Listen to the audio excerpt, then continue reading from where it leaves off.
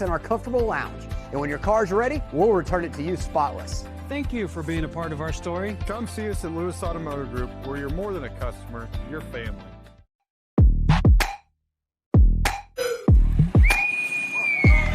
Podium here, Brian, Utah.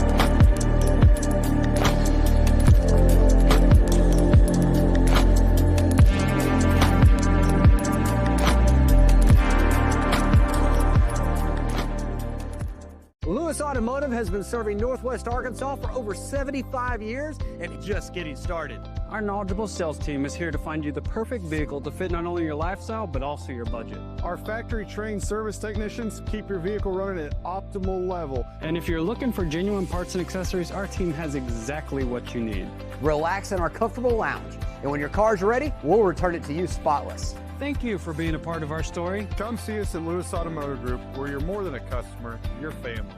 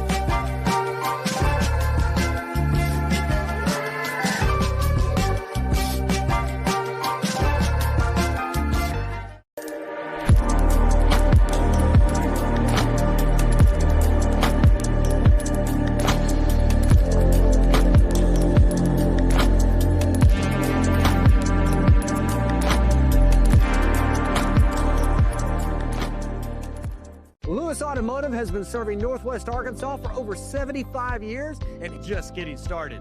Our knowledgeable sales team is here to find you the perfect vehicle to fit not only your lifestyle, but also your budget. Our factory-trained service technicians keep your vehicle running at optimal level. And if you're looking for genuine parts and accessories, our team has exactly what you need. Relax in our comfortable lounge, and when your car's ready, we'll return it to you spotless. Thank you for being a part of our story. Come see us at Lewis Automotive Group, where you're more than a customer, you're family.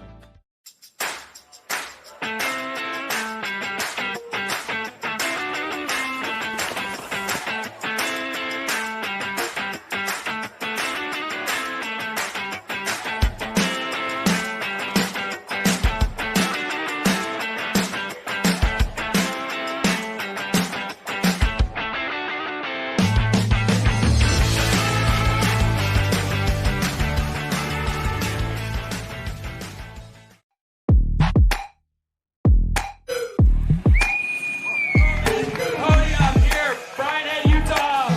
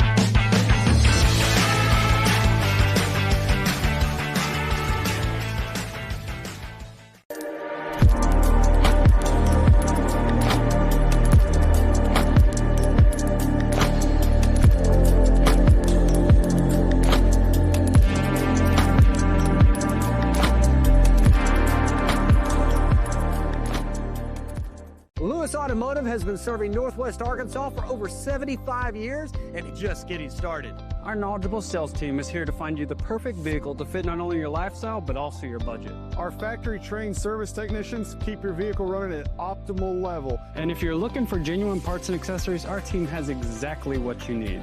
Relax in our comfortable lounge, and when your car's ready, we'll return it to you spotless. Thank you for being a part of our story. Come see us at Lewis Automotive Group, where you're more than a customer, you're family.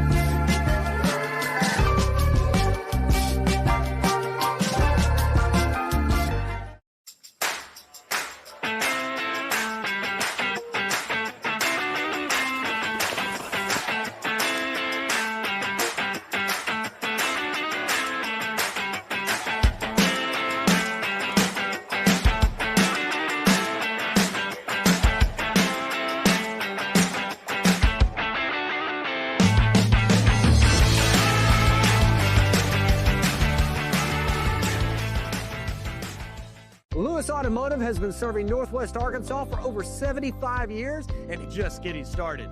Our knowledgeable sales team is here to find you the perfect vehicle to fit not only your lifestyle, but also your budget. Our factory-trained service technicians keep your vehicle running at optimal level. And if you're looking for genuine parts and accessories, our team has exactly what you need. Relax in our comfortable lounge, and when your car's ready, we'll return it to you spotless. Thank you for being a part of our story. Come see us at Lewis Automotive Group, where you're more than a customer, you're family.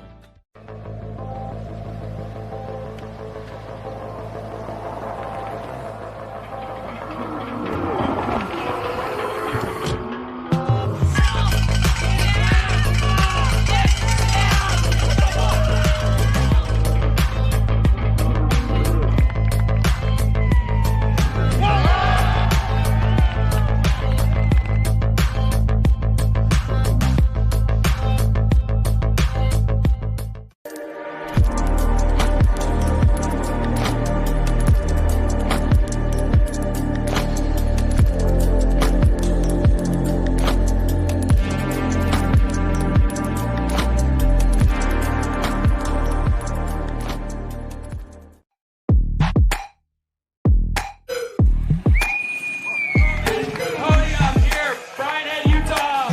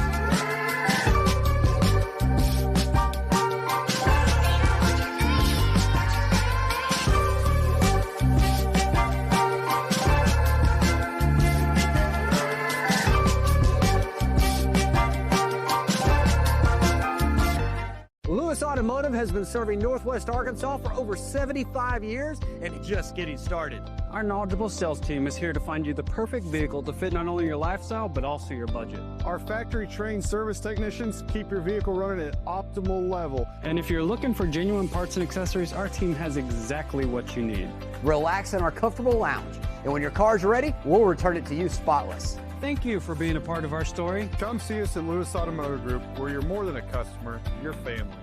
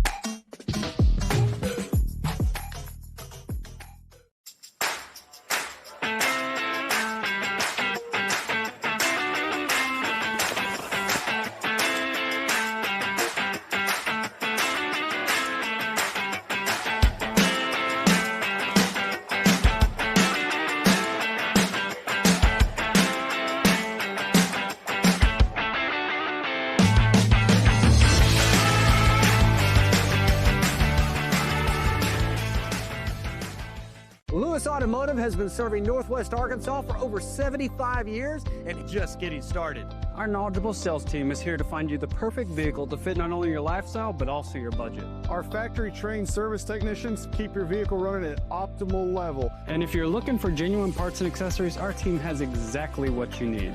Relax in our comfortable lounge, and when your car's ready, we'll return it to you spotless. Thank you for being a part of our story. Come see us at Lewis Automotive Group, where you're more than a customer, you're family.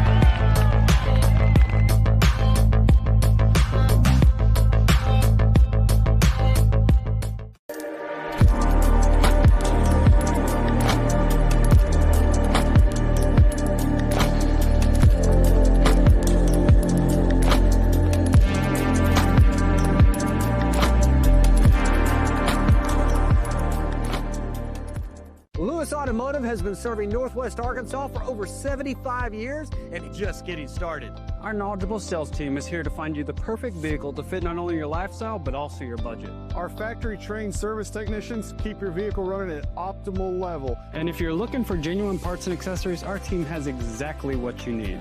Relax in our comfortable lounge, and when your car's ready, we'll return it to you spotless. Thank you for being a part of our story. Come see us at Lewis Automotive Group, where you're more than a customer, you're family.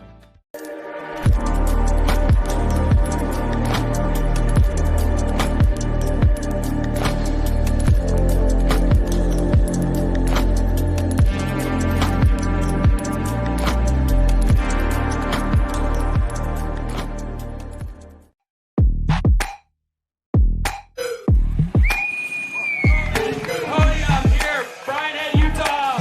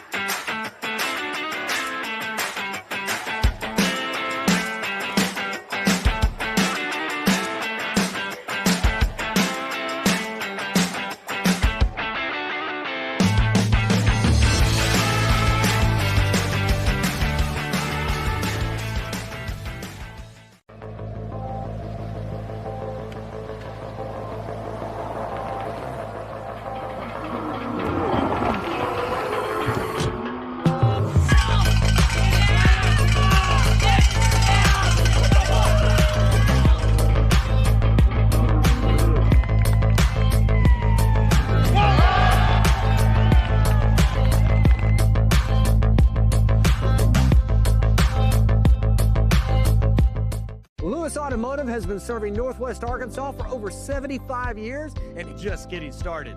Our knowledgeable sales team is here to find you the perfect vehicle to fit not only your lifestyle, but also your budget. Our factory-trained service technicians keep your vehicle running at optimal level. And if you're looking for genuine parts and accessories, our team has exactly what you need.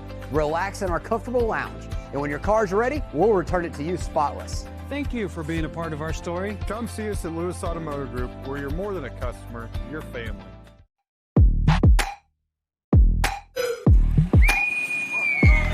Podium here, Friday, Utah.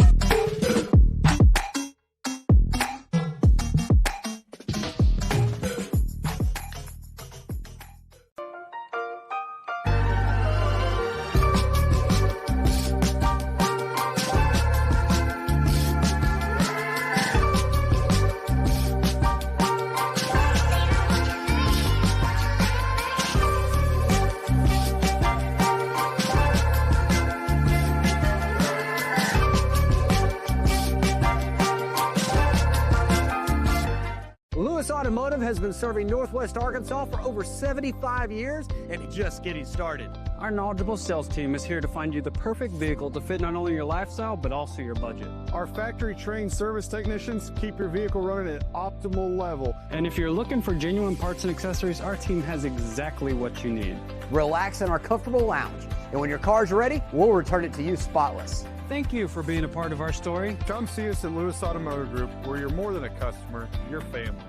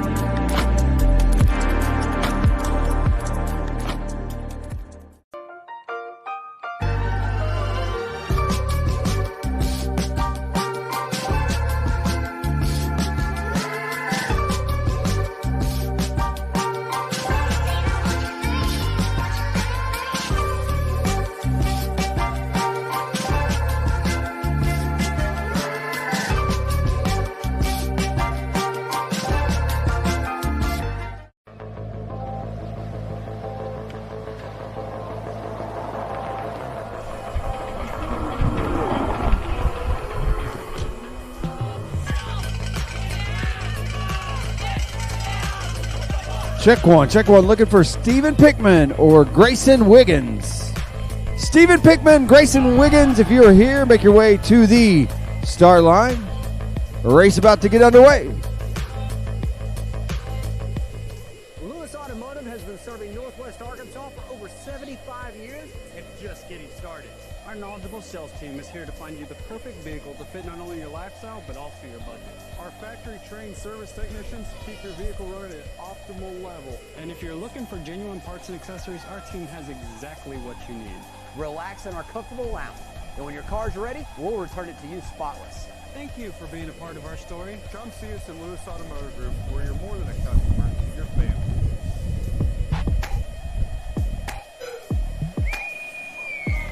Podium here, Friday, Utah.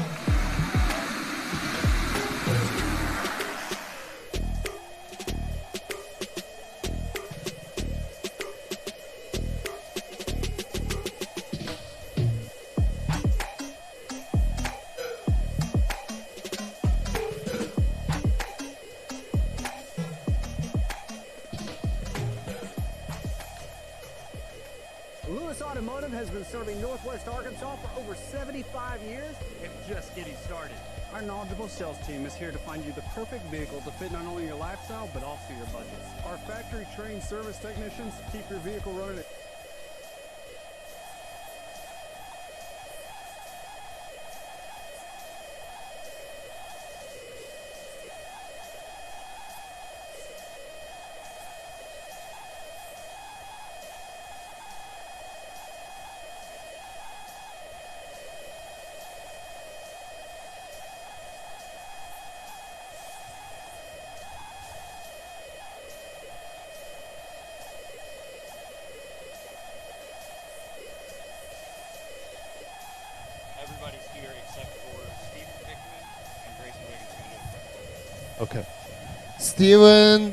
'Stephen Pickman around. Grayson Wiggins here. Okay. We have 1 minute until your start. You'll be given a 30-second, 15-second warnings. Race will start with whistle. We have multiple categories, so there won't be a lap board, okay? Count your laps, and when the race is over, we'll also try to tally up here, okay? So the last time to start your lap is 8:55, so that is a whole 25 minutes to start your third lap, okay, for this group. At 8:55, we're going to close the course and then line up the next race. Okay, next race, 10 and under. You'll be 1 minute after 11:12. 30 seconds until your start. 30 seconds.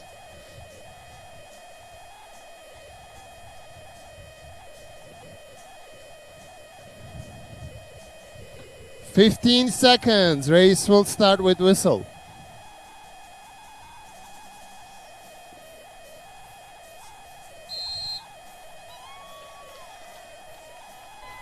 These are our young kids underway. Great to be able to see that. 10 and under, 1 minute until your start. You are racing sprinting out of there. I think that was Cooper Wells leading him through that whole shot. Look at that.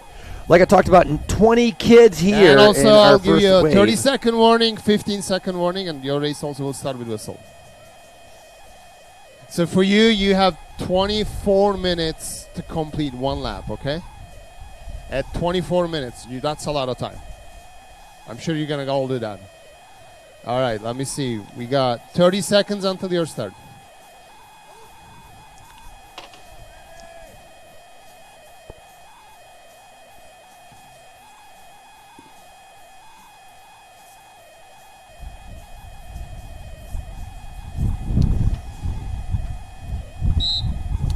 Ten and underway. Bradley Brown, Max Bender, James Bender, Asa Davidson, Joel Yoon, Malachi 12. Gurill, Aaron 1 Holtz, minute. and Carroll. 1 minute until your start. Your race is also 2 laps. Okay. So the course will be closed in 23 minutes. So you have 23 minutes to complete a lap. But that's a lot of time. Okay. All right. I'll give you a 30-second warning, 15, and the race will start with whistle. Good luck. 30 seconds until your start. On the line right now, junior girls 11 to 12 as they're getting ready.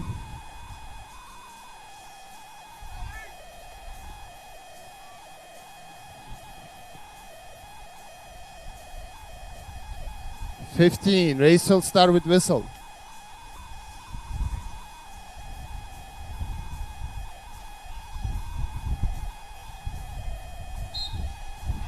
We're underway with Lehman, Montezuma, Edens, Williams, Allen, Garcia, Johnson, Schloss, Reno, and Ray.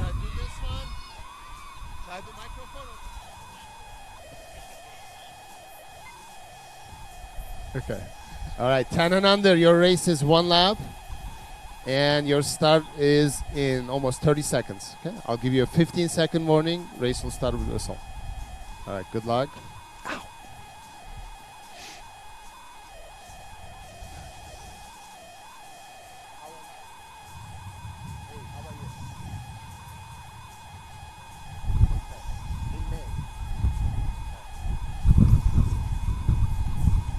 15 seconds. Race will start with whistle.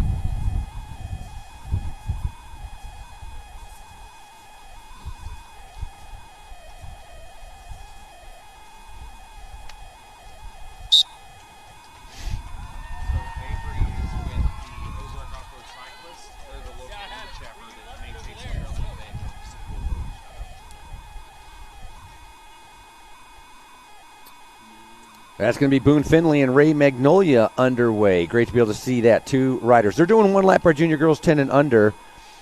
2 laps for our junior girls 11 to 12. And then moving on, 3 laps is going to be for our junior boys 11 to 12. And 2 laps for the 10 and under boys. 8 riders with our junior boys 10 and under, as they're all going to be underway now out on course.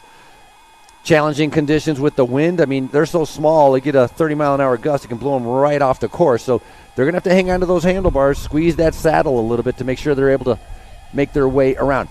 We do have volunteers and staff members around the course making sure that all of these little ones are going to stay on the course, not get lost, and be able to make it back to our start-finish line. They're doing a little bit different course than what our bigger amateur riders are going to be doing a little bit later on, as they have a shorter course for these juniors, but main thing is that they're out here having a great time. Still tackling that experienced Fayetteville powerline climb, though. Out there, the same ones we saw athletes like Chris Blevins, Jen Jackson, and others this week make a move on. Look at our Orange Seal Moto corners. Conditions, Frankie, I think they're as loose as we've seen all week. Look just how dry. The wind, again, picked up this morning. Really battling a lot of wind out here this morning. 30-mile-an-hour wind gust at the start of our day, and well, you can see just the wind continues to dry out the conditions, and I don't know, it's almost getting sandy-like out there, getting pretty deep, the tread is, with loose soil.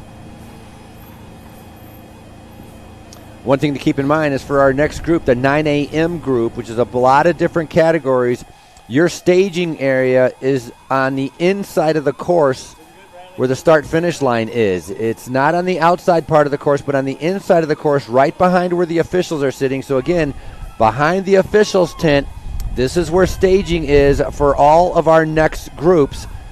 As we're getting ready, 9 a.m.s is going to be junior girls 15, junior boys 10 and under, as he's shifting gears and making sure he's able to keep that turning. But this is how difficult it is. You can only imagine how difficult a climb like this. James Bender, nice shot right there. That's number 806.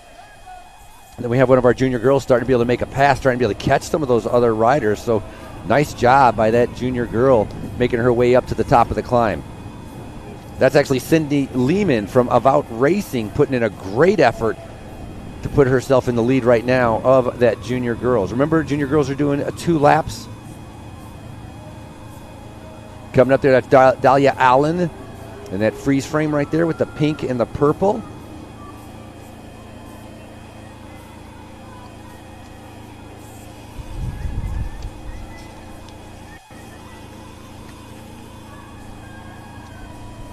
Look at some of our staff there sweeping our junior races. So make sure all these little kiddos stay on course here this morning. Day 4 of the 2025 U.S. Pro Cup presented by Walmart. Tuned in live on InsiderMTB.com. Catching the action. What's been 4, well, up to now 3 pretty incredible days of racing, and excited to tie a bow on it today with a full day of USA Cycling sanctioned racing here at beautiful Centennial Park in Fayetteville, Arkansas. Wind has been the story all week long. We've been blessed with a couple good days of racing.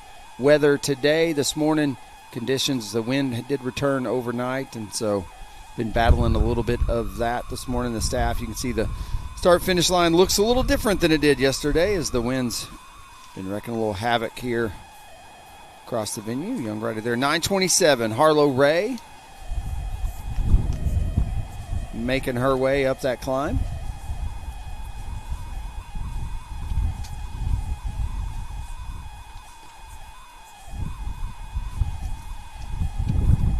Marjorie Eden's there. Yeah, a little different course than what we've seen throughout the rest of the week. This amateur course, a little longer, Frankie. What the kids are on right now, we're seeing a little short version of that. But here in just a few races, we'll get to open this thing up and get a look at this full amateur XC course here at Centennial Park.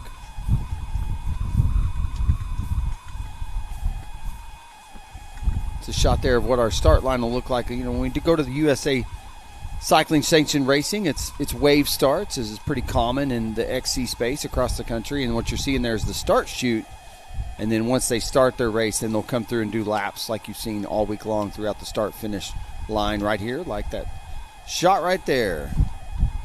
Winds directly out of the south, as you can see the American flag there blowing. That's blowing due north at this point based on the windy conditions. And yeah, there's a good shot of the flags. Let you know the wind is still howling up here right now, but these junior athletes making the best of it. As soon as you get off this mountaintop, though, it's actually not bad off the north side of the mountain. Pretty pleasant. It's just up here on top of this plateau of what they call Millsap Mountains, the name of the mountain. Centennial Park sits on top of it. It's a 228-acre public park. There's a great shot of Avery Reno. We're rocking that Ozark Off-Road Cyclist kit. That's our local IMBA chapter. That group maintains the trails here in Fayetteville and across the region, including this park right here. So shout out to the Ozark Off-Road Cyclists and the volunteers that helped us actually get these trails ready ahead of this competition. So appreciate their support. Got some of our boys 11 to 12 coming through. Henry Philippot, Owen Moroskovich, Caleb Yoon, Trace Petty, seeing 2 laps to go for these riders. 2 to go. That's Dane Schmidt coming through, and then some more riders continue to be able to make through with Wilder Erhard making his way through as well. Excellent job, riders. Keep her going. Remember, we have 20 riders in our 11 to 12 as they continue to be able to go through with 2 laps to go. Dylan McCallum, excellent ride out there. Delta Development Cycling Team. I think we have Eli Davidson coming in. Oliver Reintz as well as we continue with our 11 to 12 junior boys. 2 to go.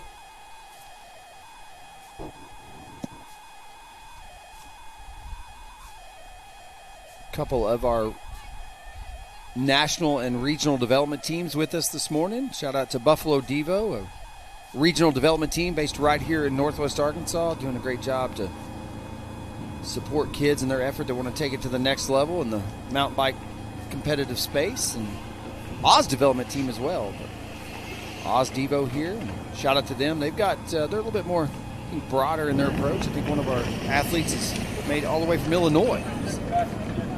That's Owen with, let's see, who was that? Landon. Oz Devo out here racing, comes all the way from Illinois to be part of this development team. Again, they're based out of Northwest Arkansas. There was a shot earlier of Ray Magnolia as she's trying to be able to come into the finish. They're doing 1 lap, those youngsters. That's our 10 and under girls. It was nice when you could see her turning those legs over. High RPM's part of the key in trying to be able to get over some of these obstacles, and these riders very experienced as they're coming through. Right there, coming through our start chute. That's a good job. That is going, I thought that was 8:21. I misread that one. Well, no, that was Joel Yoon coming through. That's a 10 and under coming through. So that's going to be a bell lap for him. Leader in our 10 and under coming through. We had a Magnolia Ray and Finley Boone.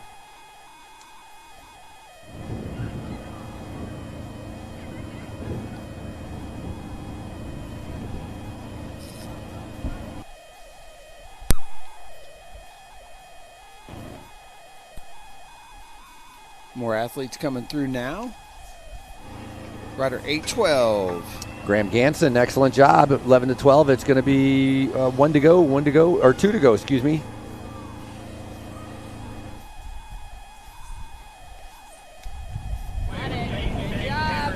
Sydney Lehman with About Racing, making her way through.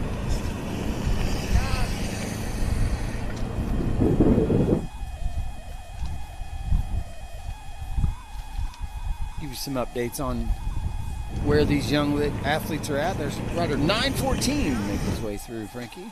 Jonah Carroll, excellent job out there. That's 1 lap to go for Jonah Carroll as he comes through. Rider 858 and 764. Look at that, trying to bridge back up to that young man. Malachi Gurel, Philip Bender, 10 and under and 11 to 12. You can go back out on course. You can see these guys tackling, circumventing around some of these obstacles that are out there. Big battle going on in the front of our 11 to 12 as these guys are trying to be able to handle each other. 792, looking at my sheet here.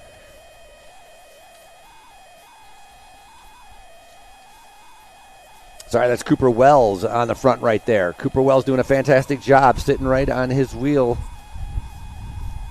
Delia Allen with that Oz Devo coming through.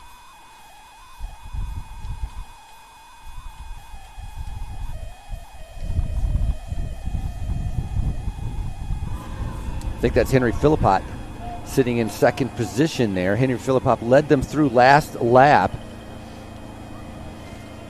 Did a lap time. Philippot, as they're getting ready to be able to come through. I think when they come through here is Philippot and Wells. They're going to be seeing Bell Lap with 1 lap to go here in just a little bit. Marjorie Edens just made her way through the start finish. Go out and do another lap.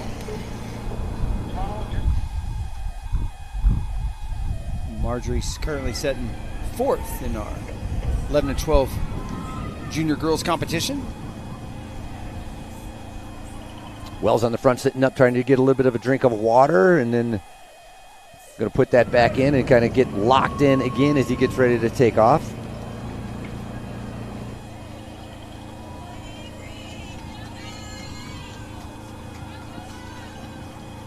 Avery Reno making her way through the start finish.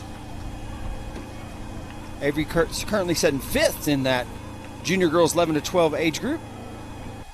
Oh, there's that tricky turn. You can see them clipping their foot out.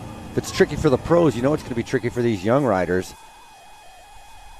Who's this? I mean, this young man here. Look at that. Catching a little air over that tabletop jump right there. 897 comes through the start-finish line. It's Francis Schlock. Francis setting 6th. Followed by Ella Garcia, setting 7th in our junior girls 11 to 12 age group race.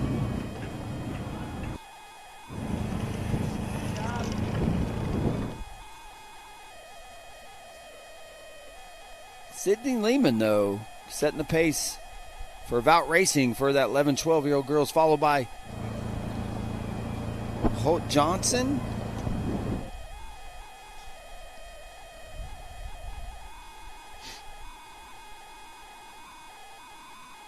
And Delilah Allen rounding out your top 3 in that junior girls 11, 12-year-old race happening right here at Centennial Park. Wells and Philippot battling it out over that overpass. Now look at them eyeing each other coming in. I believe when they come through, they're going to be having Bell Lap. It's going to be Bell Lap for our junior boys 11 to 12. Wells has not come off the front. Seems very content to just be able to ride his own pace. Staying on the front is now Philpott starting to be able to make a move.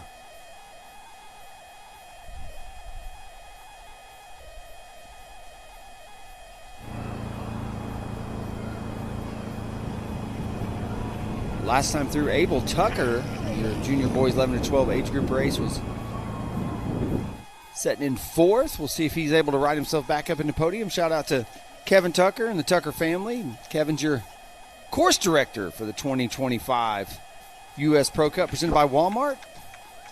Got his dad hat on this morning as young Abel out there racing. Coming in and finishing, congratulations as Finley Boone and Magnolia Ray. Go catch them. Yes. 922 and 773 are done. If it's 927, they're still going. All right, we need to get this tape. Oh, I got it.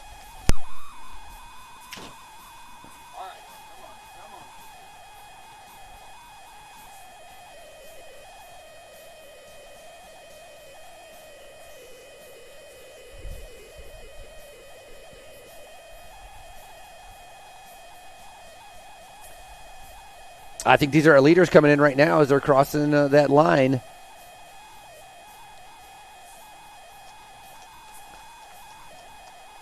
That's our 2 leaders. That's Wells and Philippi. It's 1 to go for you guys. 1 to go, 1 to go.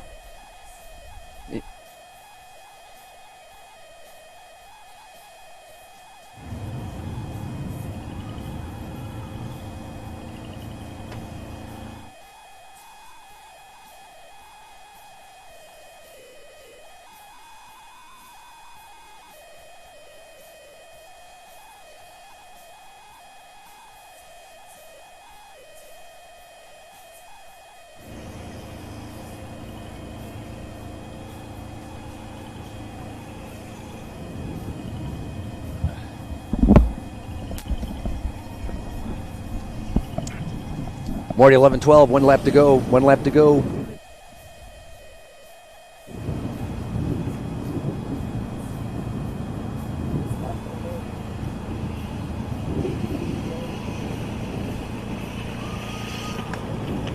Good job.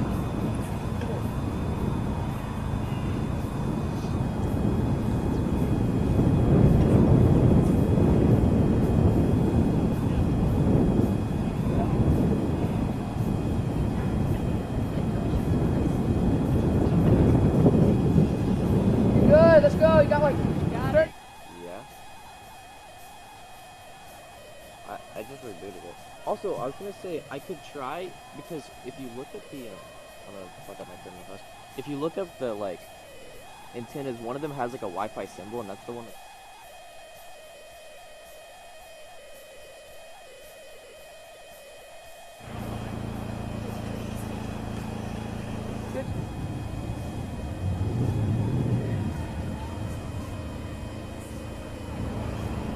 Hey, as a reminder for our next set of races going off at 9 a.m., right now it's 10-2. Your staging area is behind the officials' tent. It's on the inside of the course, not on the outside of the course. Staging area for our girls, 15 to 16, the women, all of our women categories that are coming up at 9 a.m., between 9 a.m. and 9:10. Again, you are staging on the inside of the course behind the officials' tent. So be careful. You need to cross the course to be able to get to the inside. And once again, we're about 10 minutes out to the start of our first junior girls 15-16 coming up at 9 a.m. On his tail. Get it. Let's go, Trace. Yeah.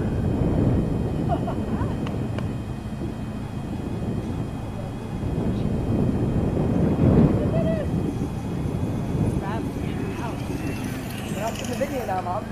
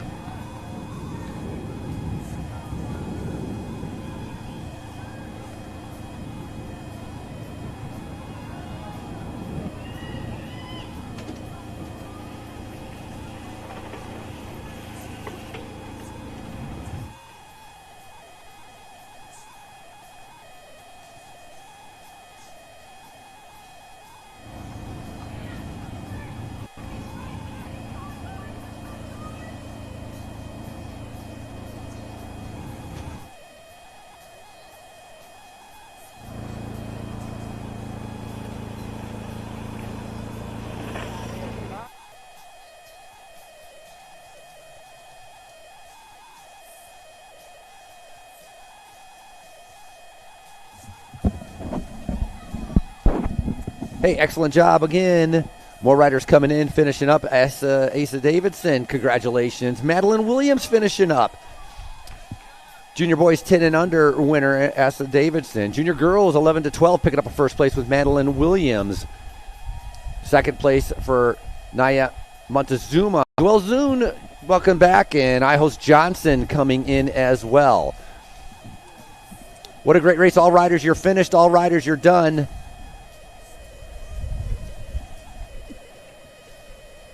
Once again, you're staging for our 9 a.m. crew with all of our women on the inside of the course, behind the officials' tent.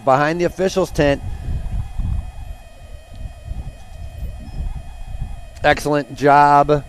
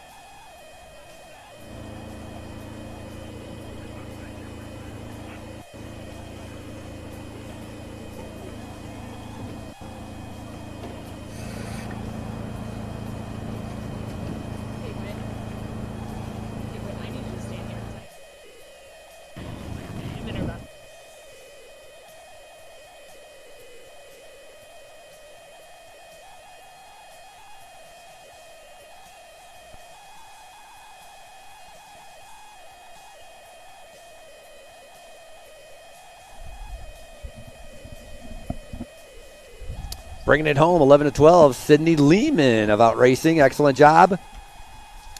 There's your two leaders right there on the side that you can see going over that top. Man, they're starting to be wearing down right there as these guys are trying to be able to stay up there. Henry Philpott and Cooper Wells battling it out. More riders finishing up. Congratulations. Malachi Gurel, and that was Max Bender coming across the line. Love being able to sit up and coast, feeling good. Hey, make sure to clear the course over there. Clear the course. Riders, if you finished, get off the course. Get off of the cement and get off the grass. Yeah, y'all are in the course right where you're at.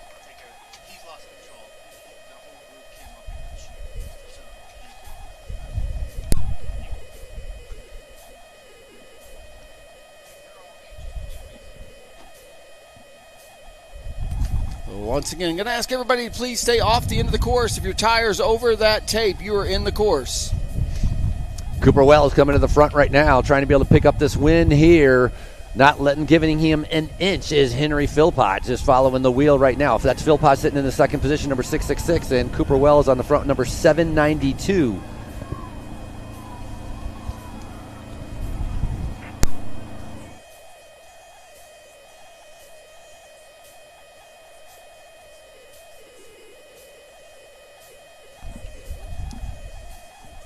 Graham Canson came in as more riders continue to be able to make their way down our finishing chute, welcoming them back. Keeping an eye out on our leaders in our junior boys 11-12.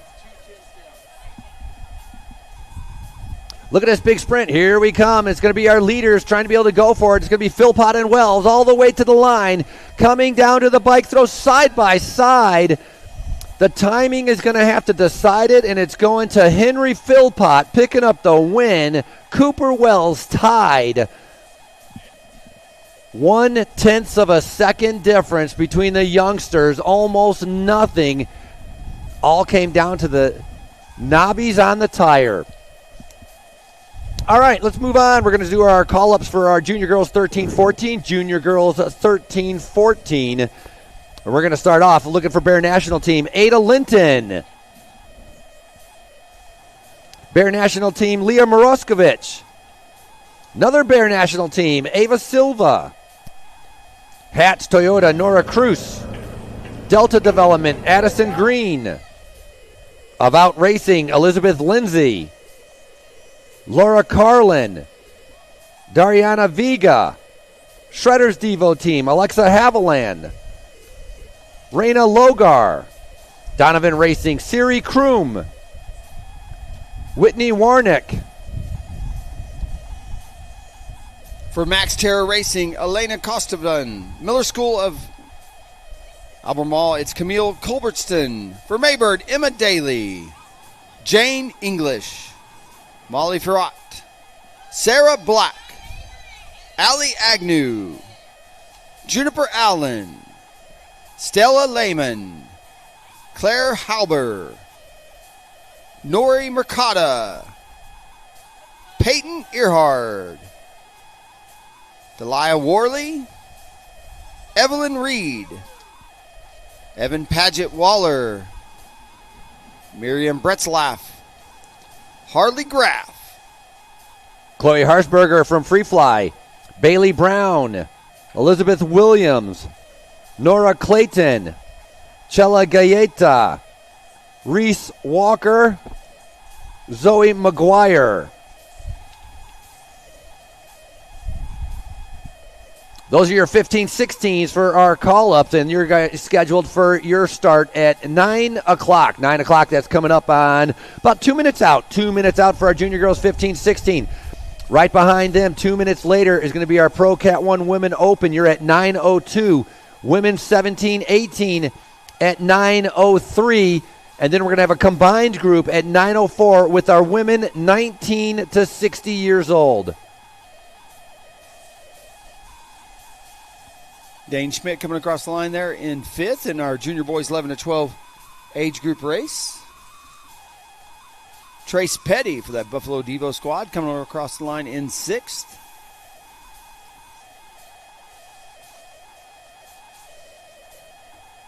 That was Wilder Earhart coming across the line there in 7th in that junior boy 11 to 12-year-old age group race.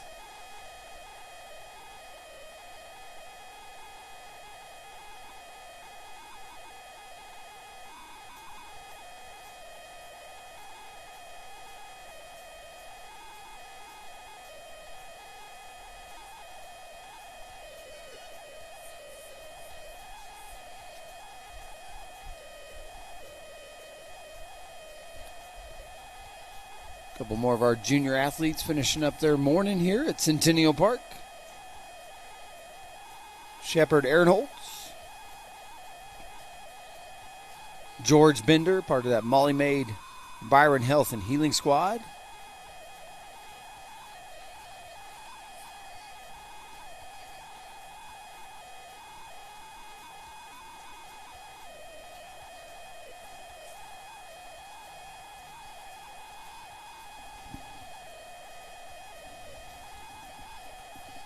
Good shot of our start shoot there. A little different than what we've seen the rest of the week, but we've gone to USA Cycling Sanctioned Racing today, and with that you have we've got wave starts, and this is a race I'm excited about, Frankie. This 15-16-year-old age group race for our junior women is going to be a pretty exciting race.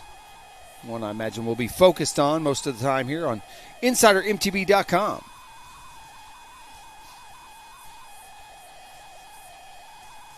Looks like one of our current national champion there in the Stars and Bars on the start line in that group.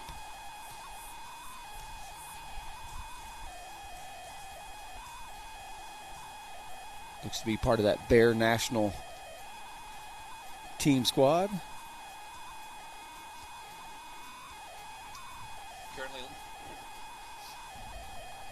Currently lined up right now in that front row, getting ready for their 9 a.m. start. That's our junior girls 15-16 as they're getting ready to tackle 2 laps for our junior girls 15-16. Right behind them is going to be our 17-18 as they're getting ready for 2 laps, and they're going off at 9:02.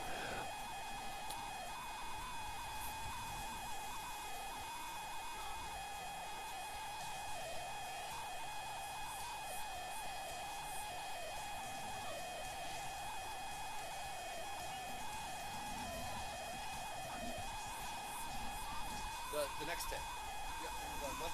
Yeah, a bunch of blue shirts in there.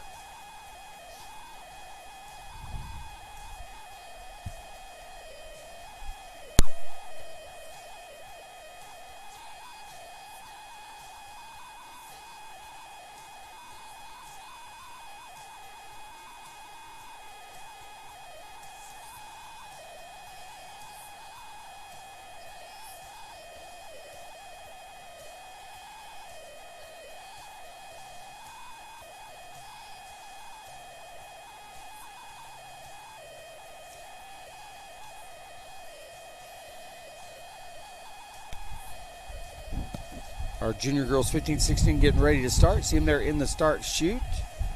3.7 miles around each time, 547 feet of elevation gain. So just a little over 7 miles of total race when they're going out to do 2 laps, but over 1,000 feet of climbing in that time. A little different course. This will be the first chance we get to look at what this little bit different course from yesterday's XCO race, which that course a little shorter by design, right at about the 5K mark in distance, around 3 miles. A little bit longer for our amateur course. They're waiting on the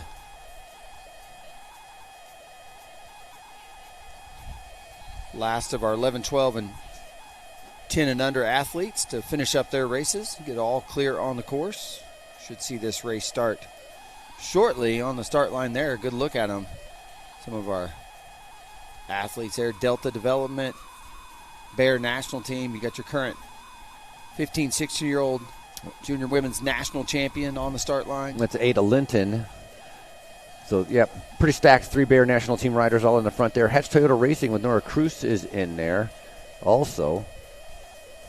Ada winning the short track right here, coming on through a first place. And California, a lot of these riders raced in California and came here and raced in.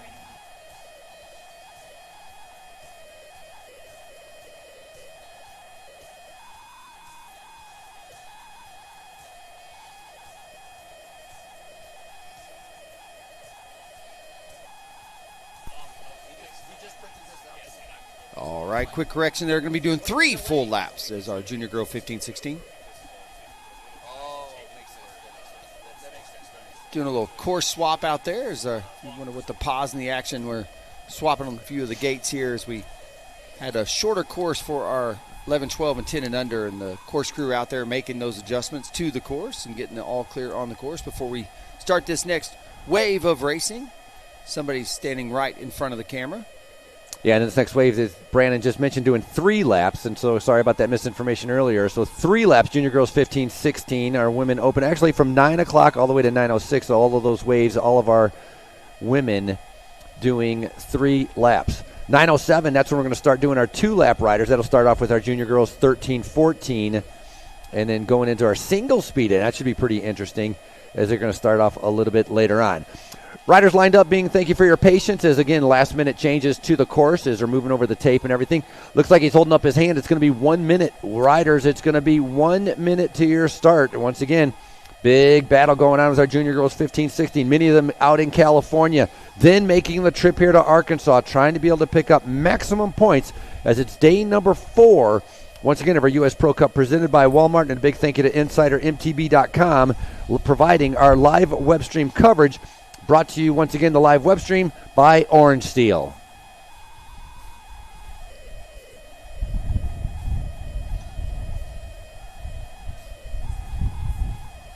Junior women, they're going to start out in this start chute.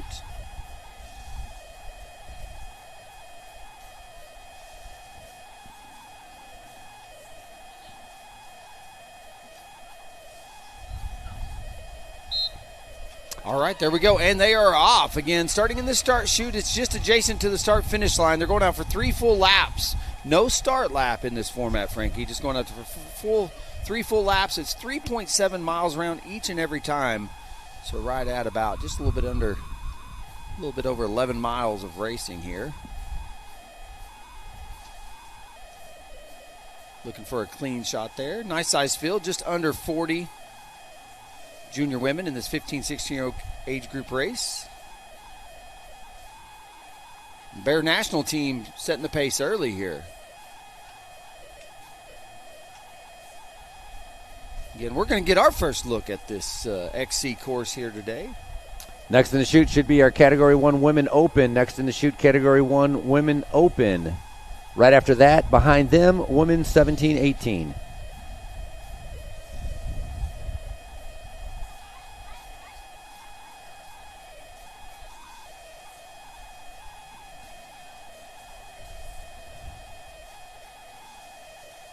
Great shot of the crowds joining us here today. Is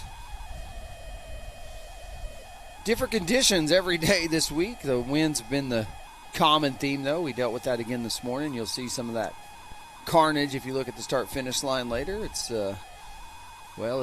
winds were whipping about 50 miles an hour here before sunrise. Once the sun came up, the winds did subside a little bit. You can still see the flags there in the background blowing due north. The wind coming directly out of the south. Not really a cold wind. I know it does look cloudy on your screen, but current race conditions, 64 degrees. Winds out of the southwest at up to 28 miles an hour. So pretty gusty up here on that mountain, on this mountaintop. Going to be a crosswind. I don't know that it's for a lot of these races here. These racers are going to have to deal with a crosswind when they're up on top of this plateau, kind of a flat top mountain here. Group number 2 underway, and I think that was our 17-18 with Hodgson, Warren, Yunt, and Jolicoeur. 4 of them, they're going to be battling out each other. Grey Ghost Stars, Stage 21, Wild Rockies Racing, and Velomont Tremblant are their teams. And so they are underway as going into our Women Open now on the start line.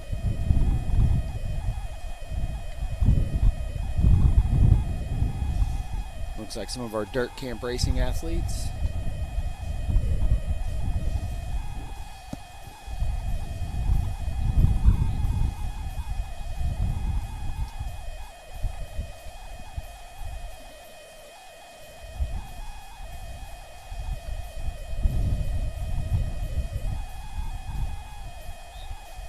I heard the whistle, and they're off, Frankie. There you go. Next wave of women taken to this 3.7-mile cross-country race course here at Centennial Park. Going to share portions of the course that you saw throughout the week during that elite women's competition. Here's a good look at the leaders in that junior women's 15, 16-year-old race. Is that Bear national team currently setting 1-2, including current national champion there, and the stars and bars. Easy to pick her out.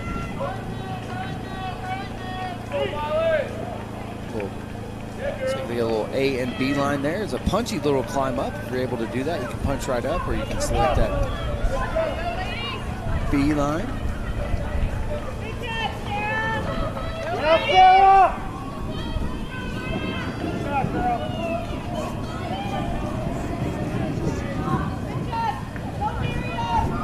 Shot of our leaders there.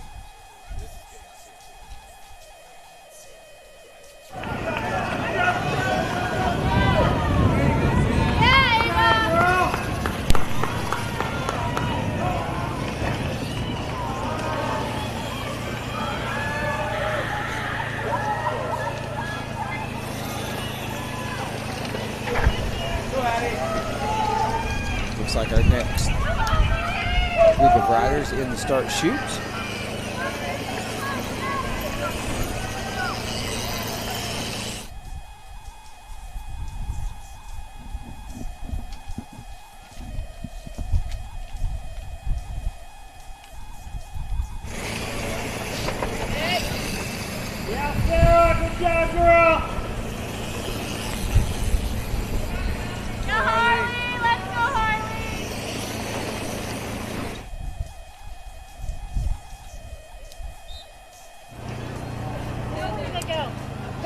Big cheer from the crowd cheering on our next group. It's a large group as they're underway. Great to be able to see that.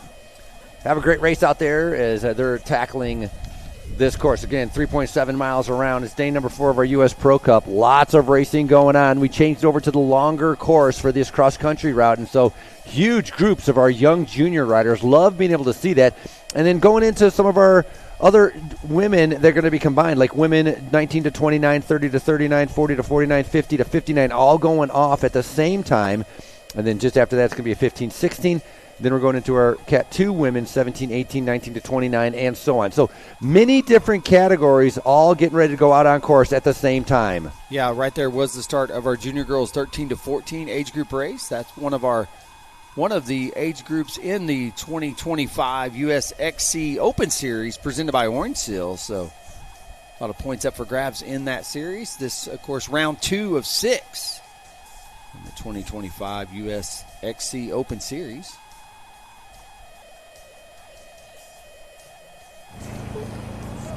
Anna Morozowicz with that Durango Devo there leading them out in that group. So if you can't get a look back at our 15, 16-year-old race happening out here on course. Last time we saw it was the Bear National team off the front.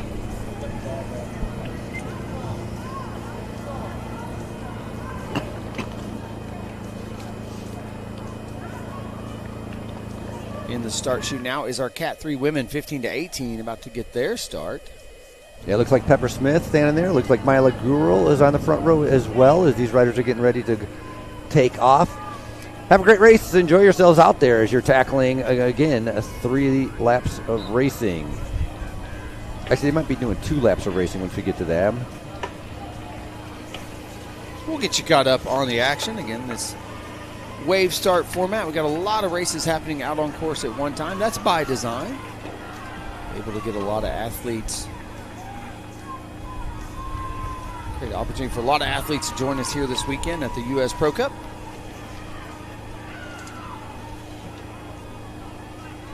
Well, me and Frankie will do our best as all this action unfolds. Some folks doing, some of our ladies doing 3 laps, others doing 2.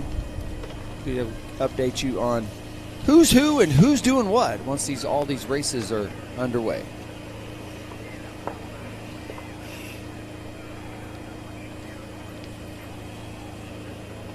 Good shot of the Orange Seal Moto corner, as we've dubbed it. You can just see there a good shot of just what we've been talking about all week is the wind has just howled across the south central part of the United States this week. Really unprecedented 10 days in a row. And I think that's the leader of our 13-14 junior women's race, Durango Devo athlete Anna Morzowicz. Field sticking together in our 15-16 as Bear National control in the front with Ada Linton on the front as well. Just kind of going at a controlled pace, going to give an opportunity for some of those riders in the back to catch back up to that front group. But nice size group, 3 laps of racing. So there's, it's a longer loop. There's a lot of laps to go. So it's like there's no rush to try to attack and try to break this up. Plus, it's super windy. If you get out there by yourself, you're probably going to blow up and get reeled back in. So you got to kind of take that into consideration. A little bit of tactics taking place as we have about 5 different groups out on course right now. Yeah, Leah Morzowicz leading the Bear National team there. Ada Linton, current national champion there in the Stars and Bars. Ava Silva with that Bear National team also up there in the mix. 1, 2, 3 for Bear National in that junior women's 15, 16-year-old age group race.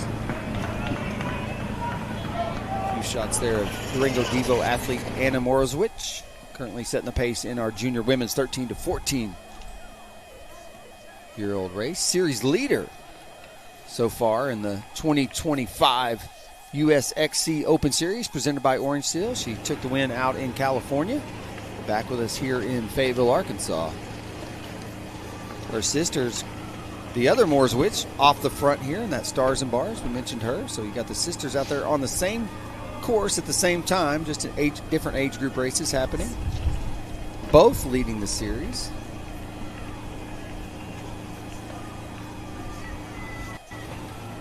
Wind's starting to die down just a little bit, maybe shaping up to what could be a really nice day here at Centennial Park. Clouds have moved in. We were expecting potentially a little bit of rain, didn't get any, and so still got a little cloud coverage, so not a lot of sun going to be beating down on these riders. Still nice temps, about 62 degrees right now. Still a little breezy up here on the plateau, this flat top mountain, but once these riders get off the north side, as you're seeing here on your screen, not a lot of wind out there in the woods. Pretty pleasant day for a bike race, Frankie. On the outside of the tape, number 355, maybe they're warming up on part of the course, but on the other part of the tape, are they going back and forth at different sections of the course? But there's your leaders right now with the 15-16 all right next to each other. Nice job by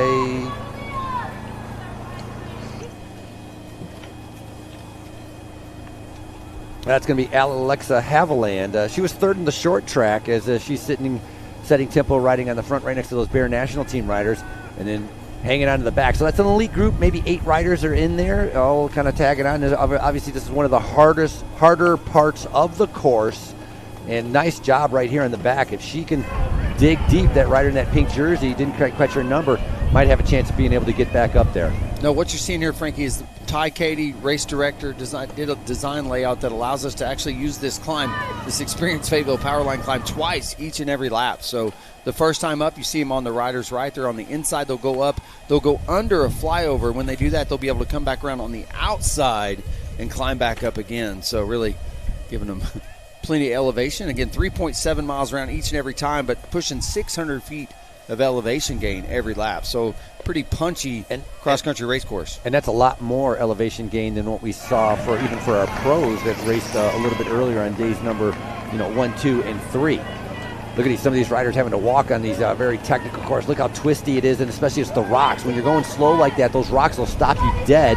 As you can see, rider getting set back by those rocks right there, having to get off and walk. Sometimes getting off and running, look at that's going to be faster than if you're riding. So you got to kind of decide on what you want to be able to do. A little bit of cross action, I guess, going on. Well, we saw that same portion of the race course featured in yesterday's XCO UCI Elite competition, and they've added that little beeline. What you're seeing those riders going to the left, because it is such a technical ascent right there. That climb right there is so technical and so challenging.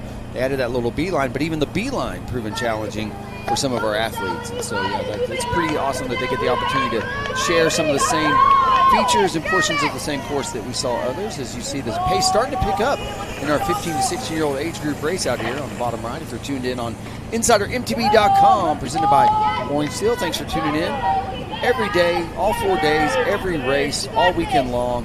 This coverage has been fantastic. Shout out to our Insider MTB camera crew and operators out here helping us chase the action all weekend here at beautiful Centennial Park. So those are our leaders. Are they on their way in, coming back in towards our finish area? So they're on the back side. So this is the farthest part of the course. I think they actually drop down here. They're going to drop off the mountain one more time, and then you'll see them climb back up, and they'll go. We do a figure eight here. You'll see the flyover that we called out a lot yesterday right there on your screen. You'll see the athletes today actually go under that as they go out and do a figure eight configuration on the backside of the course, and that's where they're going to find, like you said, even more elevation than what was featured in yesterday's UCI course.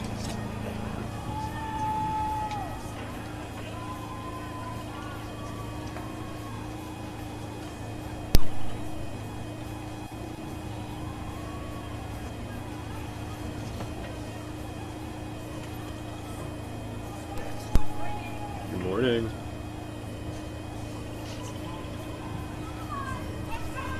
There at bottom right's another shot of some of the shared that portion of the course also featured in yesterday's UCI XCO competition, part of our World Cup course here at Centennial Park. Not going to see folks on Arvest Mountain today, as that's not part of our amateur XC course, and it's all right. They actually come close to it and they go around it, and that's a little different design here, but again, purpose-built infrastructure here at Centennial Park allows us to create a full weekend of racing from, as you saw earlier this morning, 10 and under all the way up and through some of the most elite athletes in North and South America, like we saw yesterday. Jen Jackson taking the win in that elite women's race. Christopher Blevins repeating after the first 2 days, taking the win all 3 days here at Centennial Park. Nice shot of Ariel Edens heading up that climb right in the middle there. There's a couple riders behind her trying to be able to keep up as they're going on that double climb, making it super difficult there, and that's following right behind there. It's going to be Samantha Weaver bobbing up and down with that red helmet, continuing to be able to make their way up to the top. Once they reach to the top, they get to a little bit open, and that's when they're going to get pummeled by the wind, because again, gusts at about 35 miles an hour, steady 15-mile-an-hour winds. As you see there, once again, there's about 5 different categories out on course, and that's going to be Mia Toriani from Zingy Bikes. There's your leader on the left-hand side, though. Look at that. They got that stars and stripes on their sleeves, on her jersey shorts. Former national champion, that is Durango Devo athlete Anna Morzowicz. Whipping through that climb, making it look easy. Our junior girls 13 to 14. I think Elsie Linton is Team Stampede. That's the rider in second, trying to be able to bring her back in. So really close competition right there. That's only maybe about a 6-second gap between first and second in that 13-14 age group.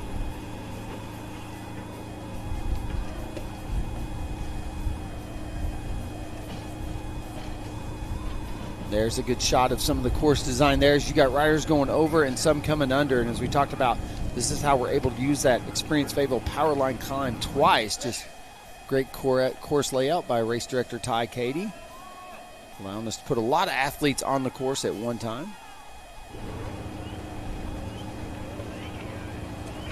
Yeah, think about that. If you thought yesterday was challenging during that UCI XCO competition, these athletes have to do it twice each and every lap, Frankie.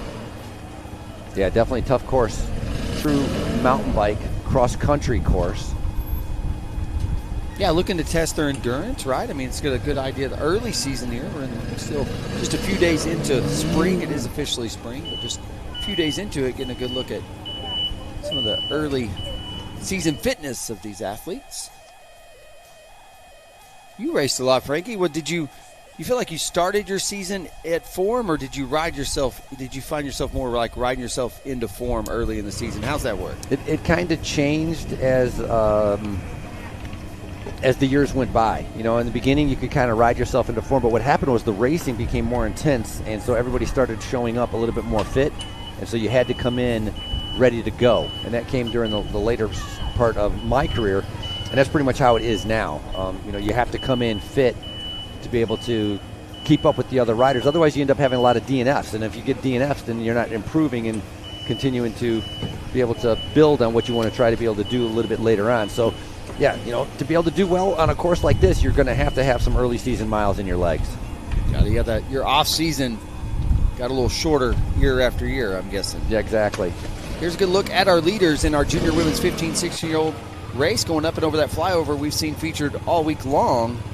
Was a group of 8. It's dwindled down to 5 as you got the Bear National Team riders in there, and Texas Devo rider looks like she's in there. I think that's Texas Devo in that blue and red. Going to have to try to get confirmation sitting on the back of that.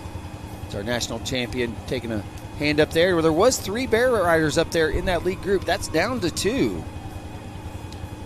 Let's see if any of these other chasers able to bridge back up to this lead group of now 5. I don't know if that's Ada Linton or it might be Ava Silva with Bear National. Wasn't able to pick out the number on her. Oh, Texas Devo, that's Nora Clayton in the 13-14. I think she's been, well, I'm not sure who started where, but I think that was Nora Clayton on the back right there in that red and blue, but she's in the 13-14 division. The other ones up that you see in the front there, those are your 15-16s. Now we're going to find out that first rider getting ready to be able to come through, but nice job.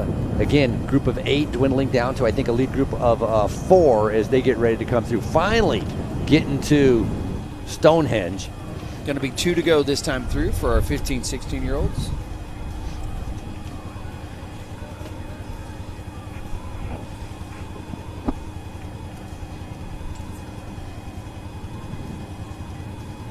Great to see all the family and fans out here early on a Sunday morning at Centennial Park as our leaders approach Stonehenge, Fayetteville's own Stonehenge. So Alexa Haviland has made it into that group. Your national champion, Ada Linton, Leah Moriskowicz, Raina Logar. What are they doing, 2 rounds? Nora Clayton as well. Rider 314. So Nora Clayton is in the 15-16, number 714 when I was looking at. Oh, more riders coming up. They're going to be able to get back up to the leaders. Excellent job right there. That's going to be Claire Hauber and Nora Cruz making their way up. Yeah, so Texas Devo. Oh, I see why I messed that up with the 13-14. My start sheet has them all mixed in together. There's not like one sheet of 13-14s and one sheet of 15-16s. Riders coming through. You're seeing 2 to go, 2 to go, 2 to go. These are all 15-16s that are coming through. And again, so Haviland, Linton, Moroskovich, Logar find themselves all in that front group. 2 riders only 8 seconds back, trying to be able to bring them back in. And lap time for Haviland, that is going to be a 19:40. So I'm going to write that down to try to be able to remember that. Looks like about an hour of racing in this 15, 16-year-old age group race. Might be seeing the leaders of our 13, 14-year-olds shortly as the more of our 15, 16-year-old junior women make their way through the start-finish line. Addison Green having some trouble out there. She dropped about 10 spots on that last lap, but Nora Cruz moving up 17 spots from her start position, so that's a great ride by her. Cruz third in California, And we talked about Haviland having a good ride as she's in there. She was third here in the short track. So to be able to do that well, you got to be doing pretty good. Moving up 29 spots, Nora Clayton doing an excellent job.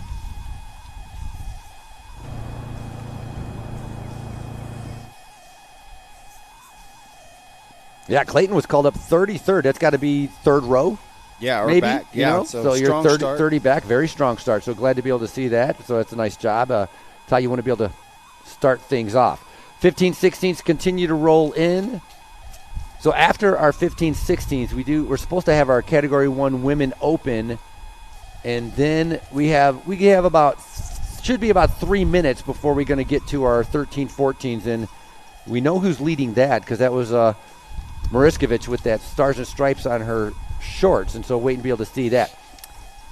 Part of that Durango squad. Unofficially, it's going to be our leader in our women. It's going to be Sierra Sims, waiting for her to come across the line. Team Winston-Salem should be number 909. That's number 355. There's 909 right there with Winston-Salem. That's your leader in our women coming through from Team Winston-Salem. So a nice ride by her. Natasha Visnak now trying to be able to catch back up to her. It's going to be about an 8-second gap unofficially. Visnak, you are about a 10-second gap. 10-second gap to get up to your leader.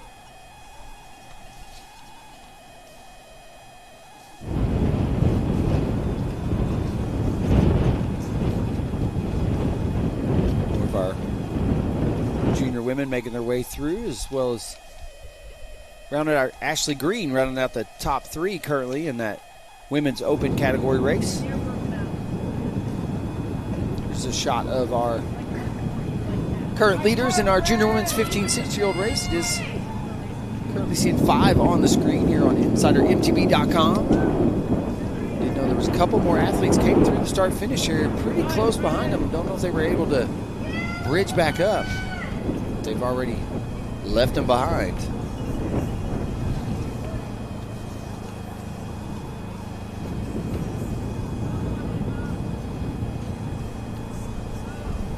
Now looking like a lead group of 4. So that section of the course proving decisive in this race. We saw there's like an A and B line.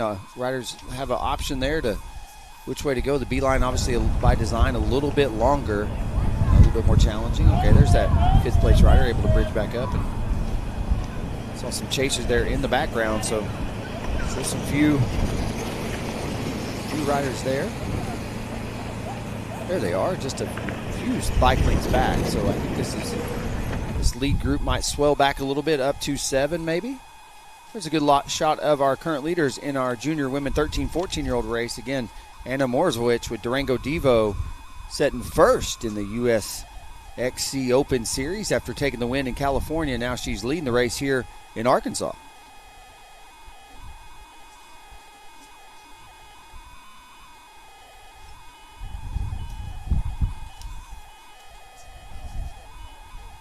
Good shot of the finish line there, what's left of it after, once again, winds this morning over 50 miles an hour, making their way back through the venue. But they, directly out of the south, they have started to die down a little bit as Anna Morzowicz and Nicole Haviland battling it out in that junior women's 13 to 14-year-old age group race. And Elise Linton right there in the mix as well.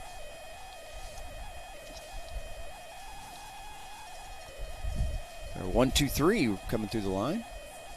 Great race happening there.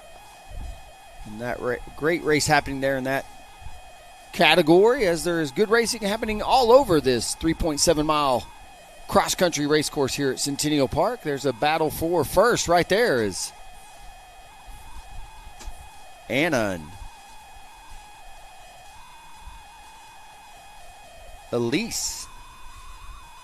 Elsie, excuse me. Elsie Linton battling it out. Nicole Haviland with that Shredder's Devo in third.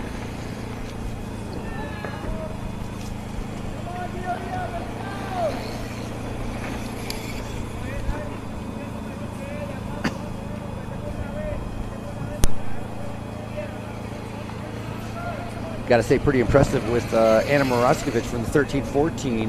1948 was her time. That's only 8 seconds slower than a 15-16, so she's going pretty good. But Elsie Linton tracking her down, only 10 seconds off the pace as they're coming again. Again, 13-14's coming through. Alexander Paskowicz, that's going to be third place making her way. Delta Development Monster Army. And that's Maggie Daly currently sitting fourth in the 13-14. So 1, 2, 3, and 4 relatively close out on course. Nicole Haviland coming through as that's Adele Weiner coming, Slade Development Team. That's Ariel Eden's excellent job there as Wesley Nave and Megan Garcia in the 13-14. Still top 10.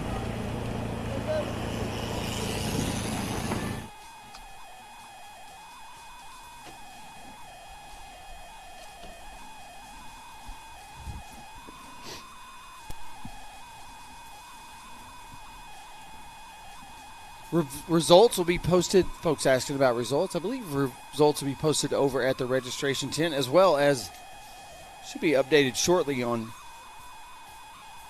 There's a link there on uscupmtb.com. You can find the results in the drop down and take you to the 2025 U.S. Pro Cup presented by Walmart results there and filter down. Looking at it now, not seeing Sundays up just yet, but results should be posted shortly.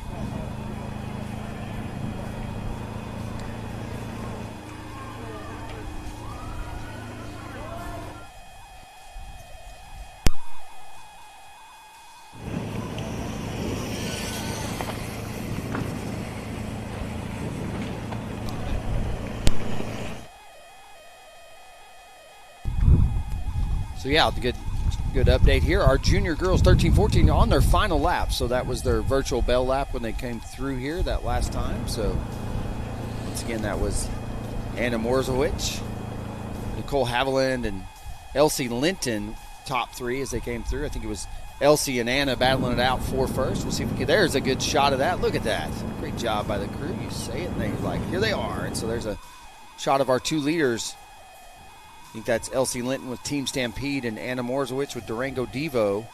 Good battle going on there in our junior girls 13-14 age group race. Split screen right there that we're looking at. That's going to be Erhard Kate. No, excuse me.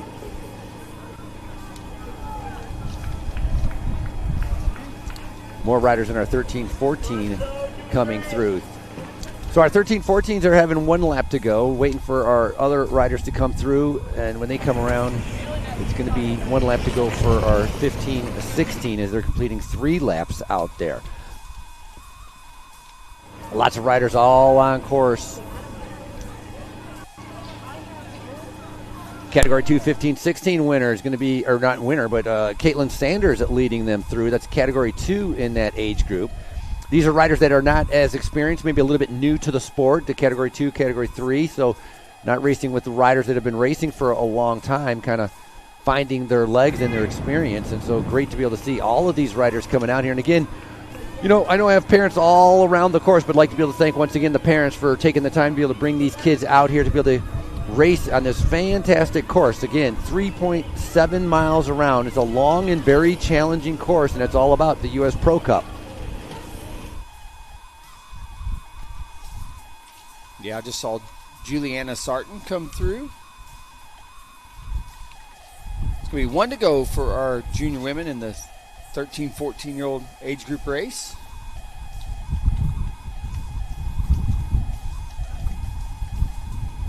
More athletes making their way through.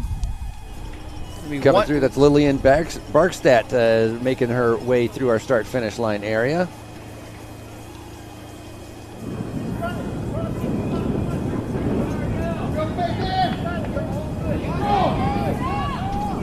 I think that's Dariana Vega. Look at him tackling the climb right there in that split screen. Look at him trying to be able to get up there. You get A-line and B-line like you had talked about. A-line, it's steep. It goes straight up. You got to have a lot of power to be able to get around that, as looks like our leaders have started to split up. The national champion going on the attack right now is Linton, trying to be able to stay in front. Remember, Linton, she won the short track here, so she's got good form, and she already raced against many of these girls here earlier, so she's trying to take advantage of that and trying to be able to break away. Bear National team riders, there was like 4 of them in the front group, but it looks like Linton, who does ride for Bear National team, has gotten rid of many of her teammates and now only has 1 rider sitting on her wheel, and that is going to be Raina Logar.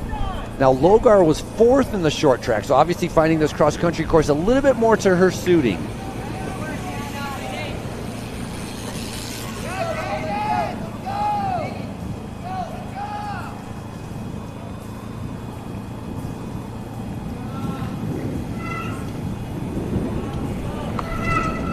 Crosswind they're dealing with right here. Again, the wind's directly out of the south, maybe a little bit south-southwest, but definitely some crosswind in this back section. Doesn't seem to be slowing them down at all as they're making quick work in the backside of this course. They're going to go under this flyover today. One featured heavily through the weekend as they went. Most of our races have gone over that. Today, the first time using portions of the race course not seen yet is extended to this 3.7 mile format. Again, our 15, 16-year-olds doing 3 full laps, and so there's no start loops in today's competition, so everybody just going out doing full laps each and every time.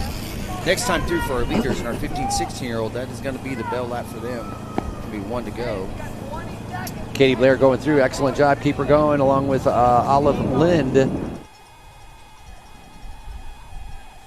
Olive riding for Nebraska Select Cycling.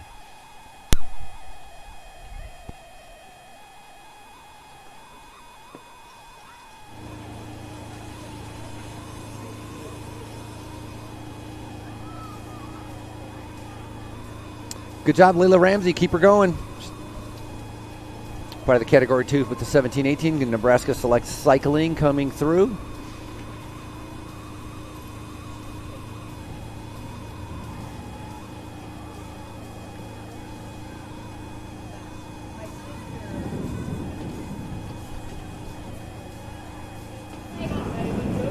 Rolling it, that's going to be Genevieve Erickson, who just came through a start-finish line. On our screen right now, we got that split screen, different riders from different categories tackling these downhill sections, which remarkably, with all the racing that we have had here, as many riders, this course has held up tremendously well.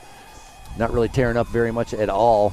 And wind obviously making things very, very dry. A lot of it, a little bit of dust and a lot of dirt. As a nice shot right there, as that's going to be Jane English in that purple jersey from Live Southwest Racing Cycling Team.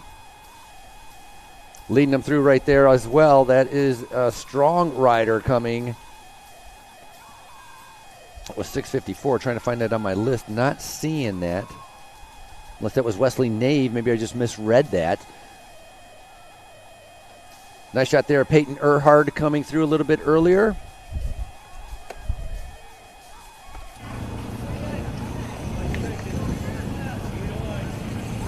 That's Molly Yunt in that blue jersey that just came through. Man, flying around that corner, making it look easy is Chele Galleta.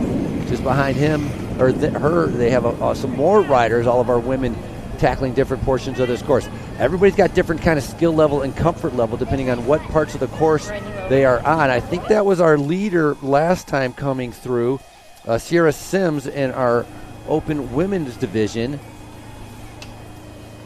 Rin Crapra in the white jersey making her way on that uphill, bobbing up and down, just kind of keeping it steady. Got the sunglasses on, even though it's cloud cover out here. I don't know how she sees it in the woods over there, but making it work. That's going to be Harley Graff, Delta Development Team, with that blue jersey. And just behind, your youngster, Moracevic. Look at it. Look at the speed coming up the climb. That is your leader in our 13-14. Anna Moracevic with a little glance over the shoulder, trying to be able to see if she's being challenged by anybody else. And yes, she is, because this is going to be another rider, Nicole Haviland, trying to be able to get back on terms. Haviland trying to be able to chase down Moracevic. Haviland more worried about what's behind her as well. It's only about a 6-second gap between our two leaders in our junior girls 13-14. They're on their way towards the finish. I mean, they're out on course. My point is, when they come around, they are going to be finishing once they get back in to that part of the course. This is the tough part of the course on that uphill. Haviland out of the saddle. can see Moroskevich just in front of her, trying to be able to track her down. Again, that time gap only about 8 seconds. Moroskevich did a time of 19:48 last time around, and again, that was only 8 seconds slower than the age group in front of her, which is our junior 15-16.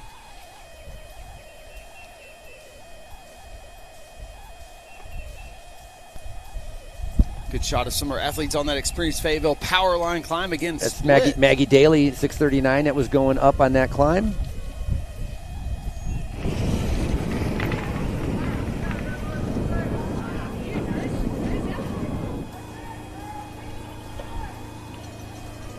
Said you've been calling out where they finished in that short track action on Friday. That was the first time we got the chance to see a lot of these athletes this weekend, was in Friday's short track, and today's their main event here at the 2025 U.S. Pro Cup presented by Walmart. And good battle going on right here, Frankie, in our junior women 15-16 between Ada Linton, current national champion, and that I think that is that Raina Logar with the Gravity Collective. Both those athletes now up and out of the saddle over that flyover, now on the back stretch of this course. And next time through, going to be 1 to go for the leaders. For the leaders of them. And then 13-14, they're going to be finishing. As we're looking forward to be able to see what's going to happen with that. Nice shot right there, just turning the pedals over, looking very comfortable on the bike. Nice positioning on the bike. That's Penelope Rentz in our 13-14 age group, rating for Donkey Label Racing. Having to get out of the saddle on one of these steeper sections as Rentz continues to be able to push that pace. And in our corner up there in the top, that's the leaders at a 15-16. The national champion jersey sitting on the back of Linton. And so that's Linton and Logar right there as they continue to be able to make their way in. Waiting for them to come through. They're going to be seeing 1 lap to go. Ren Capper in that white jersey, bobbing up and down. A couple riders struggling on that B line where now the fatigue is setting in. It's like, doesn't matter what it is. It's like, I just can't do it. They're just going to have to walk. So very difficult for some of these riders to get around this course and make it to the finish. But all that climbing just saps the energy from your legs. And especially if you don't come from a climbing area, a climbing region, and you go to do climbs, like, you can't do it. It's very difficult. You have to train in mountains, train in climbs in order to be a good climber. Megan Garcia in that black jersey on the far right-hand side, making her way up the power line climb as well. Well, no, that's a great segue into a little bit about Centennial Park here. It does feature this purpose-built and world-class Olympic-style cross-country mountain bike race course. Many of the features you're seeing these athletes tackle are the same that some of our elite women and junior 17 and 18-year-olds were tackling in yesterday's UCI inscripted races. Characteristic of the Ozark, this course, Frankie, littered with technical rock-filled sections, punchy climbs, and some really fun, fast-flowing descents. As our leaders come through, 1 to go, ladies. 1 to go, 1 to go, 1 to go.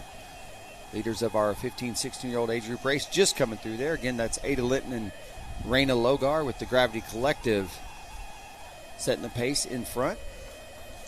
Should be here in the 3 or 4 minutes. Okay, 1 to go, and there you go. The pace picking up there. National champion Ada Linton not content riding second wheel and wants to be leading them back into the woods as we go drop right back down into the single track section there. Yeah, a little bit battle position to get into for that single track and for that descent, as we have 4 riders right behind making their way through right here. That's a combination of different categories coming through. That's some of the chasers of our chase group of some of our 15, 16-year-olds. Someone there in the Bear National kit saw that there. That rider 6'5", so that's Leah Morzowicz. Currently setting, I think that puts her in 4th. Alexa Haviland, Shredder's Devo, should be in that mix as well.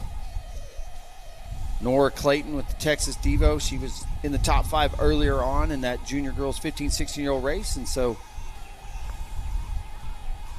I think that's the remnants of our top 5 and a race for 3rd happening right there, Frankie. Again, Podium's going to go 3 deep today. Good look at our climb there. Some of our athletes about to make that right-hand turn and start it again. So our leaders that we saw come through with Logar and Linton, lap time of 19:13. So that's almost almost 30 seconds faster than what they did the lap before, and I can imagine their last lap is going to be even quicker as more riders come through. So got some chasers trying to be able to come back after our 15-16s. Again, we had Logar and Linton. Then you got Haviland 30 seconds back trying to be able to get up there. Leah Moroskovich, the sister of the leader of our 13-14, is in a chase group as well, along with Nora Clayton and Nora Cruz. Those are part of that first 8 that we saw the lap before it split up to attack.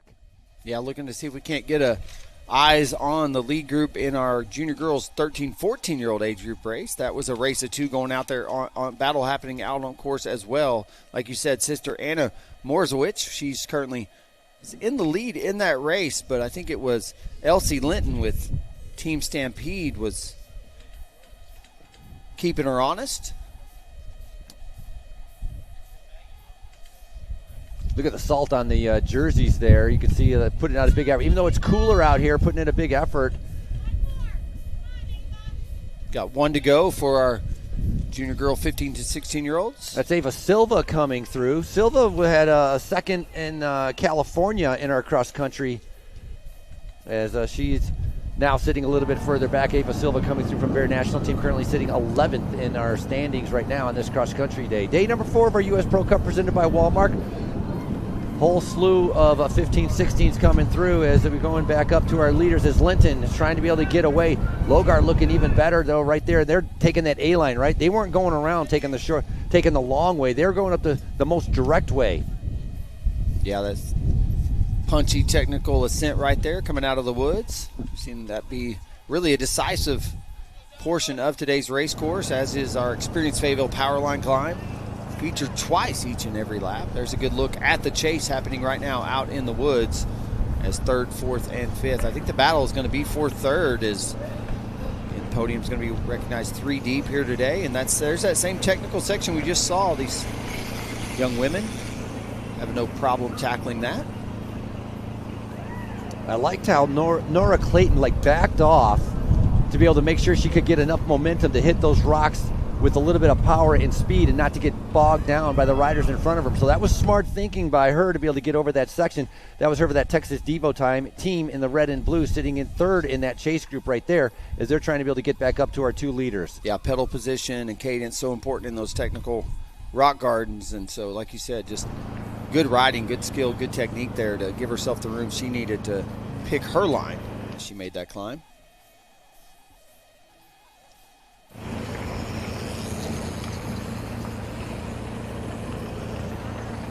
Nice shot right there. Rider going up. That's going to be Marlo Weiss. Marlo 15-16, riding for Southside Cross Country team in black, white, and red.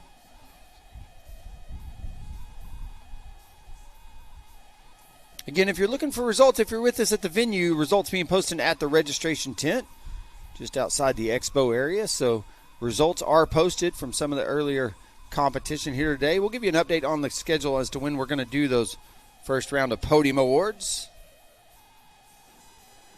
Nice shot in the corner of Delia Worley coming through along with Elizabeth Williams in that bottom right-hand corner screen as they're continuing to ride together and working together as well. Remember, it's very windy out here. There's didn't get it on your camera, but taking the win in your junior women's 13-14-year-old race does look like a repeat for Anna Morzowicz and that Durango Devo team.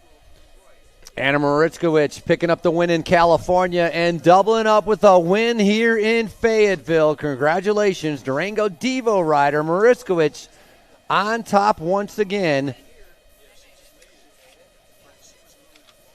8:48 makes her way through the start-finish area. So Maritzkowicz with the time, pretty much the same time she did last time, a 19:48. Talk about having the exact same time as the lap before. So 2 identical times, waiting for second place now for our 13-14. Remember, it was about a 10 or 12 second gap. I think there is your second place right there. No? I believe that is Nicole Haviland coming in. So that's going to be officially second place for Haviland. We'll see if we can't get a catch up on that race action of our leaders in our junior women's 15 to 16-year-old age group race. A shot of one of our OORC athletes out there. Shout out to the Ozark Off-Road Cyclists, the local IMBA chapter, taking care of the trails here in Fayetteville, Arkansas.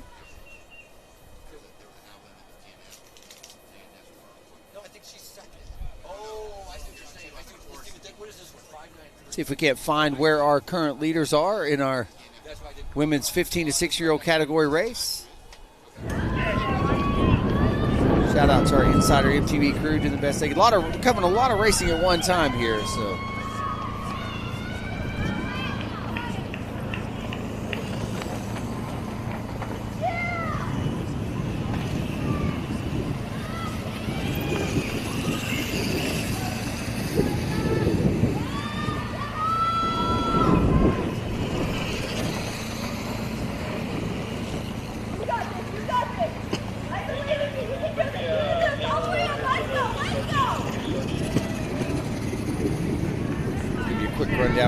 Schedule. Currently, you're tuned in on InsiderMTB.com or joining us here at the event venue, beautiful Centennial Park, on a cloud-covered day here in Fayetteville, Arkansas.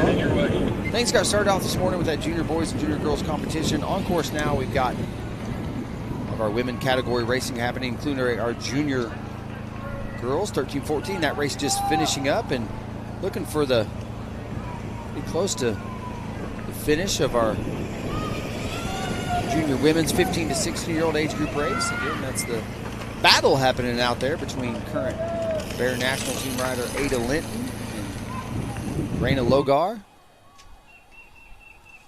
Ada Linton, your current national champion. Elsie Linton just came across the line, finishing up a third with the 13-14. I'm going to assume the sister, and so that's a pretty good result right there. Talia Hodgson coming through, Harley Graff as well. Different categories all coming through, waiting to be able to see who's going to be our 15-16 winners. Remember, it's Logar and Linton that are out there on course trying to battle each other. Athletic mentors in that black, white, and yellow kind of glancing over the shoulder, trying to see if anybody's around or wants a little help to be able to get through the wind as more riders continue to be able to come around. The Talladega turn making their way in towards the finish. Maggie Daly on her way in 13-14, and Megan Garcia coming down to a sprint, and excellent job as Maggie Daly will come through. That'll put her top 5 with Donovan Racing.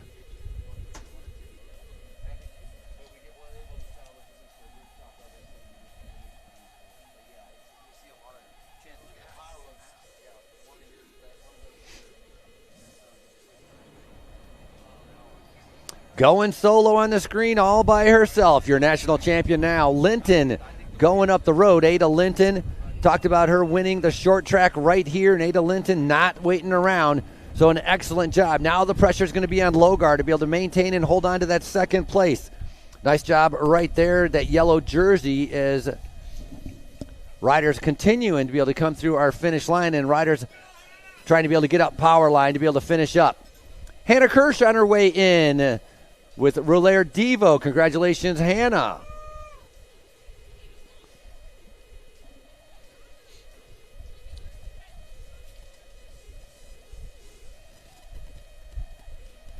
Parents, if you're with us here, we're going to get those podiums for this morning's 11 and 12 age group race and 10 and under. We'll get it going here in about 5 minutes. So if you podium, the results are posted at the registration tent. If one of your athletes finished top 3 in this morning's 11 and 12 and 10 and under competition here at Centennial Park, day 4 of 4 of the 2025 U.S. Pro Cup presented by Walmart, we're going to do the podiums over there in the expo.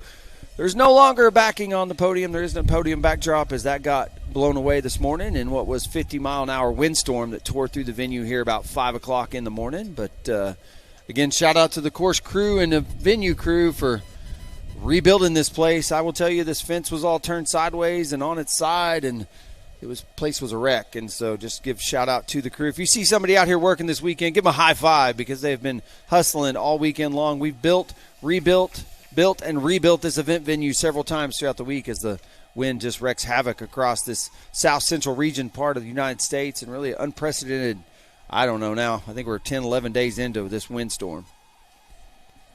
Riders, as a reminder, for our next group, our Category 1 boys 15-16 and men 17-18, all of our 10-15 to 10-20 a.m. start.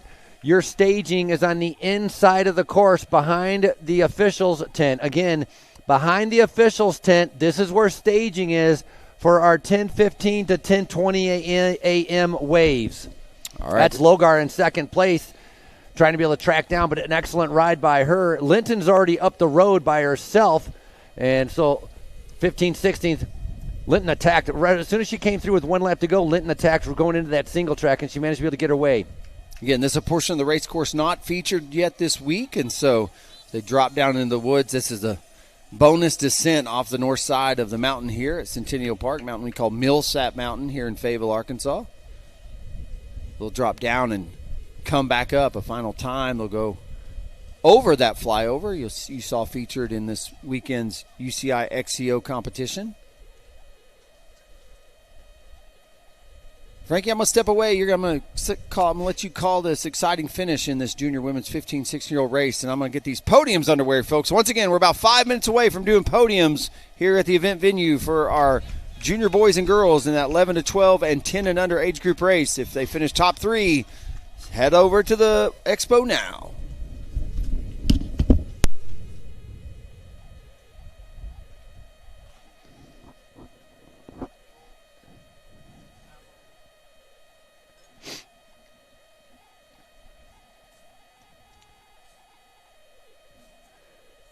Nice shot right there. A couple riders riding together. That's going to be Pepper Smith along with Faith Roeder. As Pepper Smith races Maybird and Faith Roeder riding for Dirt Camp Racing. That's two different categories coming through right there. That's Aubrey Barney finishing up. Congratulations, Aubrey, coming across the line. Here comes Marlo Weiss.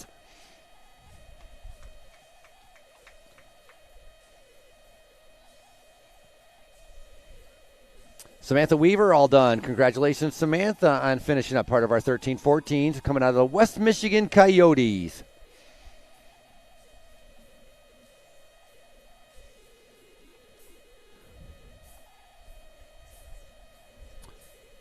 Once again, approaching 10 o'clock. Our next wave going off at 10:15 as we're approaching 10 o'clock again. Staging on the inside of the course behind the officials' tent. Staging behind the officials' tent for our next wave.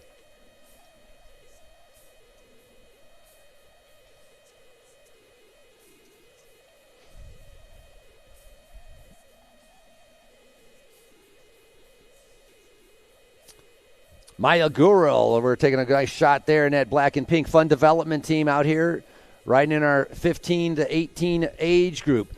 Turning the pedals over.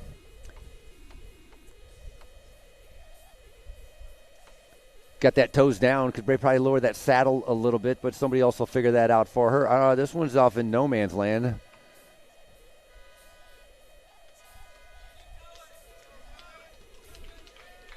.742, that's going to be Lillian Barkstead coming through. Nebraska Select Cycling.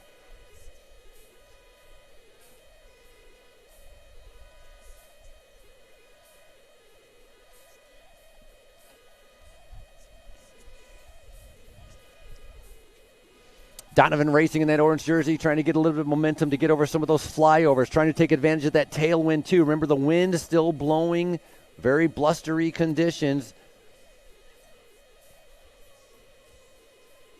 Big thank you to Orange Seal, allowing for the live web stream for all 4 days here at our U.S. Pro Cup.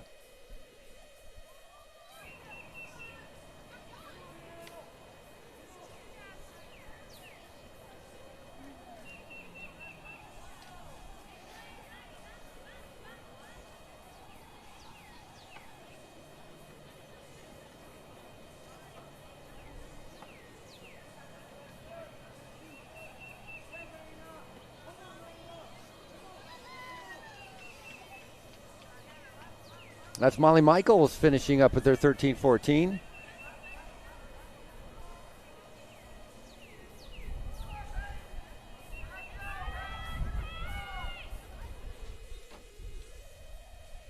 Have not seen our national champion, Linton, lately. Not sure where she is on the course, trying to be able to make her way around to be able to finish up.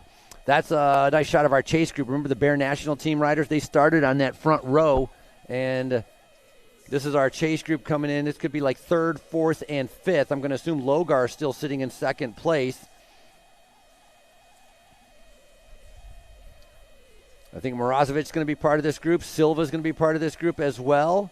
One of the riders from Delta, Addison Green. Addison Green getting 4th in our cross country in California. Talia Hodgson in that red jersey, hoping to get this climb over as soon as possible. Every time it's popping up there, as you see her shifting the gears, trying to keep those RPMs, anything to keep those legs moving. That's how you got to do it to be able to tackle the power line climb here. Super tough. Of course, it's part of our experience, Fayetteville power climb.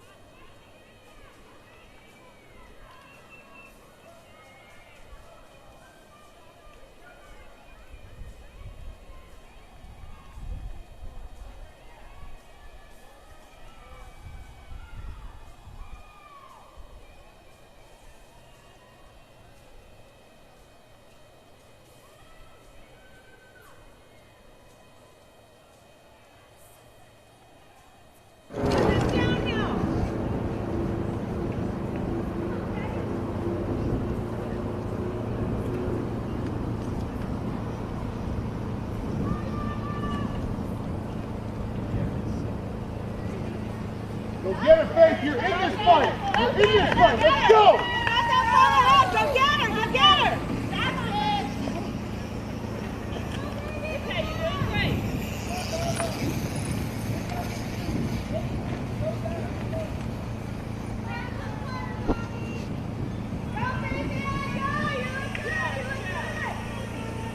Did I just miss Linton? Did Linton come through?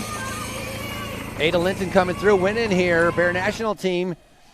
Excellent job. That's going to be number 1. Let me check out that 18:36 for that lap time. That's a minute faster than what she did in the laps before as Linton picks up the win.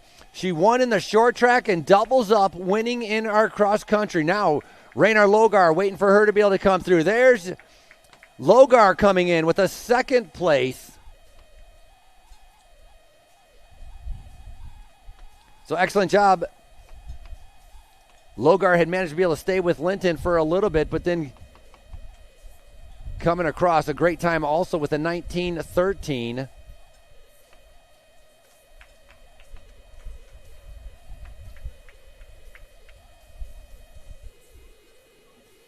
Battle coming in for that podium in our 15-16. Remember, it was Morozovic, Cruz, Green, all battling it out. Ramsey coming down.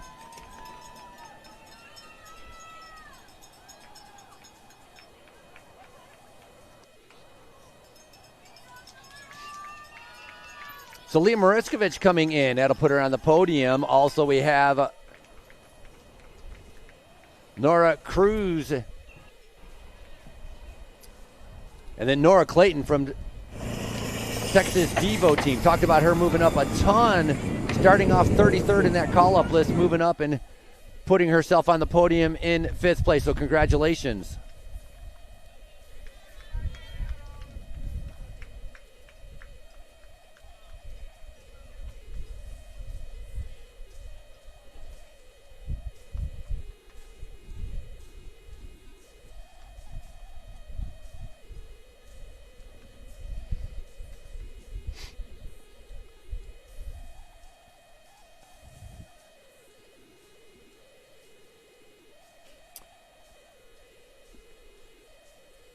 More riders coming in through our finishing chute. Congratulations and finishing up. That's going to be Sierra Farnham. Alexa Haviland putting her in 6th place.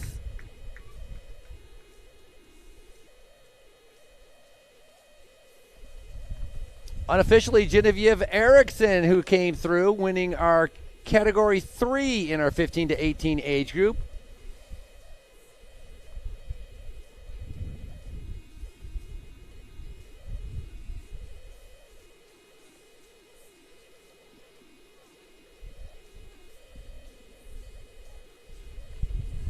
Talia Hodgson in that red jersey on that split screen coming through on the backside of the course, somewhere on the backside of the course, not really sure.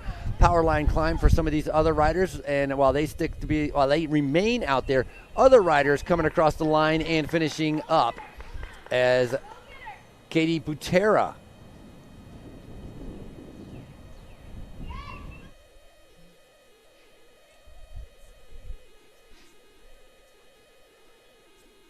That's Elena Kastanodov, Max Terra Racing in that 15 to 16 age group, in that blue helmet and that blue jersey. Coming across the line right here is going to be Claire Hauber finishing. A nice job, Claire. It's going to be 7th place for you for the Shredders Devo team.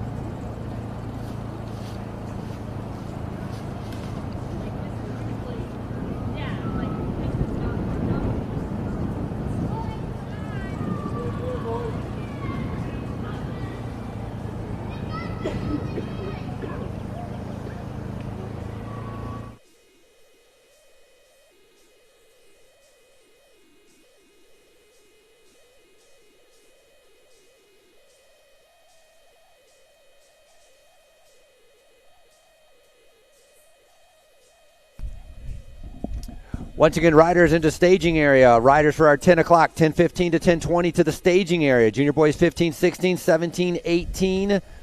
Category 1 men open, all right staging inside of the course behind the officials tent. Once again, staging behind the officials tent.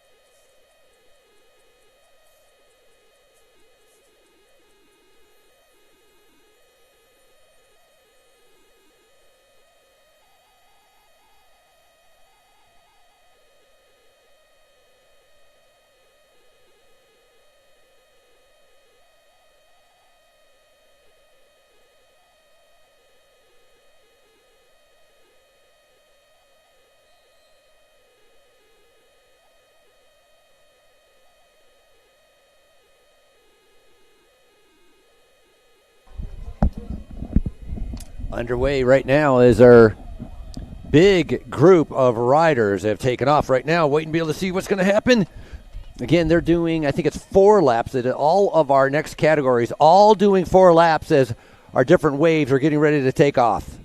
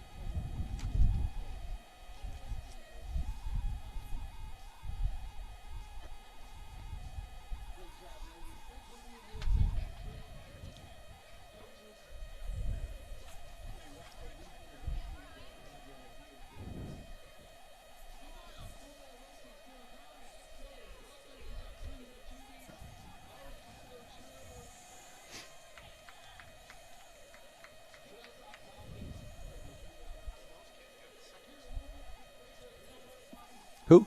Ooh.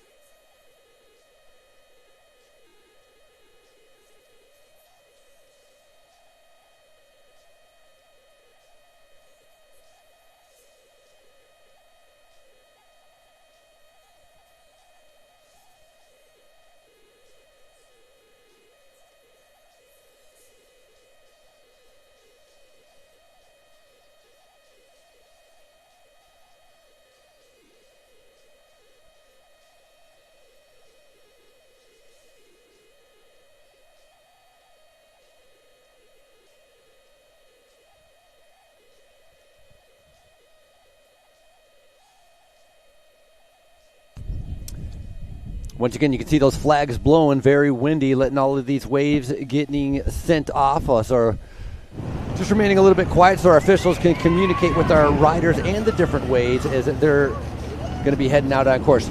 About 5 different groups out there. It's all having 4 laps to go for all of our riders. It's going to be 4 laps to go when they start.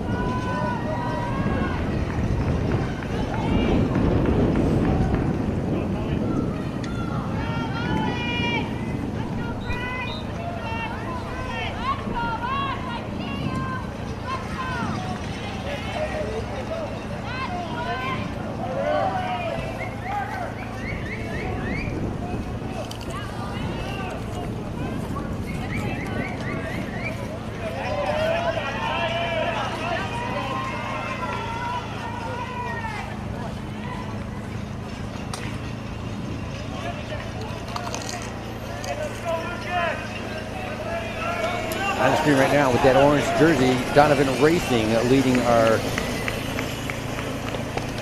15-16. 70 riders in our 15-16 group that is all out on course. Donovan Racing, again, road rider. He had a good ride. I think he had a podium the other day. Tall rider as well. Able to put down a lot of power. More riders in our start chute as they are getting ready. And then our next group will be at 11:40. Once again, our next set of riders at 11:40.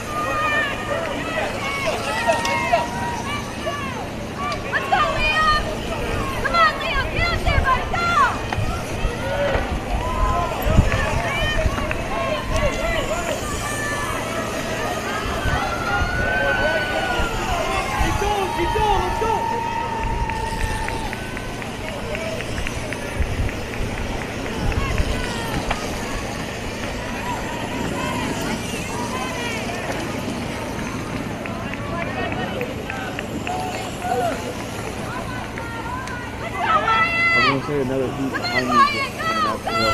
Get up there!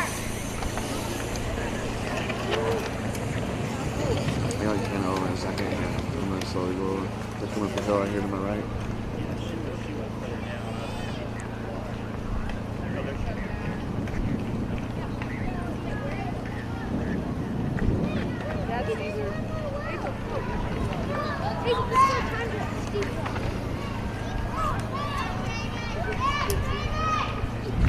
Looks like our final wave. Send them off as they're going to go ahead out on again. 4 laps to go. 4 to go is our final wave of riders in our 10 o'clock wave. As again, that's going to be our Category 1 men going from ages 19 to 70.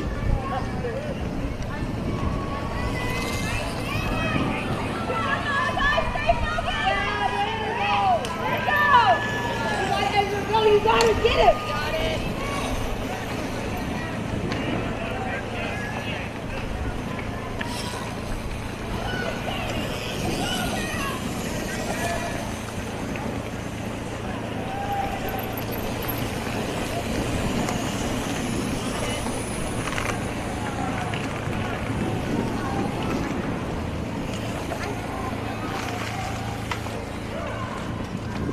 Excellent job, Bryn Capra. Welcome back. About racing. So we have riders that have started off that are out on course. There's other riders from the earlier wave that are still finishing up as they're making their way back in. Shouldn't see any kind of overlap. Again, 70 riders in our 15-16, so that's a huge group. In our open 17 to 18, there's about 28 riders, and then a little bit lower numbers in some of our other categories, but it's the 15-16 we're going to be paying attention to. Tommy Rowley picking up the win in California, 3rd in the short track, and then taking a win in our short track Bear National team, Noah Sholnick. And then just the other day in part of their cross country, Sholnick, that's what I was talking about. Sholnick picking up the win in the short track. Came down to a sprint. It was a bike throw to be able to see who was going to be able to take that. Riding on the front right now, looking over his shoulder and trying to be able to see who's going to be coming on to him. That is Tommy Rowley, who I was just speaking about. So Rowley in that white jersey racing for Rouleur Devo team. 3rd in the short track. He won in California as he leads them through. And Bear National team riders are sitting in 2nd and 3rd on his wheel. And that orange, that's Donovan Racing.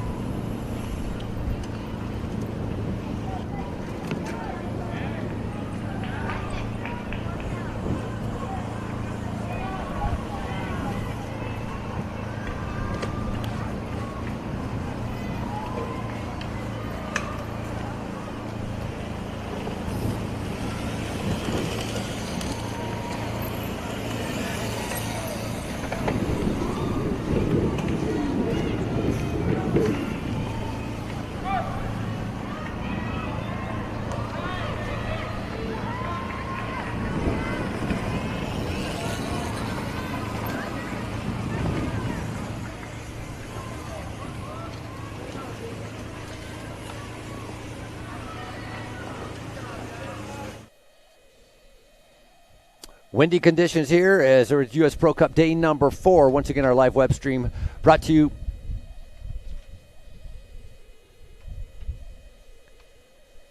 by Insider MTB. You can go to YouTube, watch all of our live web stream.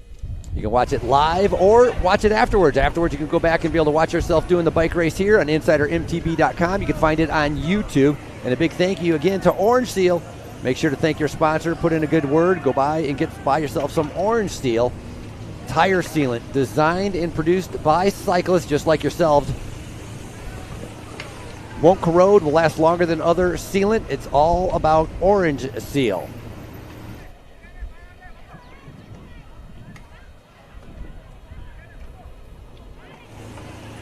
Riding on it, Benjamin Randolph in that white jersey making their way up in that blue and green. Look at him sprinting up the climb. Not sure who that is as he's trying to be able to latch onto the back of those riders. You can imagine with 70 riders it gets pretty strung out, and so these riders now making their way up different portions of the course as different riders are on different sections as they go back and forth up and down. Again, it's a little bit longer course than what we've had on other cross-country courses because we expanded for the final day, 3.7 miles around, and that doubles the climbing than what we've had earlier on when we had our cross-country with our pro men and or elite men and elite women. 3 riders separating themselves in that front group as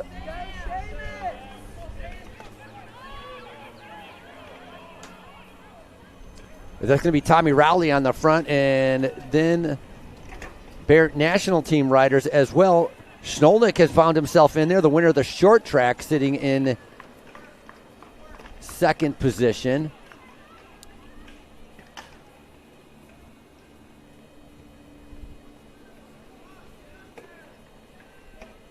Donovan Racing, that's Will Greger sitting on the back in the orange, just off the back.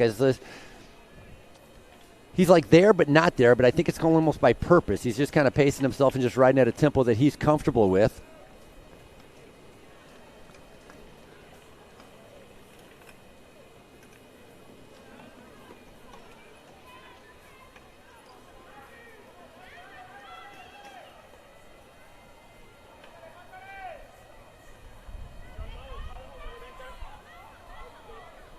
Appreciate it.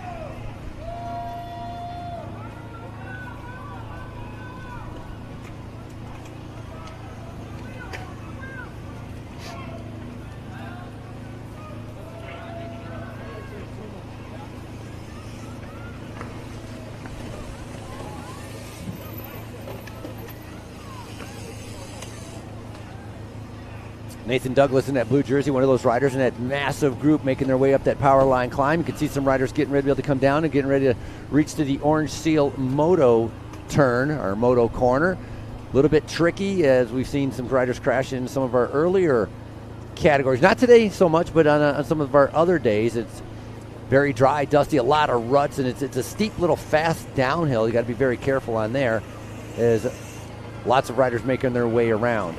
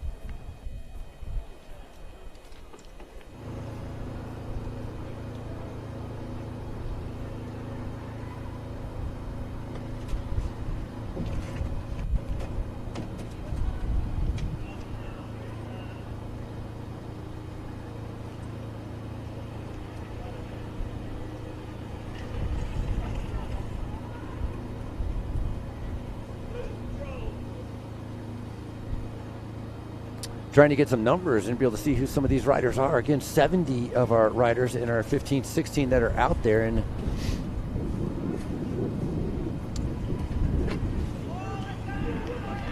having a little bit trouble of identifying some of these riders. Wind is blowing, so that's not helping things with our papers going all over the place. And I know we have 3 leaders that are up the road. Rowley is in there, Sholnick is in there, and there's one other Bear National Team riders which I still have to identify. It might be, I'm going to guess it might be Preston Ronk. He was second in the short track. Bear National being very successful with their campaign here in Fayetteville, Arkansas, which is round number 2 of the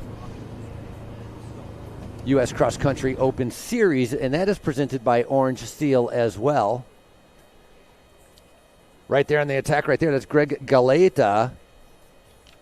Gaeta with Dirt Camp Racing in that blue and kind of white and yellow as they're coming across.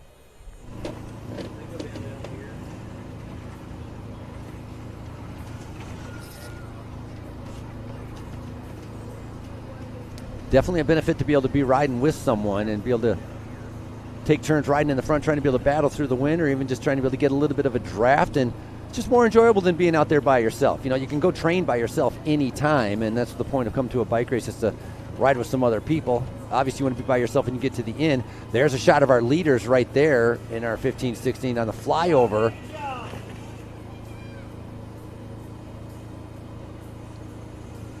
Rowley picking up a bottle, taking a feed.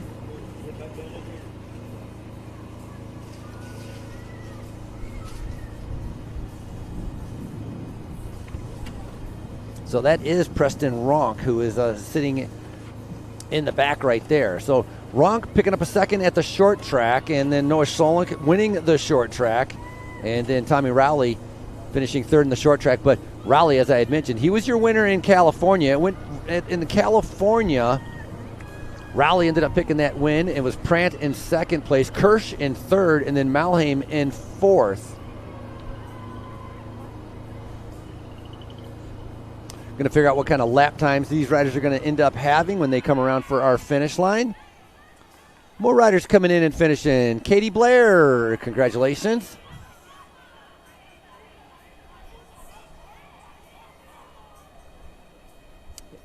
And unofficially, Katie or Ketty, you are your winner in your age group, so excellent job there.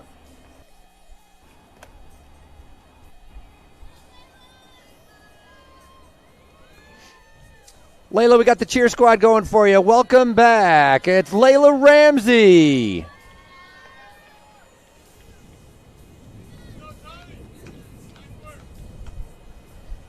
There's your leaders coming through right there. That's going to be Noah, lap time of 16:22. Again, Scholnik, Rowley, and Ronk. Those are your three leaders. 3 to go for those riders. 3 to go for all of the riders out here. Nice little chase group right there. Be able to maybe get back up to there. What was that time again? 16:22.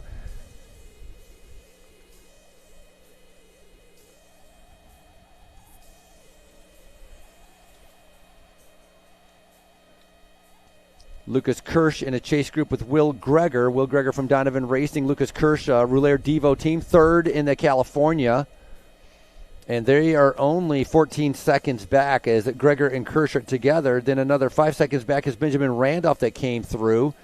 Then Zacharek and William McFarlane. That group coming through right there. That's Brody Lake, Oliver Waldron. That's Theo Schrader, Asher Bensamon as well. Ronan King Ellison in that kind of rainbow-colored jersey. And now we're going to have a steady stream of riders, because remember, 70 riders out on course, and so they're all strung out, making their way back in. A steady stream getting ready to be able to come through. All riders seeing 3 laps to go, 3 to go.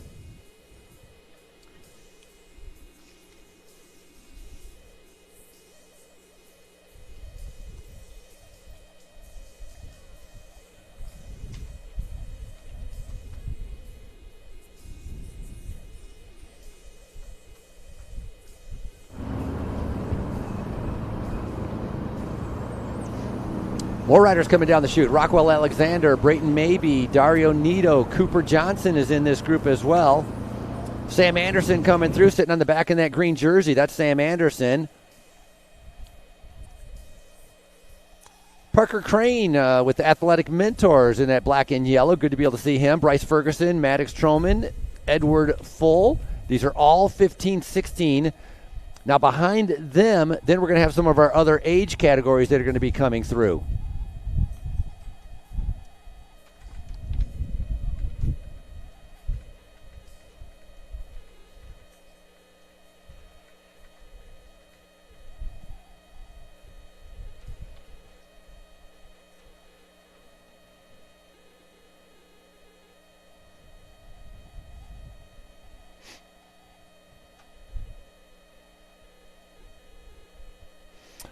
Looks like one of our 17-18s are getting ready to be able to come through here. It's going to be Jack Billowitz.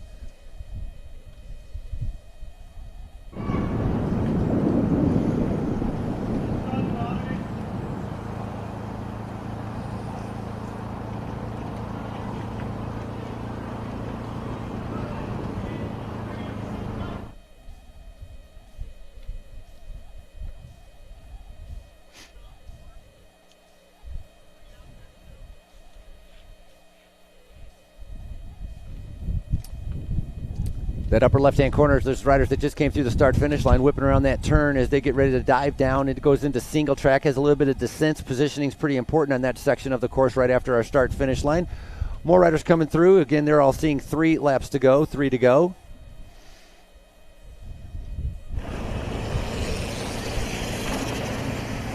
Back to our leaders now on that single track. That's the single track I was talking about, that descent where that positioning is pretty important. Decides that Tommy Rowley is going to lead them through. Rowley's actually been leading him. It seems like every time they show them, Rowley's been on the front, and then it's been the two riders from Bear National Team sitting right behind him in second and third. A lot of racing still to go as more riders continue to be able to make their way through our start-finish line. Hey, gentlemen, it's 3 to go, 3 laps to go.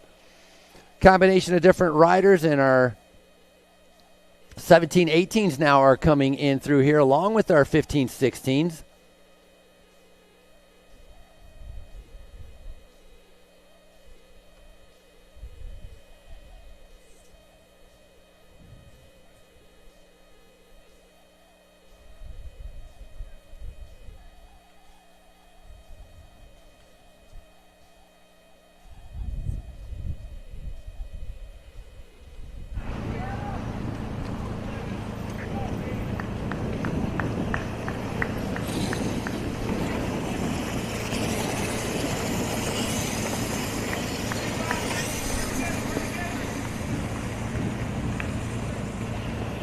Well, that's not good. Little puppy having a little bit of fun out there. Hopefully somebody can wrangle him up before we have any cyclists coming through there. Food will do the trick. Be able to lure him away. Bust out one of those gels. Feed him some sugar.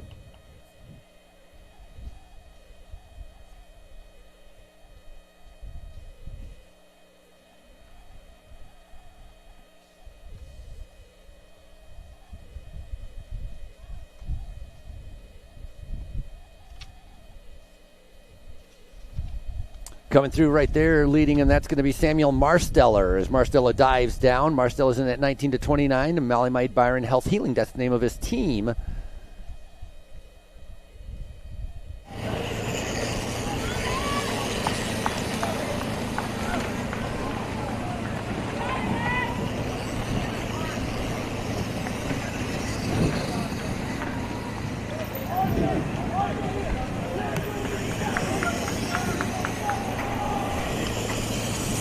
Bobbing up and down, Texas Devo rider. That's Evan LeClaire coming through. Evan LeClaire is currently sitting, third place at 19-29. That's a pretty close category right there. Not much of a difference between them. We had first, second, and third already come through in that 19-29.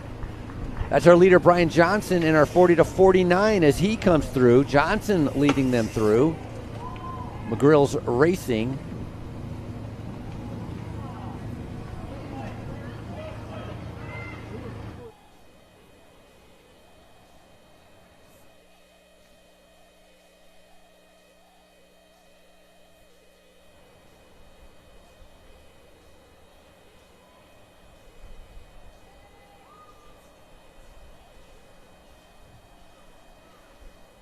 Race leaders all looking at each other, sitting on the front, not wanting to do anything. That is Preston Ronk. So look at how slow. Ronk almost going to a standstill. Track stand on an uphill. Don't see that very often, but that's what's taking place with, again, Rowley and Noah and Preston Ronk. So very different. As I'm surprised these Bear National teams don't start trying to attack. You know, send one rider up the road, see if Tommy Rowley can respond. Send another guy up the road, see if they can respond. That's Ronk on the back right there, out of the saddle. Rowley now getting out of the saddle just near the top. A couple technical sections near the top of this climb that these riders are going to. Good opportunity for this rider in the back to be able to get back up there. They were only 8 seconds off the back.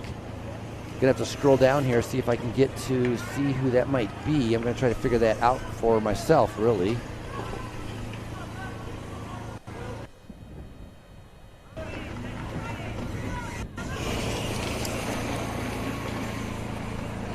Rouleur Devo, that's going to be Lucas Kirsch, I believe, that's trying to be able to bridge that gap. He got rid of Greger, who was on Donovan Racing, so Kirsch, I think, with a great opportunity to be able to get up to our leaders as long as they keep kind of playing games.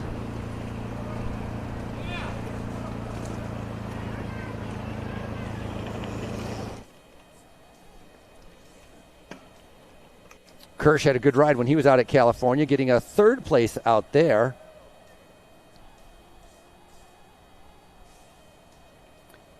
So Kirsch with Rouleur Devo team, Tommy Rowley with Rouleur. I'm not sure if there's Tommy Rowley's part of Rouleur Devo team also, if they just left that part off on the start sheet, but could have two Bear National team riders, 2 riders from Rouleur if they're able to come back together. As you can see, that upper left-hand corner on your screen, riders coming around that very tricky, sandy, dirty, dusty turn.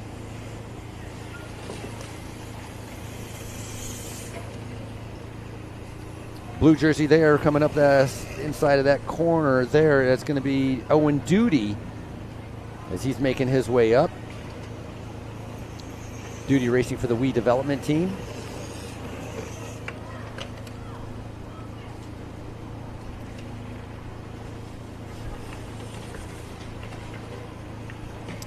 Camera following our leaders right there. Holding steady on that. Where is Kirsch? How far back is Kirsch? A little bit farther back than I expected. It looked like it was a little bit closer when they were on that climb, but Kirsch maybe a little bit farther back than with that camera angle. The camera angle can kind of distort things and not exactly give you the right perspective. I saw Donovan going through right there, or Will Greger, excuse me, from Donovan Racing going through, saw that orange jersey on the back. In the meantime, it's Bear National to continue to be the lead. They're sandwiching Rowley as he's sitting in the middle in that white jersey, just kind of following the wheels. Get ready to come up to Arvest Bank. Try to be able to tackle the climb and the jump going down. Arvest Bank Mountain, a big part of our event here, year after year. And again, a big thank you to many of our partners being able to bring our races here. Like Lewis Automotive Group, Orange Seal, Velick Farms, Experience Fayetteville, Dell, Arvest Bank, Ozark Foundation, UAMS Health doing a fantastic job keeping our riders safe and when they have a problem, fixing them up. And of course, our presenting sponsor, Walmart.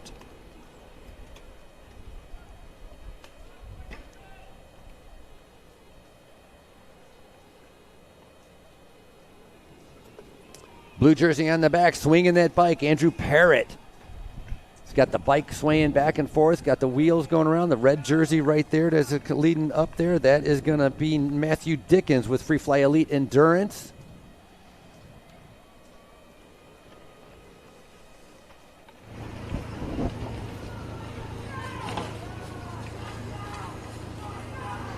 Orange jersey on the left-hand side. I believe that's going to be Luke Johnson. That's Luke Johnson with Donovan Racing as more riders continue to be able to make their way up. Different speeds at different tempos, trying to be able to get up that power line climb.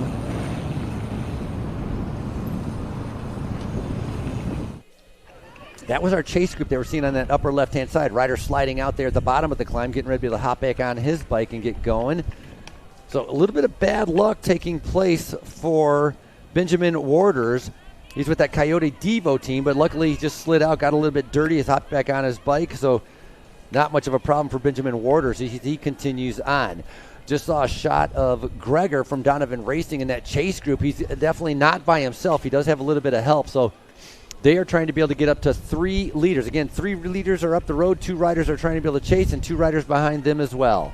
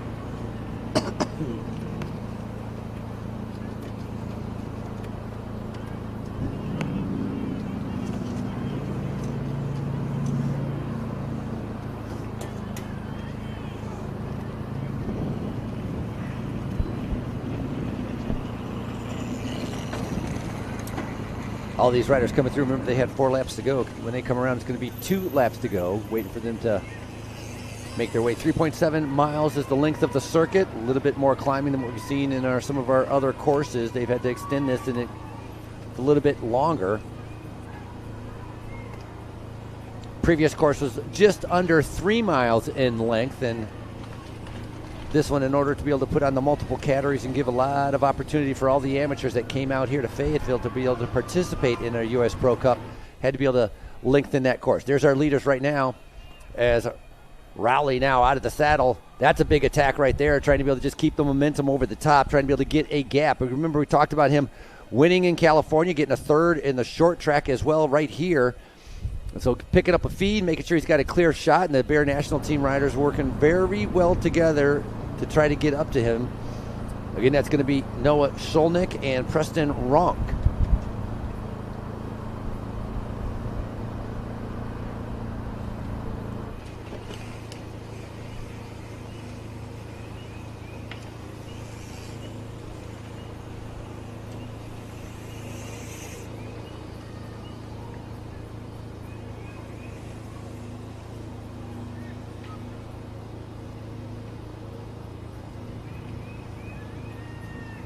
Sholnick and Ronk, both of them 1st and 2nd in the short track, and came down to a bike throw between the 2 of them. Sholnick sitting in the back, number 532. He goes with no gloves. I don't know how you ride a mountain bike on these trails like this with no gloves, but Sholnick does that. He managed to, must have farmer's hands working out in the fields or something like that, but doesn't seem to bother him as they're getting ready to be able to come through. So right now, getting ready to be able to come up into Stonehenge. Our leaders are moments away from coming through our start-finish line. It's going to be Rowley, Ronk, and Sholnick as they're getting ready to see 2 laps to go.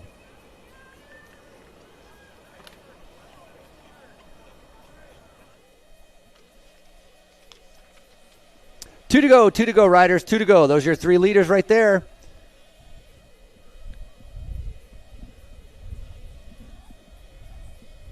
That's our second group on the road. I believe lower right-hand corner are our leaders, and the upper left-hand corner is our chase group. So Rowley just been sitting on. Now he's on the attack again. He loves having that first position. Dropper post goes down. You can see for all of them, they get a little bit lower as they get ready to go into that single track in the descent portion. Waiting for our chase group. It's going to be a pretty big gap. Now, going back here to see the time as Rowley led them through, that's going to be a 16:42. So that is about 15 seconds slower than what they did on lap number 1. So that's Kirsch still in no man's land. So he still is chasing for 3rd place. I was wondering where he was. Now we have the other riders that are in the chase group coming through. That's going to be Benjamin Randolph in no man's land as well, but that's currently putting him in 5th. 2 to go. Randolph's right in front of you, about 5 seconds. Again, the Donovan Racing. It's going to be Will Greger leading him through. It's a whole slew of riders right there. So behind Randolph, you got Greger, McFarland, Bishop, Lake, and Teague.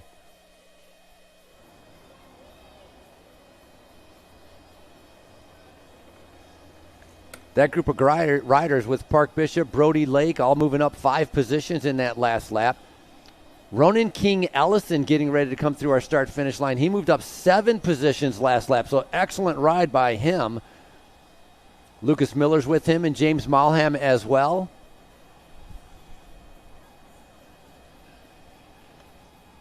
Black jersey right there. We were seeing just a moment ago. That's Matthew Brock. With Simba. Look at him turning those pedals over. Got those blue pockets on the back as he's going up on that outer line of the climb.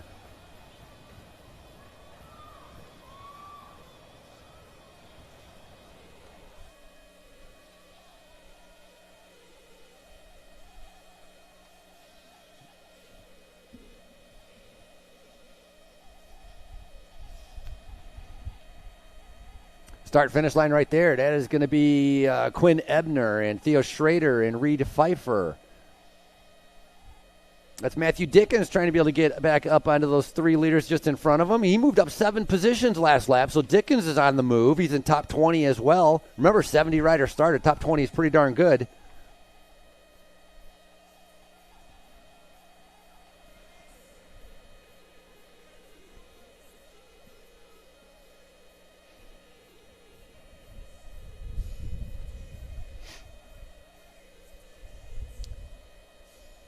Still keeping an eye out. These are all 15, 16. Keeping an eye out for some of our other categories to be able to see who might be rolling across the line to be able to have a first place or at least a tentative first place, because when they do come across, there's still 2 laps to go. Jesse Bowen doing a great job. Keep her going. Man, getting low in aero. That's going to be Will Ferguson flying through our start-finish line.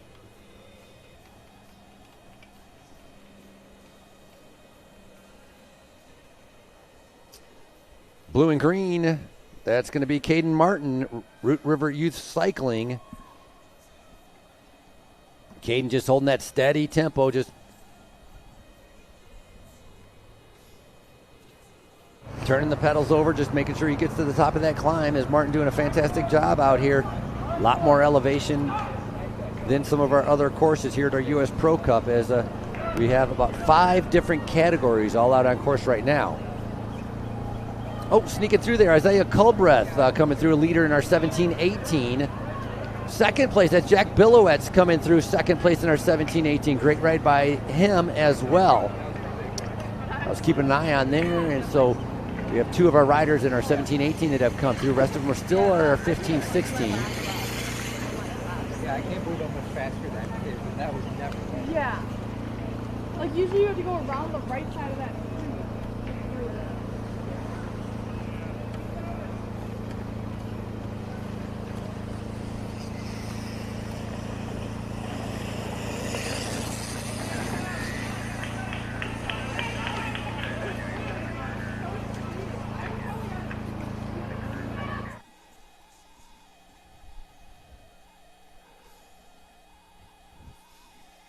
Unofficially in a little bit, I think Everett Raddick is in the chute, going to be coming down. He could be the leader in our C1. Yeah, Everett Raddick coming through. So number 1 there with that division. So congratulations to him in that open men's division. Second place, that's Trey Fort. It's only 5 seconds off the lead, Trey. Only 5 seconds off the leader.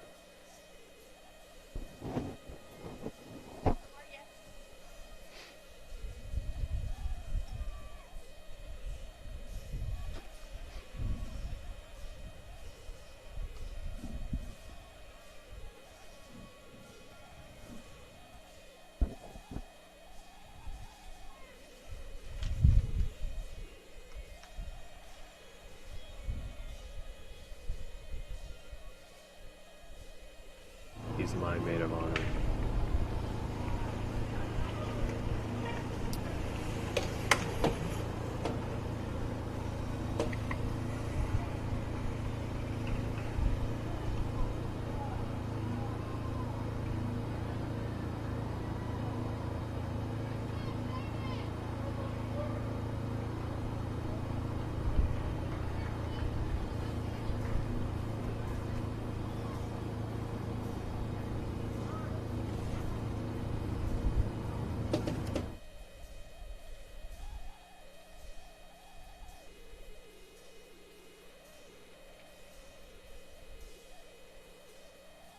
Samuel Marsteller coming through right there, 19 to 29. That's your leader, number 217. He's leading that 19 to 29 age group. Unofficially, his lap time 17:59. So rolling it pretty good out there, got to say.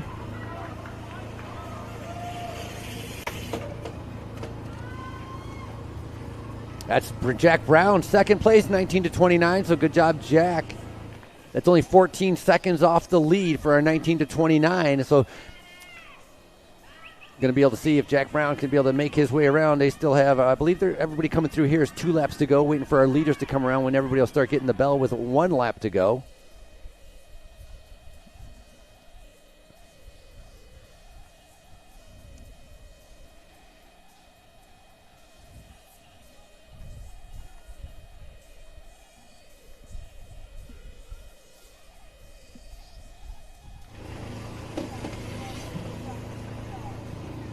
Upper left-hand screen, that's where we can see our 3 leaders. Again, it's going to be Rowley, Noah Sholnick, and Preston Ronk is the 2 riders from Bear National Team sitting in 2nd and 3rd, while Rowley in that white jersey continues to lead them through.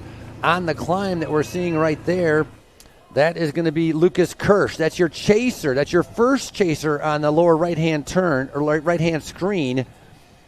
Kirsch has been out there from Rouleur Devo team all by himself for 2 laps, sitting alone in 4th place, trying to be able to catch up to our 3 leaders. Thought he was a little bit closer last lap, but really hasn't lost much or gained much in an entire lap. And so going to be able to see what happens on this time around. Front riders, they're going to need them to be, Kirsch is going to need them to start playing games to be able to figure out how this is going to work. That's your leaders on the right-hand side.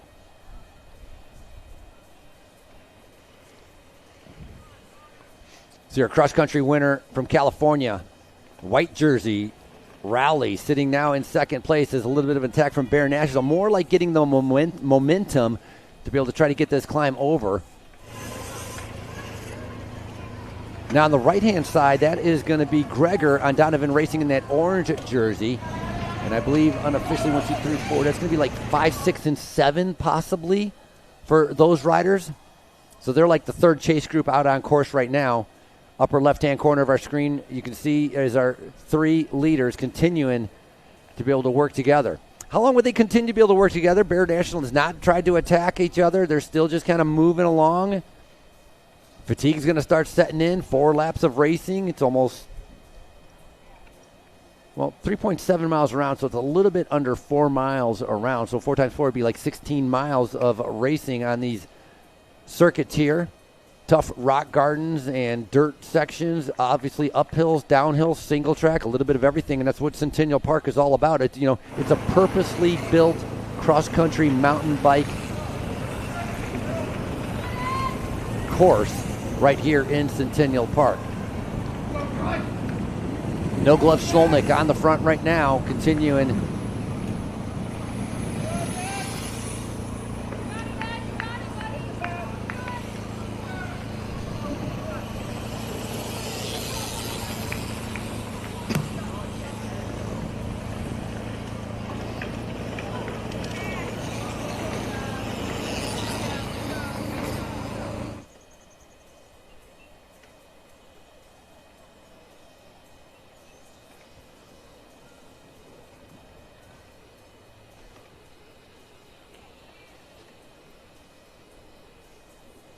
Black jersey on the left-hand side going up, I believe. No, I thought that was a 685, but I don't have that, so I misread that number.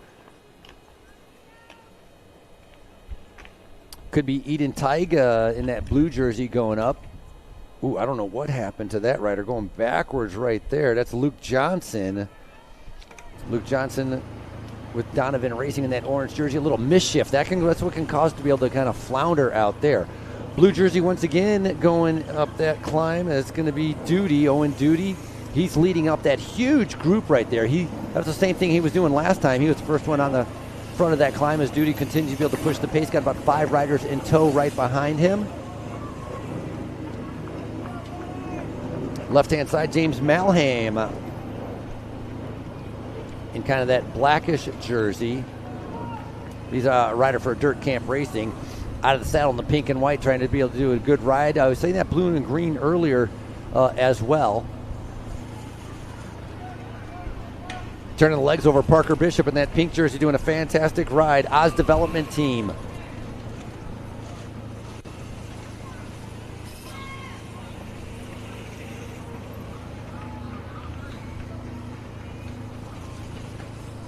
Women's competition podium in 5 minutes. Women's competition podium, 5 minutes.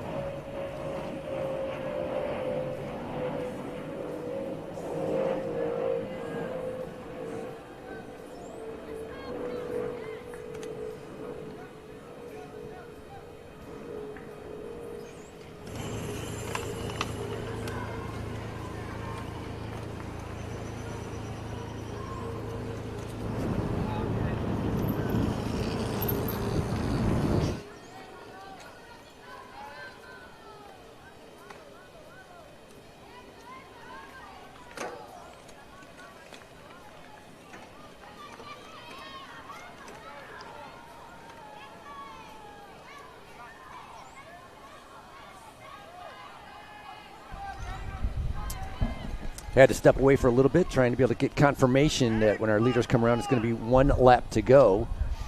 And then so any of the riders that are lapped, though, they're still going to have an opportunity to be able to continue. So everybody doesn't necessarily finish on the bell lap. If you happen to be lapped and you'll be able to continue to be able to go on, of course, that will take place all the way up until I think it's 11:35. That's the cutoff time where then everybody's going to have to remove themselves from the course before we get ready for our next wave of riders, which is coming up at 11:40. In the meantime, for our women that raced earlier, your podium coming up in 5 minutes for the women that raced earlier. 50 to 59 leader Angelo Delgado snuck through there. Didn't even see that. He did a time of 20:10. Second place, 59, was Matthew Brock just coming through. Second place with our 50 to 59 as well. And third place, Bo Stacy, 50 to 59, have all come through our start-finish line. Bear National now on the attack right there. Rowley's able to go with it. Looking on the front, trying to be able to see is the white and white. White socks, white gloves, and I'm thinking that's no gloves. No gloves. Sholnick is the one that is there. So our leaders getting ready to be able to start making their way back in. They're going through right now. They are on Stonehenge. A few more turns, and then they're going to be turning into the final stretch, and they're going to be seeing 1 lap to go. So Preston Ronk has been dispatched off the back, so possibly he has to be able to stay out there. Lucas Kirsch is going to be trying to be able to track him down because he's been in that third position for a long time, as now our leaders getting ready to be able to come in. There they are at the top of the climb right now, getting ready for the descent, coming onto the tarmac and the cement. It is 1 lap to go. Rowley and Sholnick, 1 to go, 1 to go, 1 to go. 1 lap to go, 1 to go. Lap time, that's what I'm curious about. 16:16. Lap number 1, they did a 16:22. Lap number 2, they did a 16:42. This time, a 16:16. So that is a big difference. Obviously going faster and faster. You can only imagine what the last lap is going to be like as well.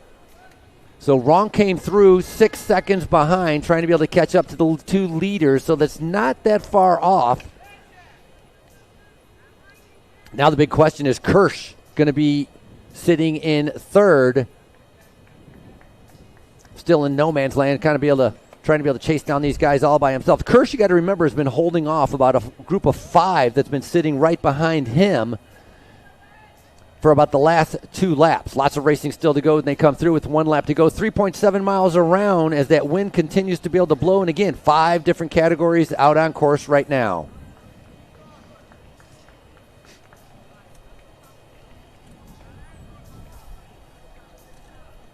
.604 we just saw right there. That was William Martin. Nice shot there, Nick Thielen, as he's coming up. And this one here is going to be Nathan Legist. Nathan riding for that Athletic Mentors team, a team out of Michigan. Man, look at the speed that Philip Nystrom is going. He's in the 40 to 49. He might be leading our 40 to 49 and be pretty darn close to it. 1 to go, 1 to go, 1 to go. Oh, that's Kirsch. That's the man in third. Or actually in fourth. That's the man in fourth as he comes through. You have our 2 leaders, then you have Ronk that got dropped, and you have Kirsch that's been in no man's land. Now what Kirsch has to worry about are these guys coming up right now, these chasers on this final lap. Kirsch doing a time of 17:09 that last lap.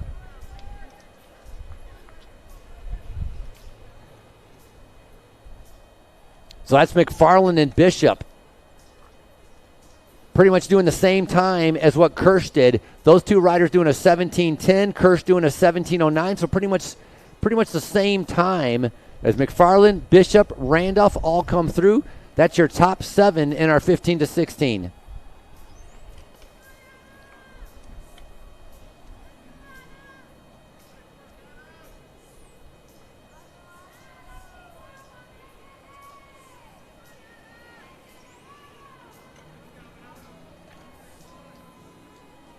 Evan LeClaire right there in that red and blue coming up there on Texas Devo cycling team on that uphill. So I'm gonna go silent here for a little bit to allow our women's podium to take place, and when I come back, I'll bring you the finish for our junior boys.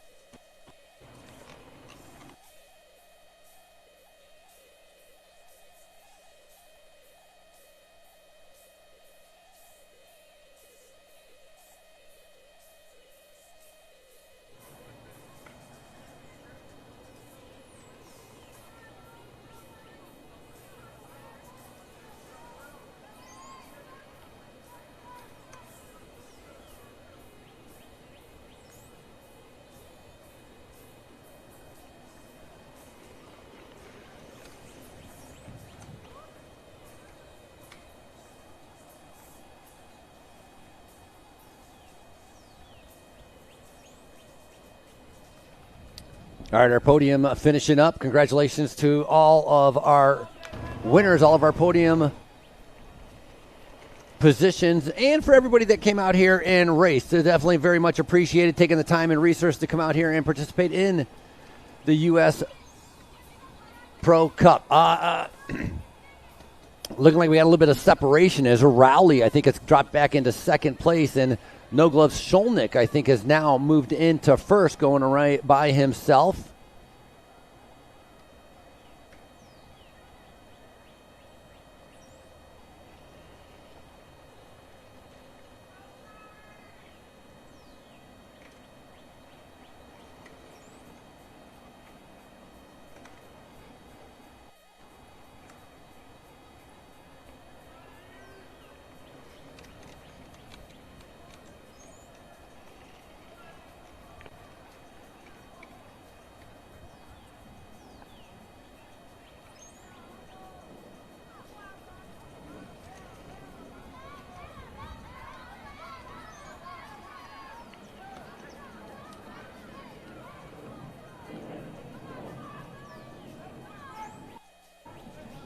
Nice shot in that black jersey as we see a rider on our screen coming up. That's going to be Alex Wagner as he makes his way through. Just behind him, trying to be able to catch back up, Matthew Dickens doing a good job.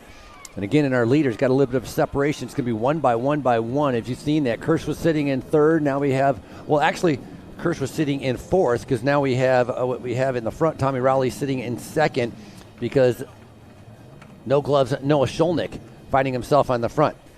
Right here, that is Vice Ferguson in that blue jersey, leading this little group up here. Ferguson wrote that We development team in the blue jersey, doing a good job of keeping the pace going. Right on his wheel, not giving him anything. Right Pfeiffer making sure he's going to be able to stay. Or Reed is part of that Barrett national team.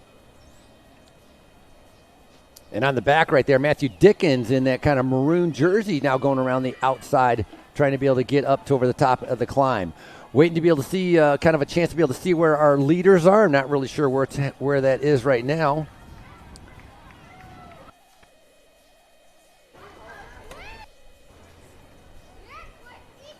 Apologies for some of the picture breakup. You can imagine the wind and everything causing havoc. We've had sand and grit going into all of this equipment for 4 days in a row. That was Jesse Bowen we just saw a little bit earlier.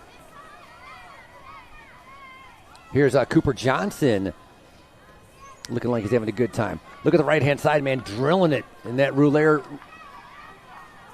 Devo white kit as more riders continue to be able to make their way up the power line. Coming through.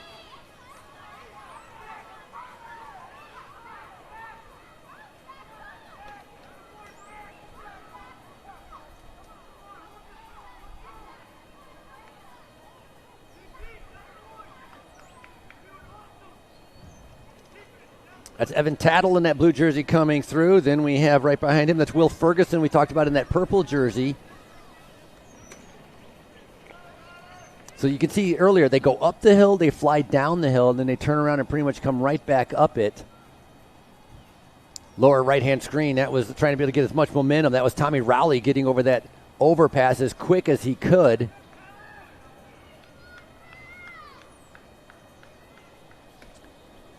Like Callan Husser with the Roulaire DeVivo team, as Husser doing a great job as he comes through. Unzipping, trying to be able to cool off a little bit. Wouldn't think they'd be having. You're standing around here, you wouldn't think you'd be trying to cool off at all. Cooler temperatures, that wind, keeping that wind chill down a little bit. Might be a 65 on the temperatures, on the gauge, let me say, but definitely feels cooler than that. Standing out here watching these athletes doing an incredible job as they're making their way around.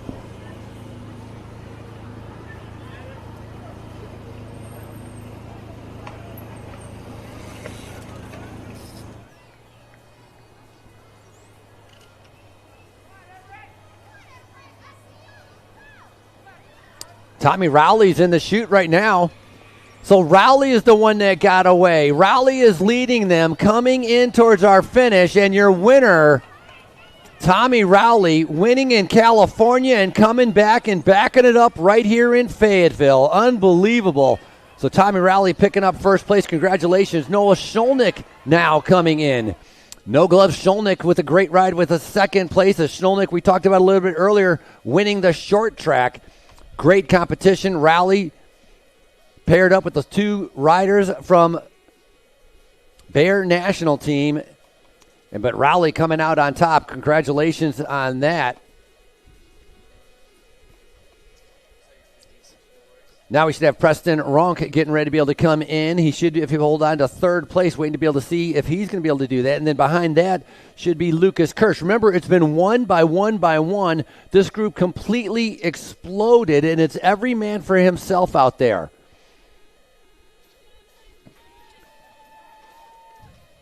Welcome him back, coming across the line, Bear National. Preston Ronk, excellent ride.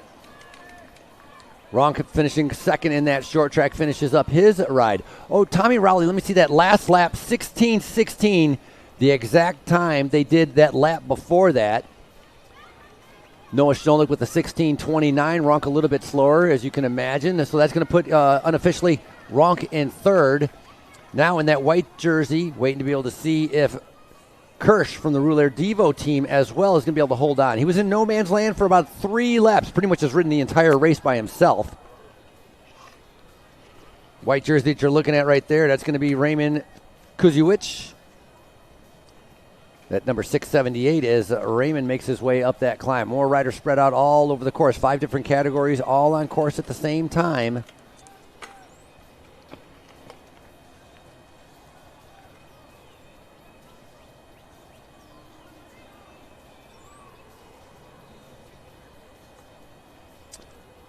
Hey, if you're walking around and want to get something to drink, Fayetteville Beer Works is back. That's right. Go get yourself an adult beverage, 21 and over. Fayetteville Beer Works is open and up and running. They got the kegs going. Also, if you registered and you haven't picked up your T-shirt, go by the registration tent and get your T-shirt. Otherwise, they're going to start selling them. Again, if you registered, have not picked up your T-shirt, head over there to get your T-shirt. There's Kirsch. Did the whole ride practically by himself, the Rouleur rider. An incredible ride. It's going to put him in fourth.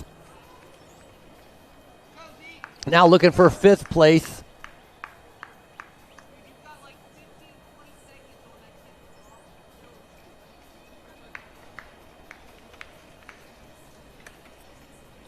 So excellent ride, Lucas Kirsch unofficially in 4th. Then that was the question, where the group that was chasing going to be able to bring back Kirsch. Kirsch did not allow that to happen. He did a 17:05 for that last lap. That's McFarland. That's going to be top 5. That's your podium right there. Excellent job. Bishop coming in as well. That's going to be 6th place for Bishop.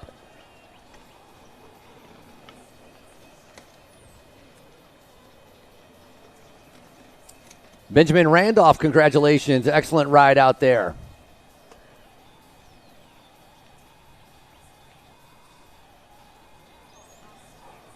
$290 something. I don't know what's going on like that. He wasn't so happy that, what's his name, that Nick Thielen from Athletic Mentors went by him. Maybe he's just having a problem with his chain. Maybe it broke. You can yell at your bike all you want. It's not going to fix itself. So time to start walking and get to one of the neutral sections or just make it into the finish. More riders coming into the finish. That's going to be Brody Lake. Excellent job, Brody. Fitness All Out Racing. On the climb, that's Evan LeClaire and that red and black Texas Devo team.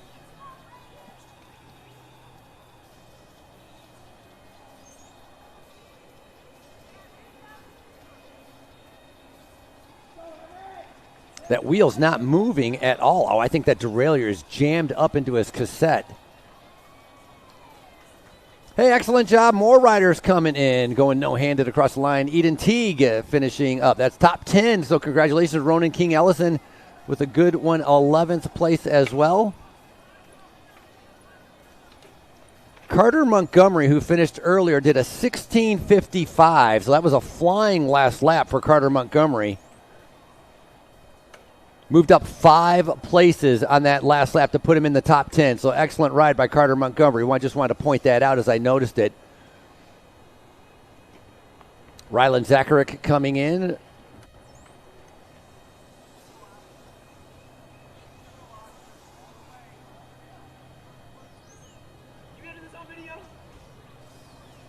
Will Greger, Donovan Racing. More riders continue to be able to come in. James Malham.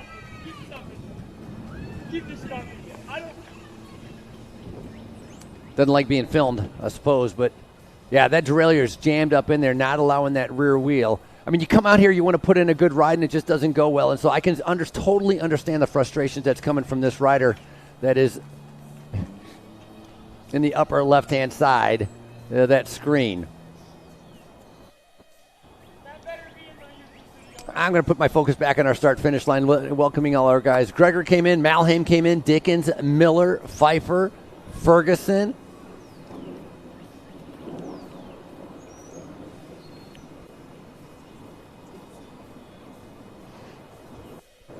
Flying up, Garrett Hubbard, Revolution Mobile, now is making his way up there. Just behind him is going to be ZJ Chanot in that kind of yellow stripe there, as he's just got that final time up the climb before they be able to make their way around, as Ethan Leonard continues to be able to make his way in. Good sprint, as we're going to take a little bit of a break, waiting for our next wave that is going to be coming up in about 10 minutes. For our next wave, riders 11:40 to 11:47. Your staging is behind the officials' tent. Once again, staging for our next wave behind the officials' tent on the inside of the course. You're staging on the inside of the course. It's going to be race number 4, wave number 4 of the day, again scheduled for 11:40. You should be heading over there in the next 5 minutes. Again, staging, first call to staging in 5 minutes, and that's going to be our Category 2 boys 15-16, the young juniors 13 to 14, and a bunch of other Category 2 riders. Again, 11:40 coming up in just a little bit.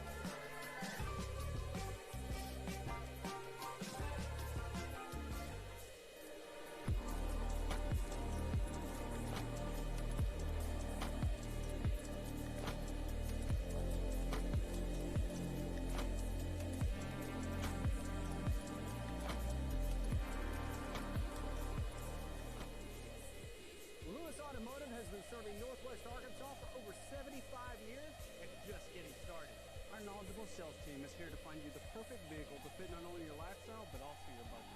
Our factory-trained service technicians keep your vehicle running at optimal level. And if you're looking for genuine parts and accessories, our team has exactly what you need. Relax in our comfortable lounge. And when your car's ready, we'll return it to you spotless. Thank you for being a part of our story. Come see us at Lewis Automotive Group, where you're more than a customer, you're family.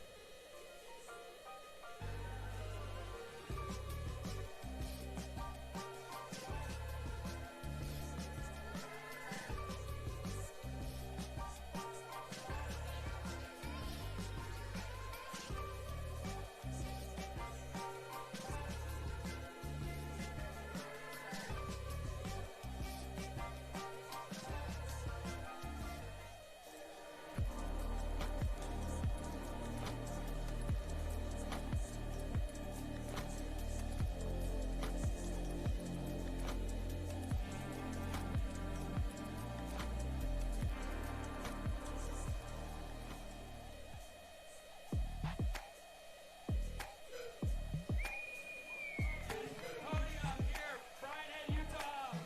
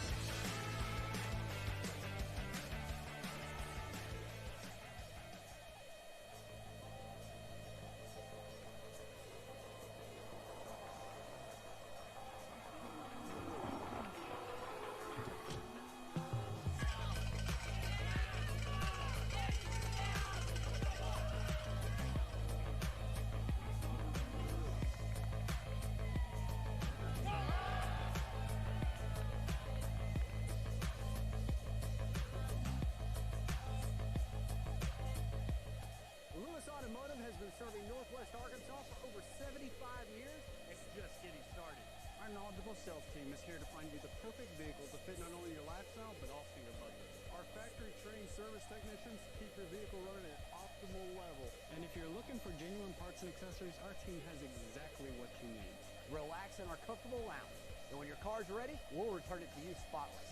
Thank you for being a part of our story. Come see us at Lewis Automotive Group, where you're more than a customer, you're family.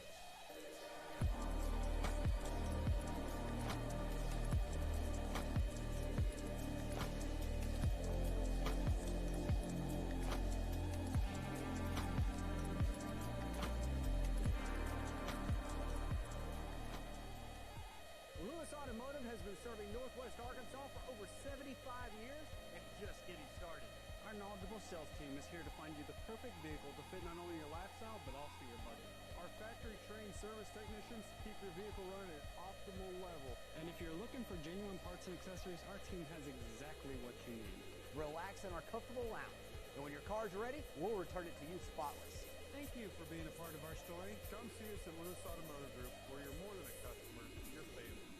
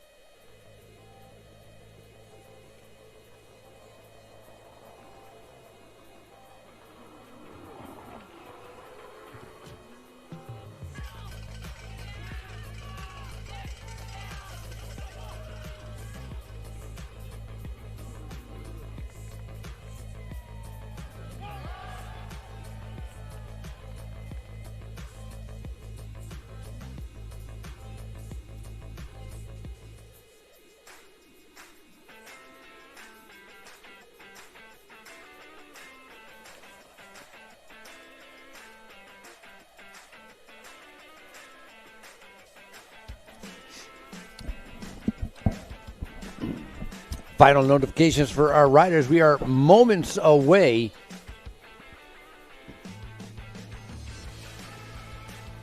Moments away from starting our next wave of riders as we're getting ready.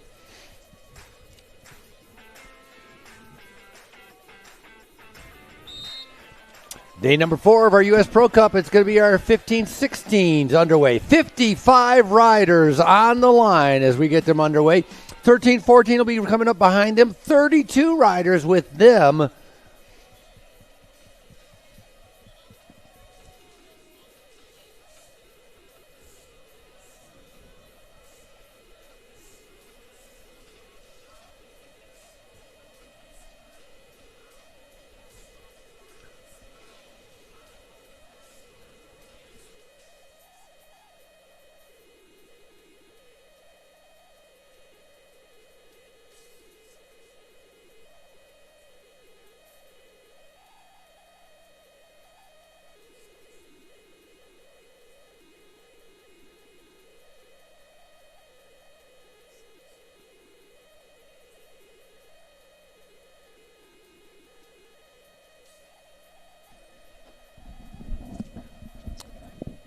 So our first group off, 15-16s on the line right now. Getting ready to go is our 13-14s as they're going to be going.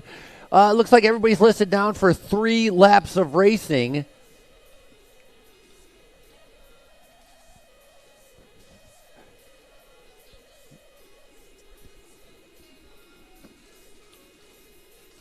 And after this group takes off, we're going to have our Category 2 men 17-18, Category 2 men with the 19 to 39, and more age groups going on. Lined up, elbows out. It's our juniors, 13-14, coming up next.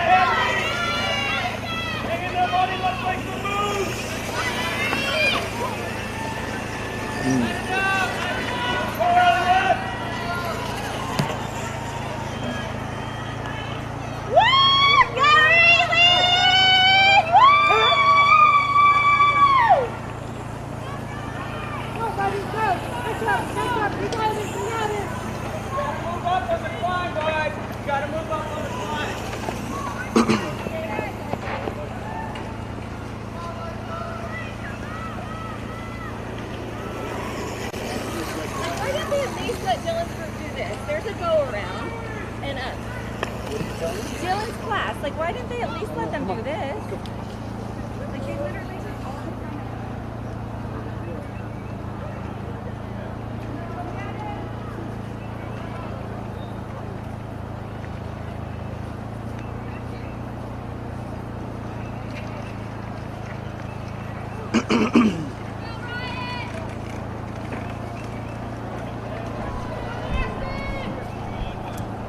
Hey, as a reminder, registration is closing at 12:30. Again, registration closing at 12:30. These are all of our waves going off at the 11:40. If you're scheduled for your next wave starting at 12:50, once again, registration closing at 12:30. On that note, if you registered, pick up your T-shirt. If you do not have your T-shirt yet, make sure to go in, pick up your T-shirt.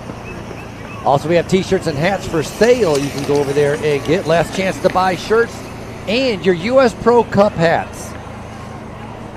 All right, we got all of our waves underway now. That's what I was waiting for, and trying to let the officials not have to scream over my announcing as they're trying to be able to send off and count these riders down. They start off at 2 minutes, then they go to 1 minute, then they go to 30 seconds, and then they let them know sometime within the next 15 seconds.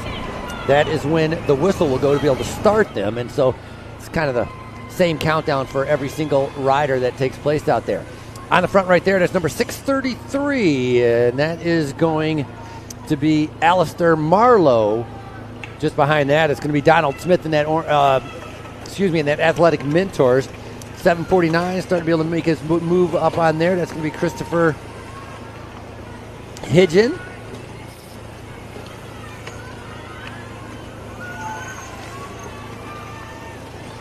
Out of the guns, we saw one of the riders, I think from Donovan Racing, at least the orange jersey, and it took off trying to be able to split this race apart as quickly as he can. And so we're going to see a little bit later on what kind of damage has been done. Also going to keep track of what kind of lap times they are doing. Remember, 16:16 were the times in the previous race. Not that that really matters, but it's always good to be able to keep track of and makes it a little bit more interesting.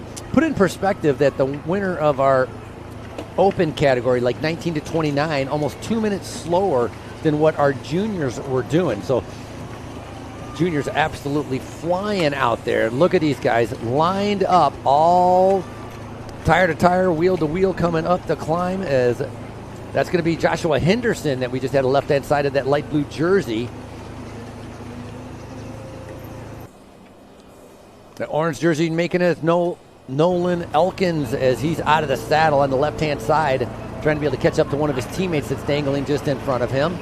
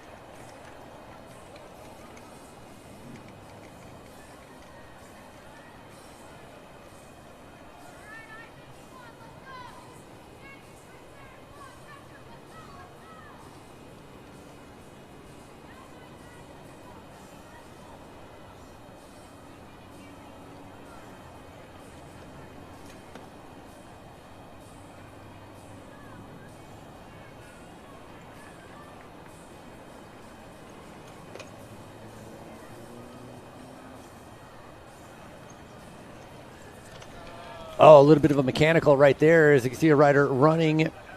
Saw that a little bit earlier as well. That's going to be Ryan Fulton not having the race that he wanted. So, what a bummer to be able to see. You know, you have all this preparation, getting ready to be able to come out here, and then Fulton not being able to have the race that he wins. Fulton riding for Dirt Camp Racing and having to be able to walk for whatever problem. With the flat tire, that's what it is, and so you can see it. Hard to be able to ride on a rim on a mountain bike course, especially when they have the rock gardens here, which is all part of Centennial Park. 3.7 miles around, same course for all of these young riders. And again, it's our 13, 14s that are out there and 15, 16s that are out there. These riders competing also, which is part of our first race in California, which was race number 1. This is race number 2, which is part of our U.S. Cross Country Open Series presented by Orange Seal, trying to be able to pick up some points. Obviously, there's going to be 4 more races after this one, as it's 6 races total. A little glance over his shoulder. I wasn't sure if that was Rio Hawkins or if that might have been Eddie Silva, kind of looking to see who was behind him as more riders are bobbing up and down, trying to be able to make their way on that power climb. Your experienced Fayetteville power climb, very difficult. They added in, you can see them on both sides. You go up, you go back down, and then you turn around and you go back up on the other side of the climb. So a lot of climbing taking place out here for many of these riders. Warner Berry doing a good job. Right behind Warner Berry, you see coming up there is going to be Ryan Barkstadt. Ryan's in that 13-14 Nebraska Select Cycling team, and there's your leaders at the bottom right-hand side. Nice sized group as they're coming through. 8:54, that's going to be Joshua Henderson in that light blue jersey. And in that pink jersey on the right-hand side, that's going to be Warner Berry once again.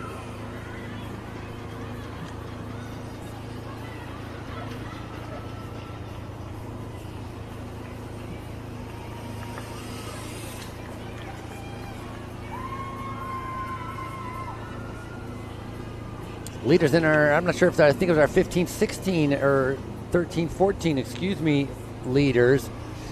Separating themselves about 8 or 9 riders all together as they're getting ready to be able to come around.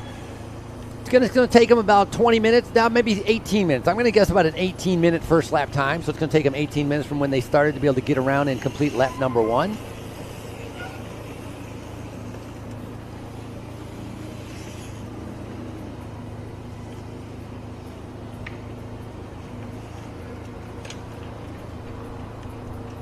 Bottom of the screen in that blue jersey going around one of those turns is Connor McLean.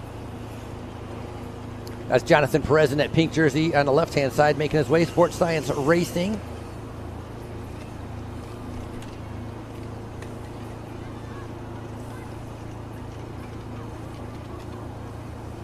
Stephen Blair. Got those elbows out. It's like he's trying to fly the bike up the climb. Pulling on the bars, looking on the right-hand side. One of those young juniors, he's just turning it over. Stephen Blair's in second gear. That little junior looks like he's in about 5th gear. High RPMs, turning it over. High speed as well. Very challenging course conditions out here. Nicholas Clark on the right-hand side coming through. Just behind them, that's Bobby Brown in that black jersey we just had a glimpse of. Talk about high RPMs. That's what we like to be able to see. Andy Arkfeld, he's not waiting around. That's the rider in the red jersey, Arkfeld Wealth. He just takes over the lead there, trying to be able to pass by about 7 riders all in line.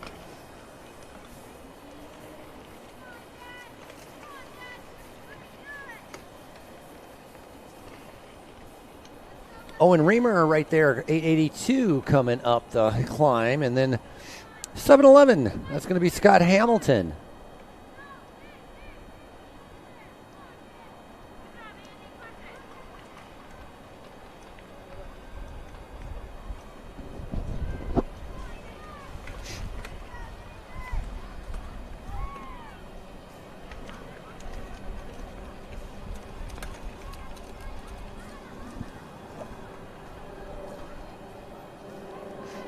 So in our junior boys 13-14, as these guys are battling it out there, our winner from California has come out here to Fayetteville. Third place out of California is here as well. I'll talk about them a little bit later on. Some of our short track top 3 are here. In addition to that, Bruce Miner in that yellow jersey making his way up just behind, riding one-handed. I don't know if he's trying to drink his water while he rides. It's Matt Runge.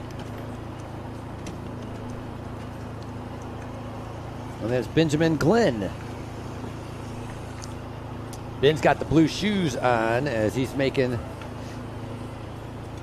his way through. Once again, we're going to be seeing approximately 18 minutes to 20 minutes to be able to complete lap number 1 for many of these riders.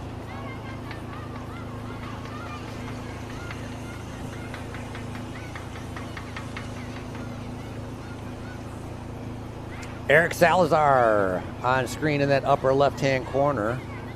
The Maven Collective Racing is his team. So Salazar on the screens on the left-hand side. Here's some racers coming up on the right-hand side. A little bit of a pretty good-sized group right there.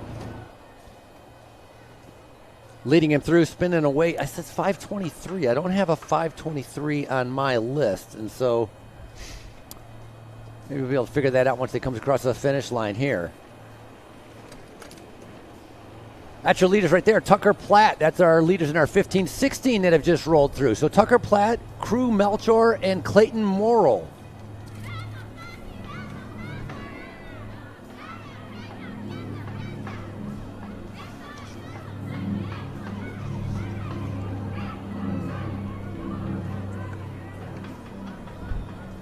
Time of 17:34.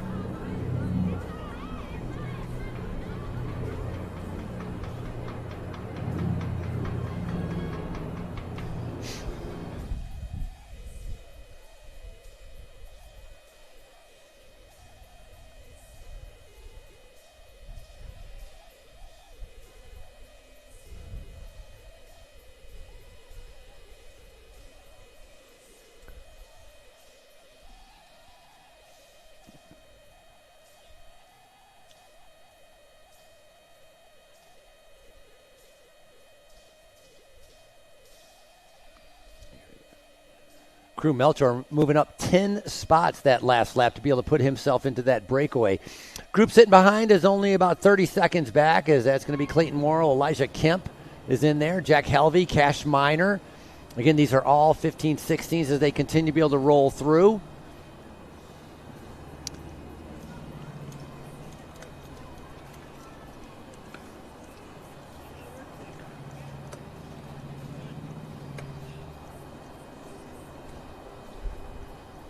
Nice shot right there on the climb. That's Benjamin Glenn. Continue to be able to push that pace.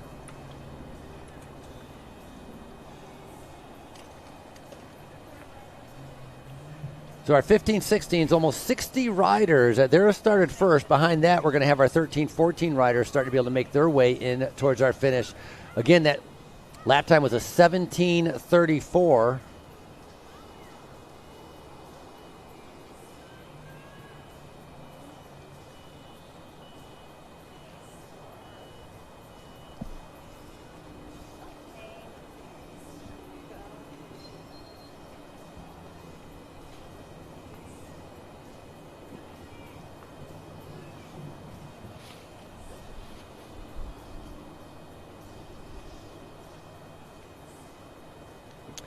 Thirteen, 14s are in the chute, getting ready to be able to come in. Going to see what kind of time they do. Oh, my screen just went a little bit blank on there. Hopefully it's going to be able to come back. There's our 13, 14s coming through. So, again, that's going to be Leo Carlin, Eddie Silva, Axel Farnham, Joshua Byer. Counting them down. Time is going to be an 18-16 for them. Trying to see if Kerr is in that group as well, as Kerr was your winner in California. So a nice group of the 13-14s. That is going to be a lead group of 8 riders on lap number 1.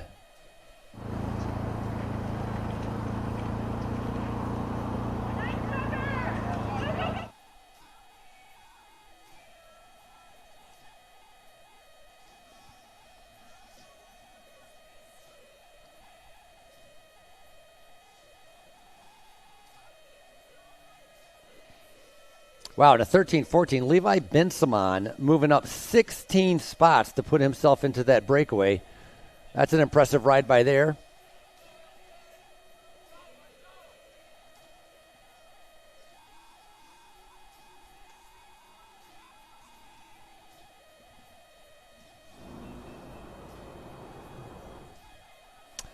Sometimes the legs give out, sometimes the bike gives out. Sometimes you don't know by just by watching the TV, but beauty about cycling is that everybody's going to have their own experience. How many close calls, almost hitting a tree, almost going over, falling into a rock, racing against each other. You know, you could come out and ride this course today, come out and ride this course tomorrow, and you're going to have a different experience, a different feel of energy about it. And that's the great thing about bike racing is that each rider is going to have their own story to tell. And it's all about coming out to the U.S. Pro Cup. You got to participate to have a story. That's why we love being able to see these young riders coming out here, giving them a chance to create their own experiences.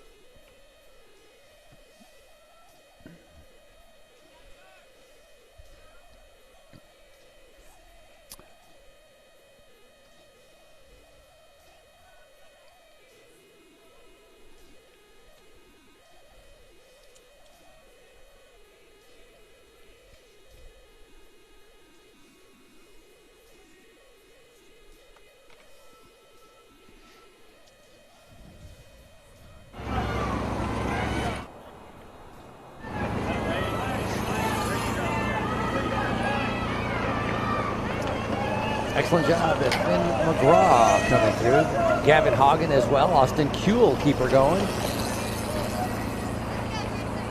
So Sam Ewing just rolled through a little bit ago. He's leading our 17-18. Pretty much tied with him right in that group is Finn McGraw is second and third and fourth in the 17-18. So a good battle shaping up in our 17-18.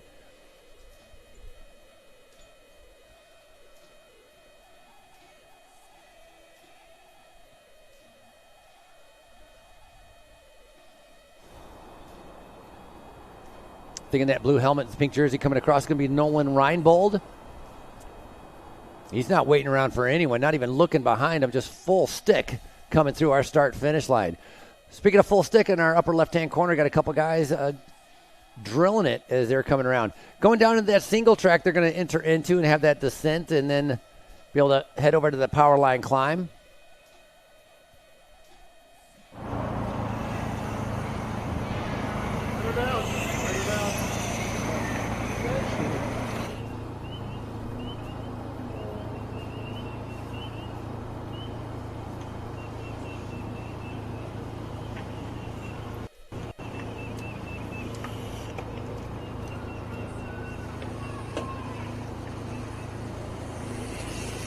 Keep her going, Asher Pfeiffer. Excellent job in their 17-18 group. Asher Pfeiffer riding for the Asher Pfeiffer team. That's usually how it works.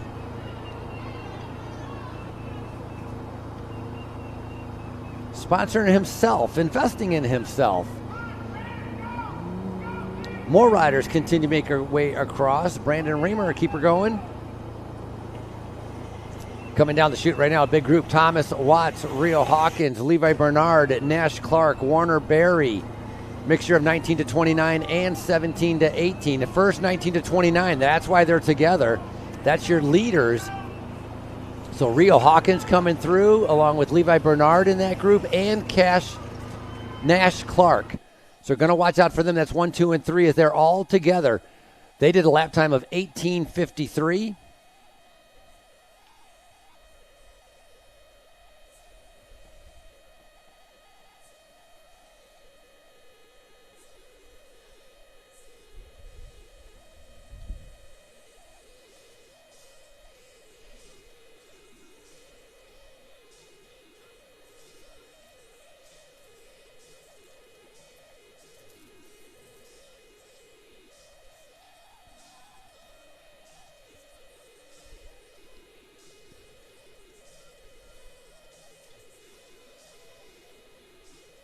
Out here having a great time, not even worried about anything that's happening. It's Thomas Hidden in the 13-14 age groups.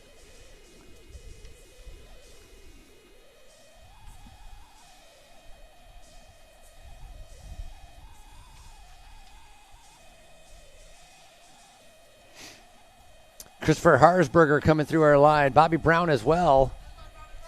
That's going to be 1 and 2 in our 40 to 49. The battle continues right here with Harsberger and Brown. That's your leaders in the 40-49. Let's look at what kind of lap time they did. They did about a 19:13 for the 40 to 49 on this 3.7-mile circuit.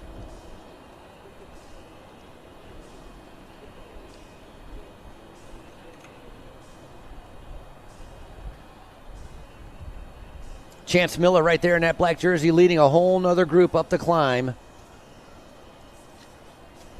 Chance Miller riding for Limestone Racing.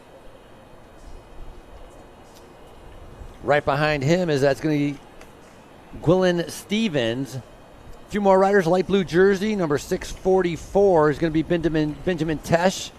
I see right in there also is Colton Burkhart.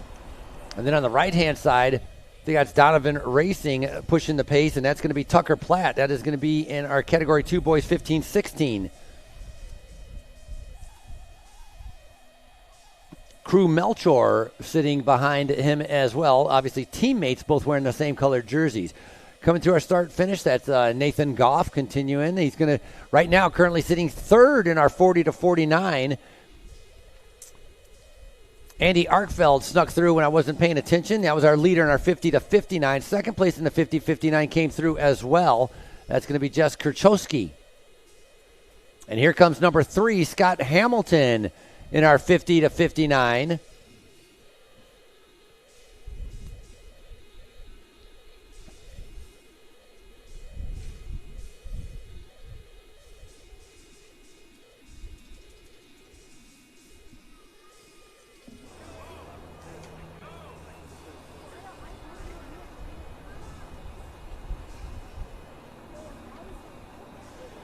Big group on the left-hand side going up that climb. Look at these guys all packed in together. Seeing on the right-hand side there, 683, that's Tarjan Coburg. Also, I believe in that group was Sawyer Lefebvre. Sharp. I just have it on my channel. I can try to write her down. Stringing it out. Riding on the front right there, that's going to be Landon Aberley, but right behind him is one of our young riders turning it over. Look at him. Coming up fast, not waiting around for anyone. That's going to be Daniel Fluckinger. He's in that 13 the to 14 big white age truck group. up there.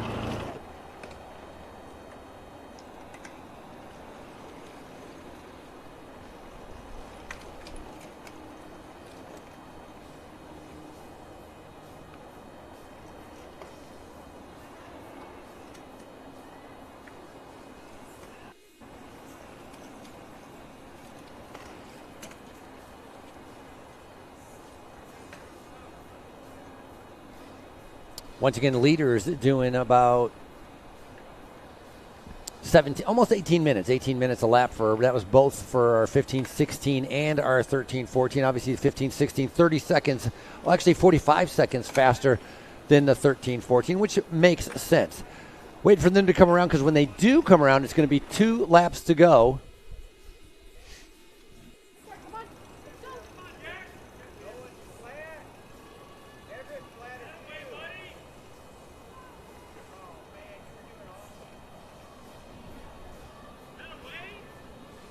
Walking up the hill right now, and again, it got some difficulties going out there. That is a flat tire. Man, you cannot control that. Nolan Elkins now having to walk up the power line climb, trying to be able to get up to the finish. Horrible luck for him as well. Not the first time. You know, and the thing is, it happens in the pro races as well. I mean, Riley Amos, one of the best, under 23, current short track world champion, double flatting on his first cross-country day. So it can happen to anyone when you're out there on the course. And so some of these young riders getting affected by flat tires. We've seen them walking up the climb, but happen in the pro races, it's going to happen in the amateur races.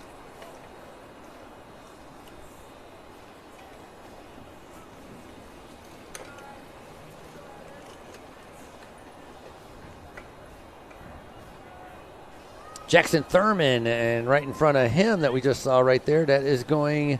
That 522, again, I don't have that 522. He keeps popping up, and I don't have him on my list. There's Jackson Thurman coming through. Just behind them, a few more riders all lined up. That's going to be including Finn McGraw, as he just came underneath our screen. So our finish line a little bit more quiet. Most riders are all out on the backside of the course waiting for our leaders to be able to come around. And again, they're going to be seeing 2 laps to go. All of our riders, except for our men in the 60 to 69 category, there's only 2 riders in the 60 to 69. And honestly, looking at my chart, I don't even know if they've come through yet. They are only doing 2 laps. So when they do show up, they're going to have 1 lap to go.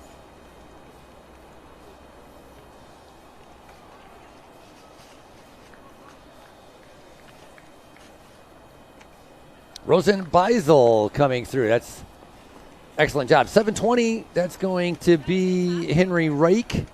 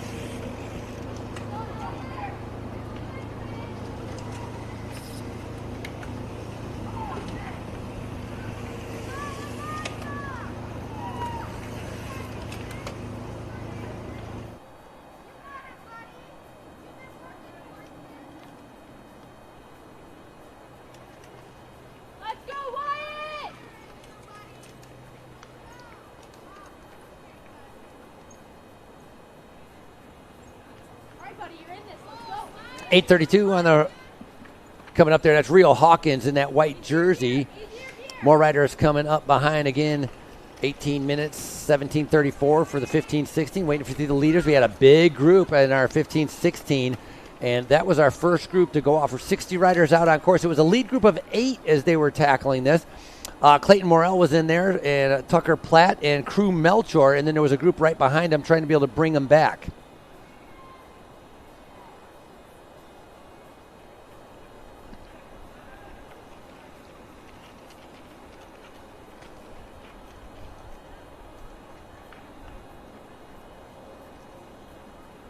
Matthew Holliday in that white jersey. Maybe a gray jersey as he's coming up. A little bit faster pace just behind him. Number is 828, I believe that is. And that's going to be Quinn Marski putting in a pretty good ride right there. On his wheel is Jamison Hurt. As we're getting ready for Podium. Once again, Podium coming up in 3 minutes. 3 minutes to your Podium. Podium Awards coming up.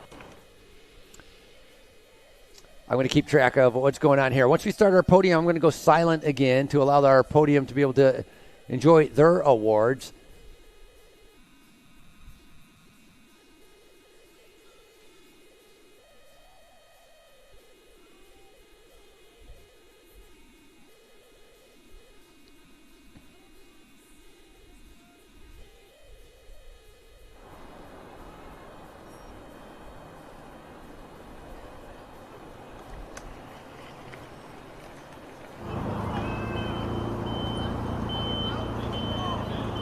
Thomas Oswald on the front right there. That's Gray Ghost Stars. Junior boys 13 to 14. That red jersey is about to get passed by some of the other riders going a little bit quicker. Almost hit his handlebars. That's a good way to get by him. Rio Hawkins putting down the pressure.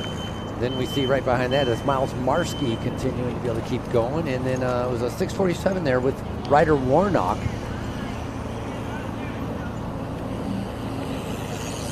Checking out that number, that's Thomas Higdon, and with that all-black jersey making his way up. And then right behind him, frozen in no man's land, is going to be Nicholas Clark.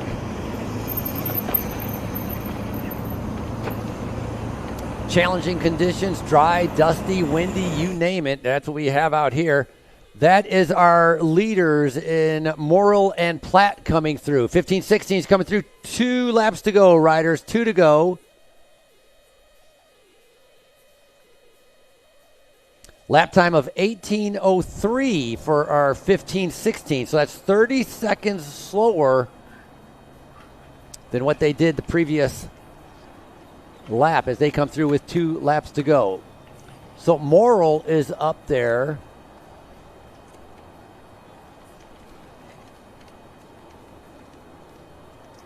So Melchor is the one that has come off the back now by 12 seconds. He was with that group. It was a 3 leaders. He's come off the back, so now the only 2 riders are staying in the front with Morrill and Platt. Clayton Morrill with Excel, Tucker Platt with Donovan Racing. Another rider coming in. It's Jack Helvey. You're only 10 seconds off the rider in front of you. Only 10 seconds off the rider in front of you. Helvey ended up passing somebody out there to be able to move up, riding for that Midwest Devo team. Currently putting him in 4th place for Jack Helvey out on course.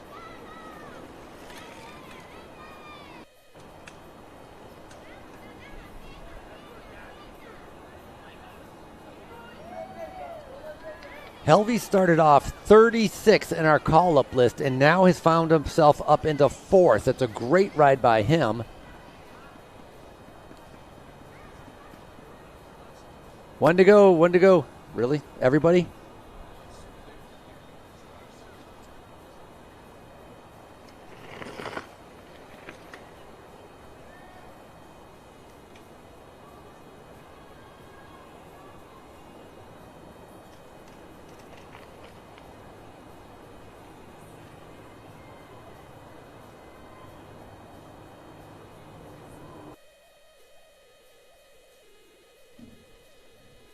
Riders seeing one to go for all of these riders. Excuse me. When they started on the backstretch, that was when they started back there, that was 3, not when they came by here to see 3. That was my mistake, is they're seeing 1 lap to go.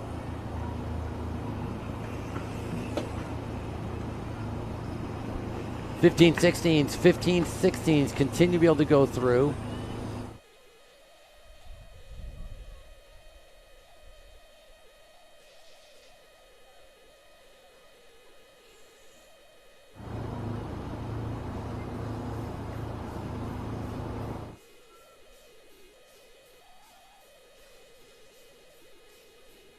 Hey, once again, it is 15 minutes. Make sure to go down and buy your shirt or hat. And if you registered, make sure to get your T-shirt. Also, registration closes in 10 minutes. Registration closes in 10 minutes.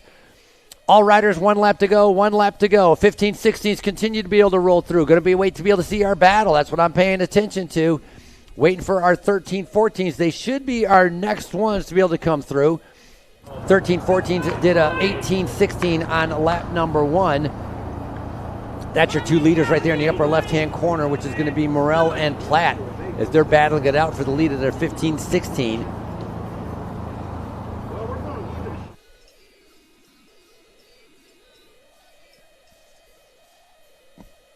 All right, we got our 13, 14s getting ready to be able to come in.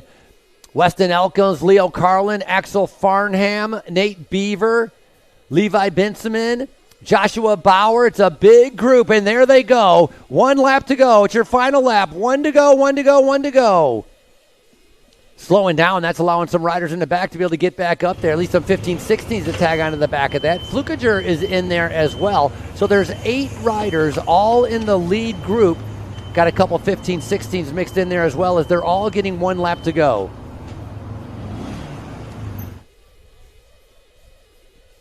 Lap time, I got to go back and pay attention. Number 1 for 13-14, that's going to be a 19:05. So that's about 30 seconds slower than what they did. Remember, they did an 18:16 on lap number 1, so it's a 19:05 on the next lap.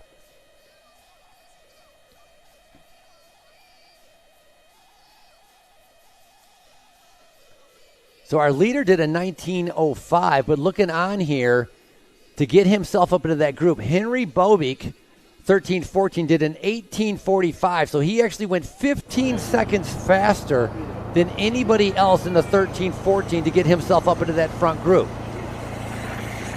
Wow, an 18:37 from Daniel Flukiger. That was even quicker, currently putting him in 8th. So the same thing. Flukiger did a super fast lap to get himself up into that front group as well. So 2 fastest times from that last lap in our 13-14 are actually coming from Henry Bobik and Flukiger, as again, that's a lead group of 8 coming through on their final lap.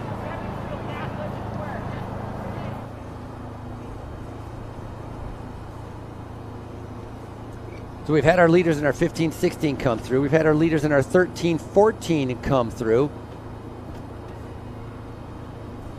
Rio Johnson looking back here, trying to make sure Johnson is in that group. I'm not seeing Johnson in that group. Johnson was the winner of the short track. Leo Carlin is in that group. He was second in the short track. Axel Farnham fourth in the short track. So a lot of these riders that did well during the short track doing pretty well in this cross-country race. It's going to take them about an hour and a half or a little bit less to be able to get through that. Once again, registration closing at 12:30. Registration closing at 12:30. Head on over there. Pick up your hat. Pick up your T-shirt. I think that was Tyler Sackett we were just taking a look at on a screen. Leaders in the 17-18. They were together last time. Are they still together? That's going to be Carson Tenney coming through. So Carson Tenney coming through as your leader in the 17-18. Right behind him, only 1 second back, is Sam Ewing. So our 17-18s have a battle on their hands, just as the other racers do as well. And once again, it's Tenney and Ewing, which are the leaders in the 17-18. 18:46 was their lap time.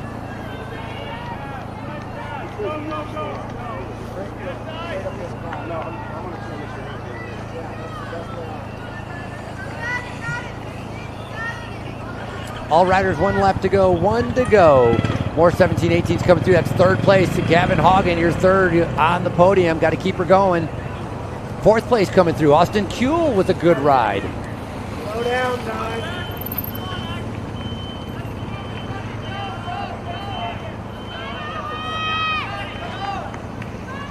Bottom right-hand corner, got a couple riders kind of following each other. Look like 541 maybe.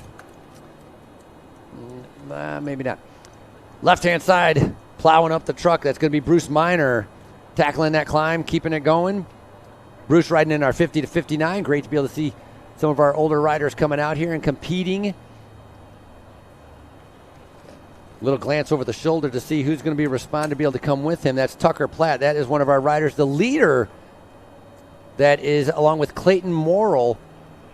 Tucker Platt riding for Donovan Racing. Clayton Morrill riding with Excel. A little bit of a gap. Now what's going to happen is that 1 bike length gap is going to expand into 2, maybe 3.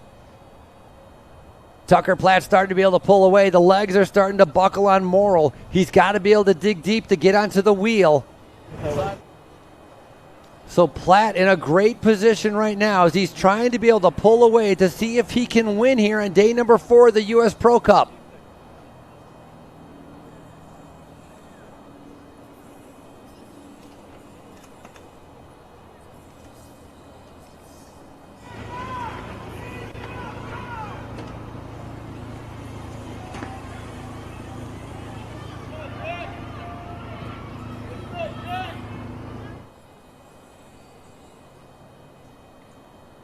(19-29) came through. Levi Bernard was leading him. He is with Rio Hawkins. 19-29 is going to come down to maybe a sprint.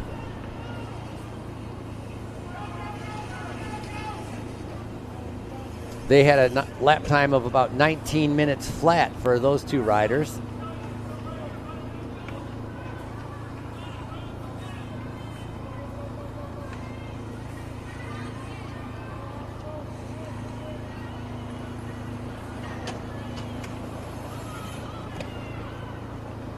There's your race leader, little glance over. Tucker Platt trying to be able to look. No one's behind him. He has been able to get rid of Clayton Morrill, so an excellent job right there. Platt racing for Donovan Racing in that orange and white. Very distinctive kits. Now getting on to the experienced Fayetteville power climb. The power line climb making his way up.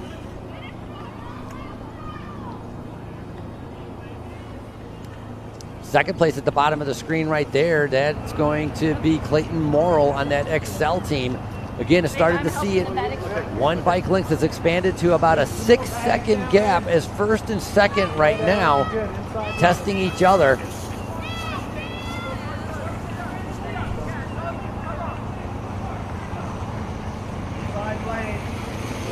All right, we're about to turn it over to the podium for our second set of races. I'm going to pause a little bit, let our podium be able to enjoy their placings and their celebration here at the top of here in Centennial Park.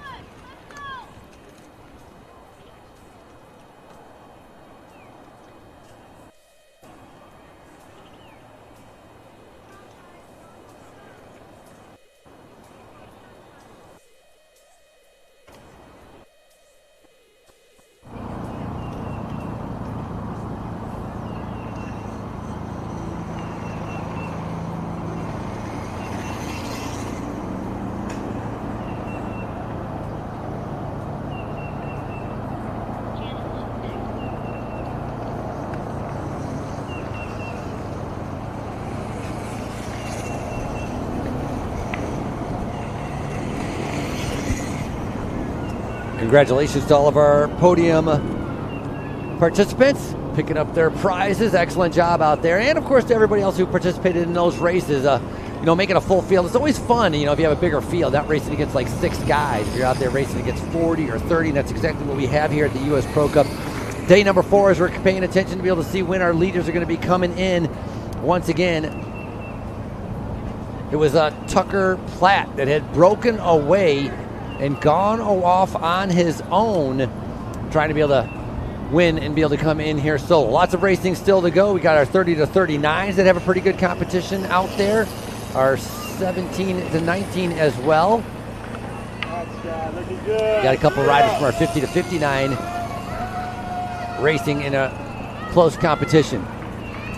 Oh, he's on the approach right now. It's going to be Tucker Platt making his way in. Here's your 2025 winner. Welcome him back. It's Donovan Racing, Tucker Platt. Time for Tucker Platt, 18:06 on that last one. So that's 3 seconds slower than what he did in the lap before when he had to try to be able to get rid of his compatriot. And I mean by that just the rider that he was riding with, which was Clayton Morrell. Now, Crew Melchor is going to be out there. There he is right there. Nice job, Clayton Morrell, finishing up in second. Excellent ride, Platt and Morrell. Now we had Melchor, who was in that group for a while, ended up getting dropped. Has he been able to hold on to third? And he has. Oh, what a sigh of release for Melchor as he comes across the line. So that's 1, 2, and 3 in our 15-16.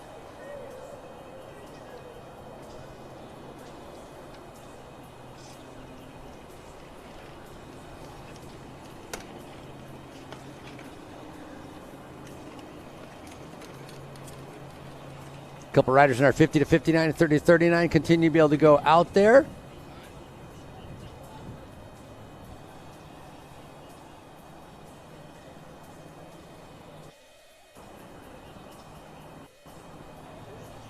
Good job, Bruce Miner coming through 50 to 59 as he's going to continue on. Benjamin Glenn is going to keep going as well. Now looking for Helvey to be coming in. Helvey, I talked about the rider that did an incredibly fast time, 15 seconds than anybody else last lap, and he moved up into 4th for Helvey. A great ride the lap before his last lap, and it paid off with a 4th place for the Midwest Devo rider.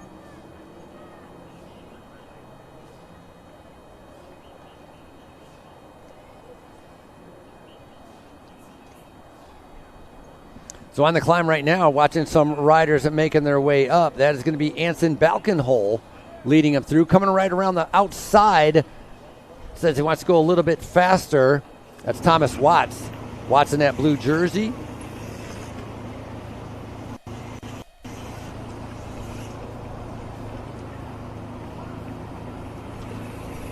I believe this next rider is going to be on the podium. Ryan Garcia. Give it up, Motor Mile Racing, putting him on the podium with the 5th place for Ryan Garcia.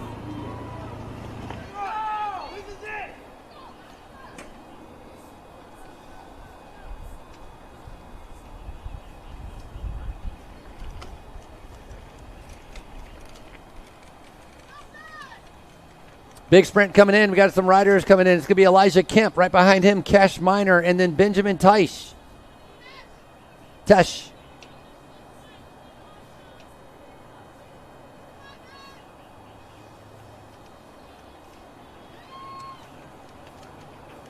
So Kemp, that'll be 6th. Miner 7th. Tesh 8th. Excellent ride.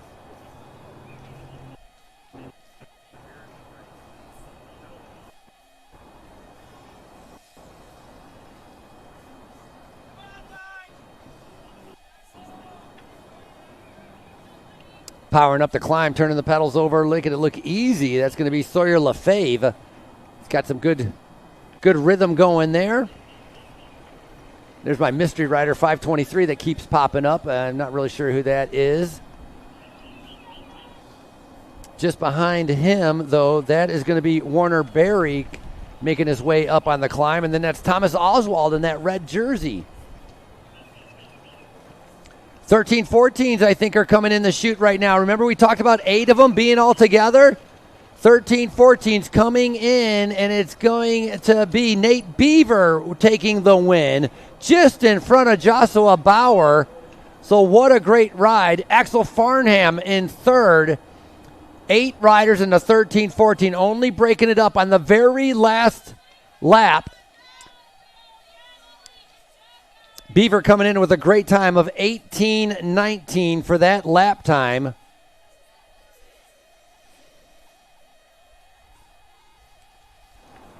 Third place unofficially Axel Farnham. Fourth place Leo Carlin. Fifth place for Weston Elkins. And then Flukinger finishing up in sixth, as I believe Henry Bobick unofficially is going to be seventh place on the day.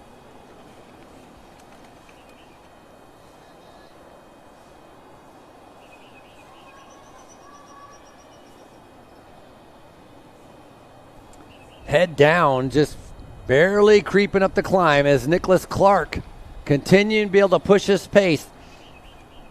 Rides like this can be mentally taxing because you're trying to force yourself to keep going and not to give up. Your legs have a little bit of a different idea for you, but Nicholas pushing through it, trying to be able to get to the top of the climb.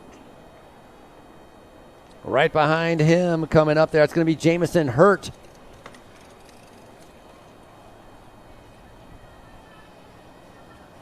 And then Stephen Blair.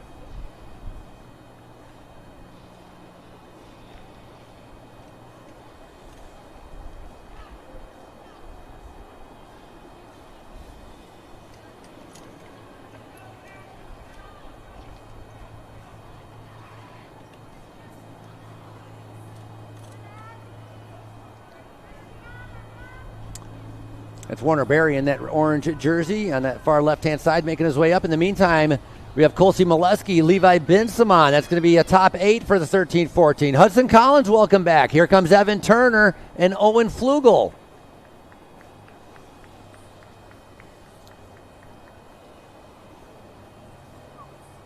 That's going to be Flugel coming across our line, and that Flugel, it will be unofficially, that'll be top 25. Remember, 60 riders starting off, and it's a top 25 for Flugel.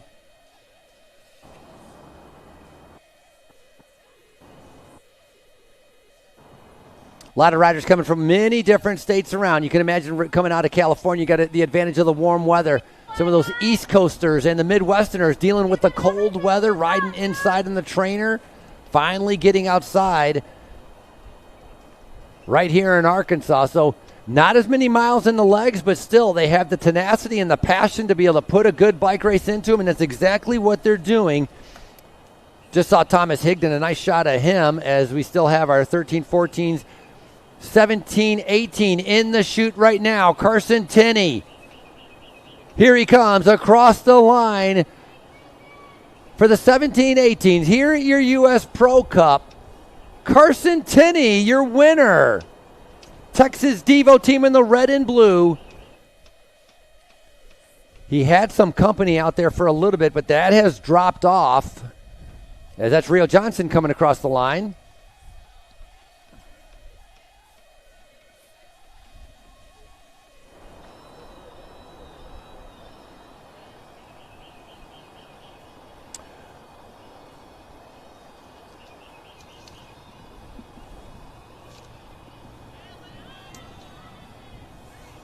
So once again, riders in our next wave, you are staging behind the officials tent on the inside of the course. Once again, on the inside of the course, riders in our next wave of races, you are staging behind the officials tent on the inside portion of the race course.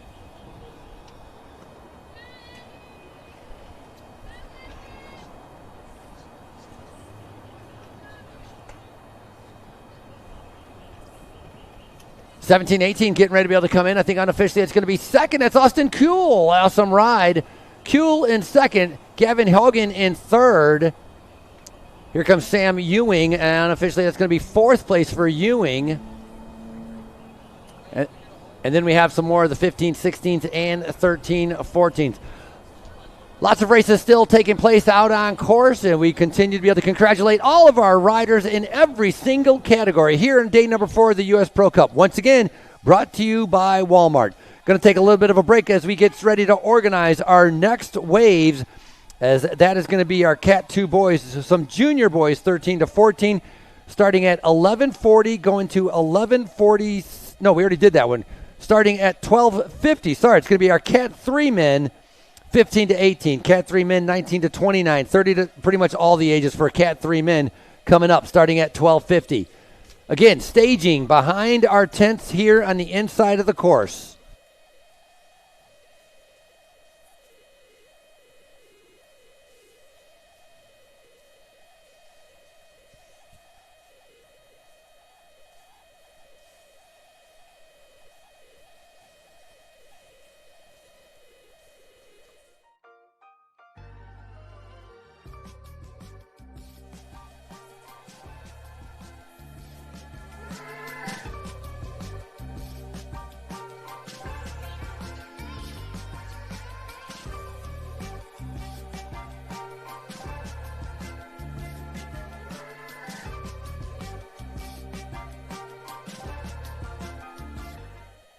Automotive has been serving Northwest Arkansas for over 75 years and just getting started.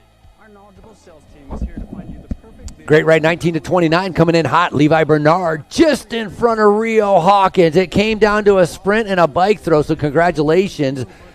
0.2 of a second separating our 19 to 29. Congratulations once again, Bernard and Hawkins. But both of you, we'll see you on the podium.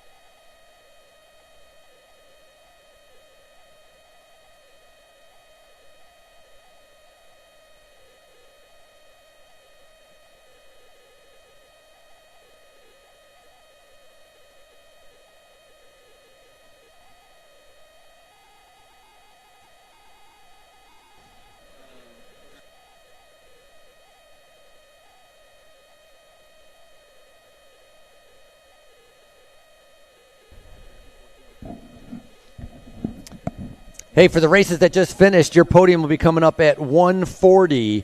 So in about a half hour, a little over a half hour. Head on over there at about 1:30 as our last waves are underway. We had our Cat 3 men's. The 15-18, we sent them off, the youngsters, as they're pretty good amount of racers in that group. And then we combined our 30 to 39 all the way up to 60 plus as they have taken off. They have 2 laps to go. When they come around, it's going to be Bell Lap with 1 lap to go. Pretty good selection of riders that are all out on course. In the meantime, we continue to welcome back many of our other riders, including the 50 to 59 and a 30 to 39 winner. I missed it because I was off helping out to get the starts going. Eric Salazar, congratulations, 30 to 39. Second place. Where does 50 to 59 first place? I'm not seeing it. I do see a second for Scott Hamilton. But we'll be able to figure that out and have our podium. Once again, 1:30. Head over to the podium. 1:30.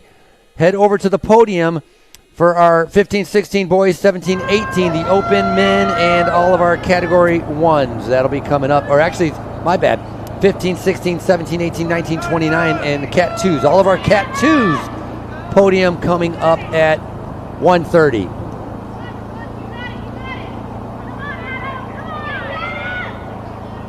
So our first group that we took off here was our 15 to 18. Again, category 3 riders. Stand in front of my camera. These are riders a little bit less experienced, haven't been racing very long, maybe haven't even been riding. A lot of riders, like over the last couple of years when I've been traveling around to many different events, discovering many riders just getting involved in bike racing during COVID or discovering it during COVID, and they decided to try bike racing. And so great to be able to see a lot of these people coming out here.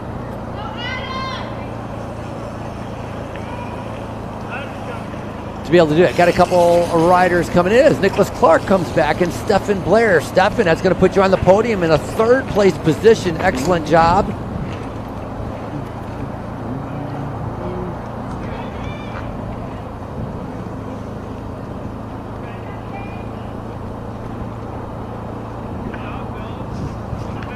See riders taking the B line instead of going up the A line. Earlier we saw the A line on some of our better juniors and just hitting those rocks and getting stumbled, having to clip out and having to be able to walk the rest of the way up. That's going to happen, of course, to anybody that ends up not having enough speed. That's part of the key. You got to have that momentum to get over those rocks. As that's Jameson Hurt coming in. Welcome back, Jameson.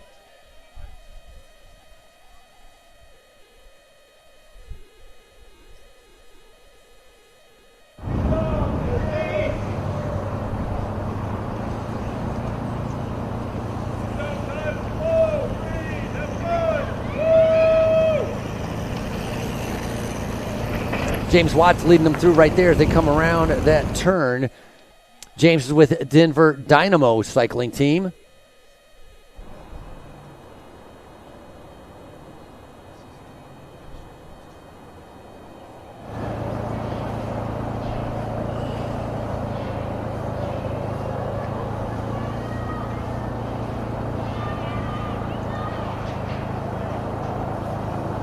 Justin Petty turning the pedals over in that green jersey.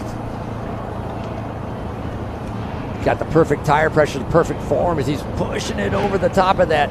Can't slow down. He took the A-line. No going around the long way for Petty as he decided to go straight up. Maybe it's not a bad idea to go straight up. Just hop off your bike and run up it and then hop back on. I mean, that's obviously an option to take the shorter route as well. So Petty going on the top. He's going to end up coming back down, and then of course, they're going to be heading over some of the tougher climbs as well because they still have to be able to tackle the experienced Fayetteville power climb.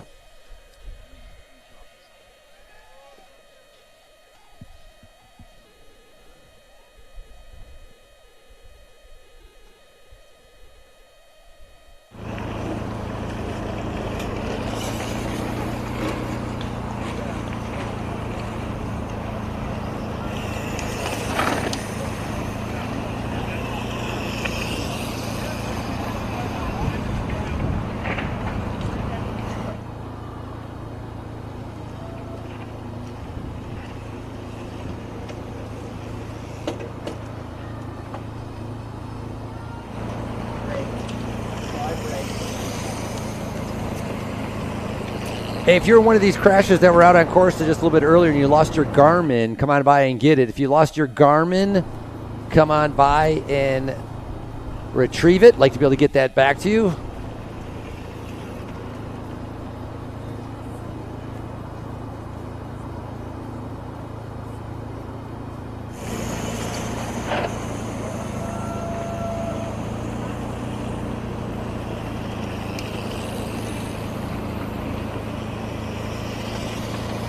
think that was Chess Jones, BMC Walmart coming through around that turn. Again, taking a little bit tentative, trying to be able to tackle the dirt and the dust that's going by.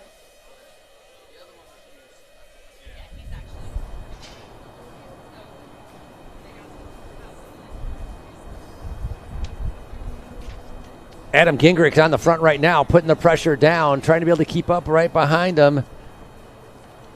789, I think that was Jerome Sartan. Now, Jerome is in the 50 to 59 category, and obviously opposite Adam Gingrich, 15 to 18 age group. So Adam Gingrich now on the top, trying to be able to get to the top of that climb.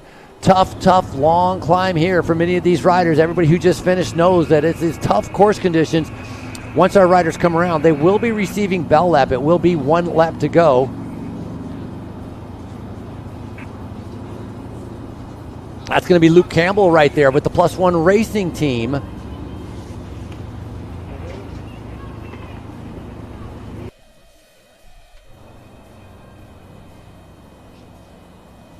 Luke Doggett right there. Nice shot at him as he's making his way up. Hub Youth Cycling. He's in that 15 to 18 age group as well.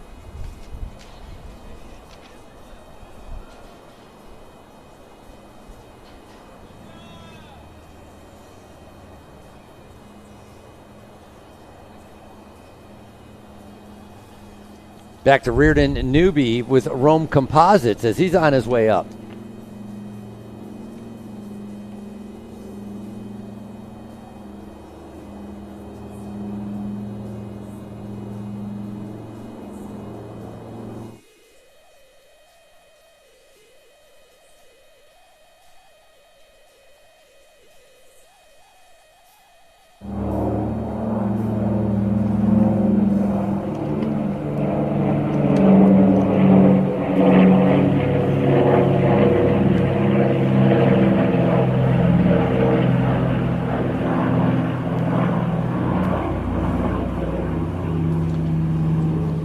Great shot right there, seeing our Adam Gingrich coming through on our screen. More riders continue to be able to finish up. Jason Proceda, welcome back. Excellent job.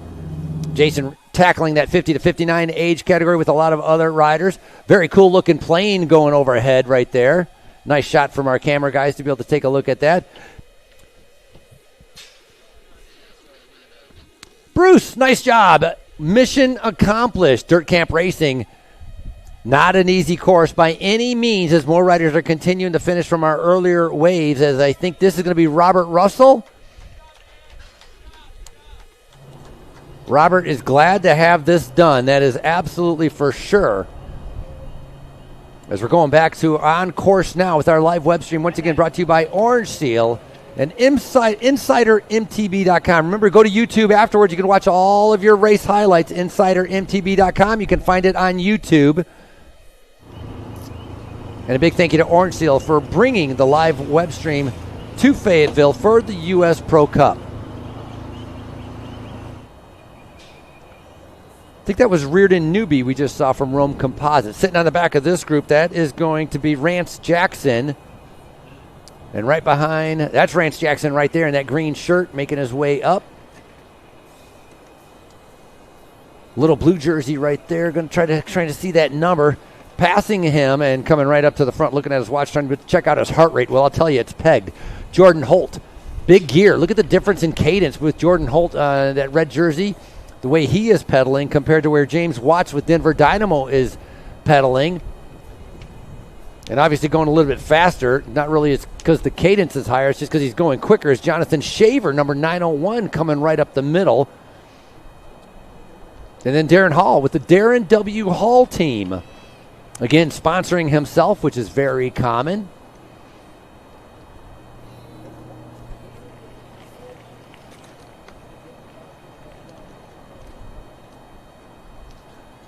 So what you just saw right there is a combination of 3 different categories, all ended up getting mixed in together. Again, the 15 to 18, 50 to 59, 40 to 49. A lot of different groups out on the course as they're making their way up, including Jeremy Sartain.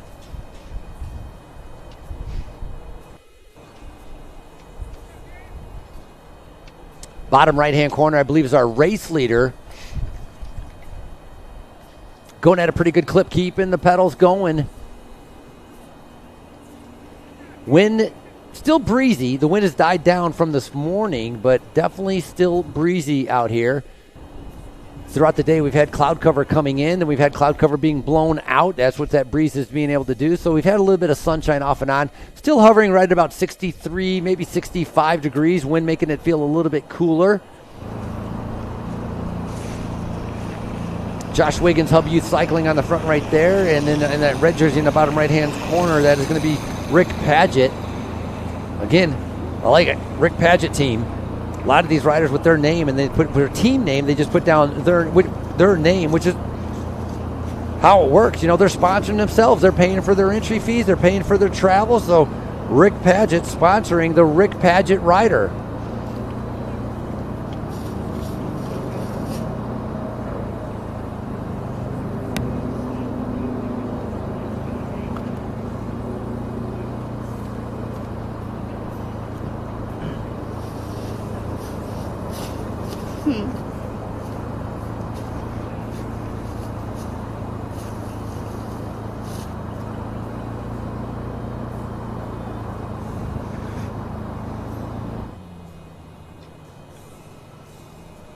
Looking like a flat tire. Man, we have seen that a bunch. That's Rick Padgett. That's who I was just talking about.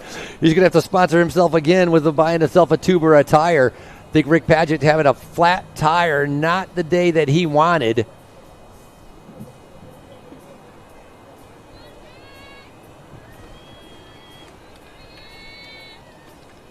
Jonathan Shaver on the front right there, leading them up that climb. As Ryan Barkstad makes his way in, one of our young 13 to 14 years old. Give him a big round of applause. Ryan finishing up. Excellent job, Ryan.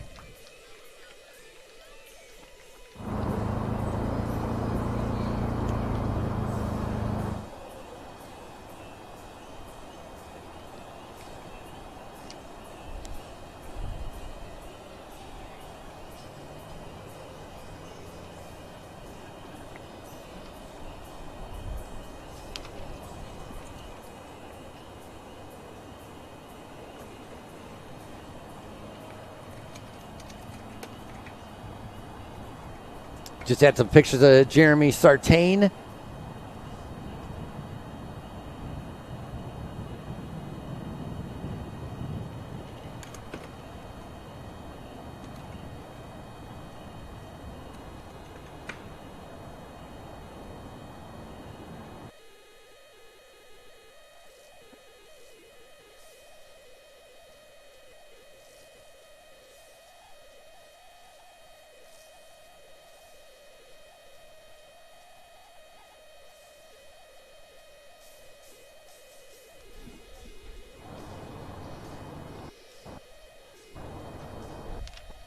Hub Youth Cycling, that's Joshua Wiggins. We just saw there in that blue and teal.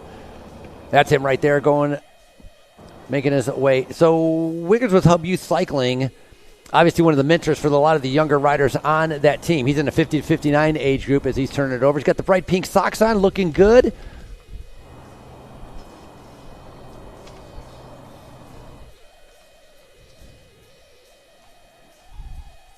Shifting our attention now to Jordan Holt, and then I think that's Jonathan Shaver, 50 to 59 age group as well. These 50 to 59 guys all around each other. And there's not a lot of a big gap between them. Darren Hall, part of that as well.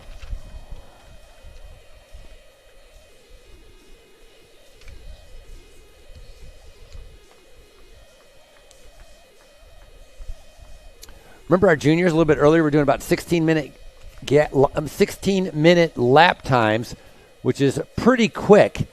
And so 3.7 miles around, going to be interesting to see, like these guys. Obviously, Category 3s, a little bit newer to cycling, not going to have the form and the fitness. So I think they're going to be more about maybe around 20, I'm going to guess maybe almost 25 minutes for their lap. It's going to be a pretty big difference is waiting for them to be able to come around. When they do come around, they will be seeing one lap to go.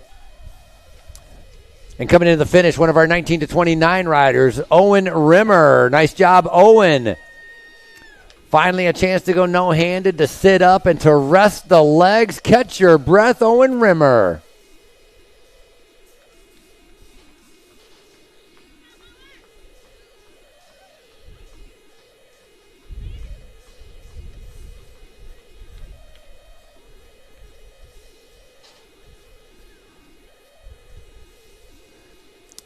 Nice shot of James Watts going through.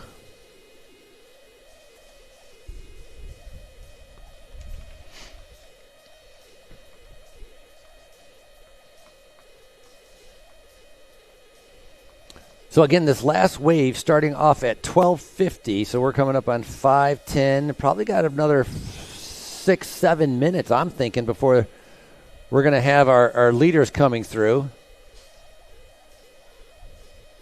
I'm guessing another 5 minutes. They could surprise me. They could be having the legs that are very unexpected, and if they do, they'll be moving out of that Cat 3 position relatively soon.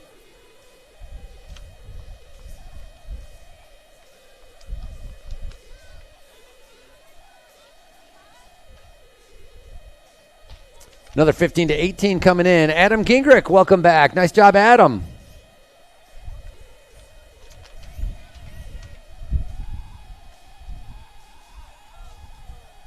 Okay, that's a Cat 3. Adam Gingrich's a Cat 3, so I didn't realize that. That's my fault. He has 1 lap to go. 1 lap to go. 1 lap to go for Adam. So that's a leader in the 15-18. 18:29, so he beat my 20-minute estimate. That's absolutely for sure. 18:29 for Adam Gingrich as he comes through, leading him through.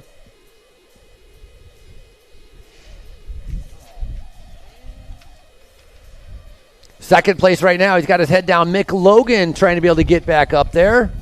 Logan, you're 30 seconds down. 30 seconds down.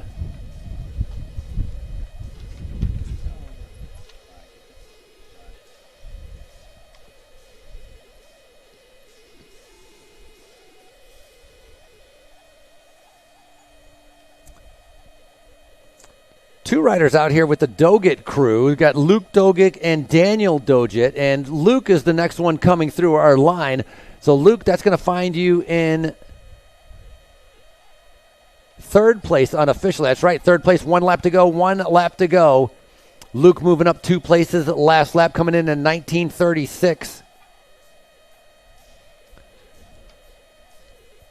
So these are our 15-18. Remember, 60, was it? No.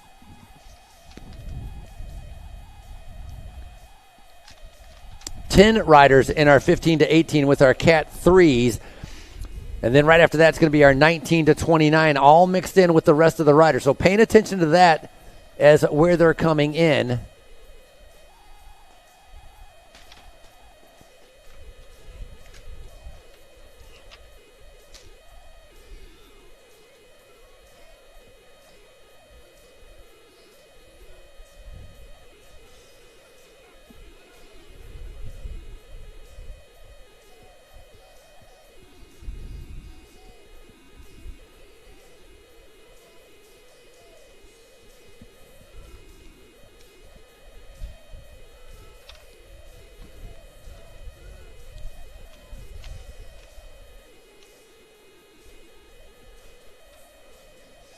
Hub Youth Cycling, that's Daniel Doggett. He's in that 15-18 group. His brother came through already earlier, and this is going to be, I believe, Rnd.2 newbie in that 15-18. Getting a little food, fueling up. Currently sitting 4th place. That's a podium ride for you. Got to keep it up going as he's coming through with a 21-minute lap. Rome Composites as Rnd.2 newbie comes through, currently sitting in 4th.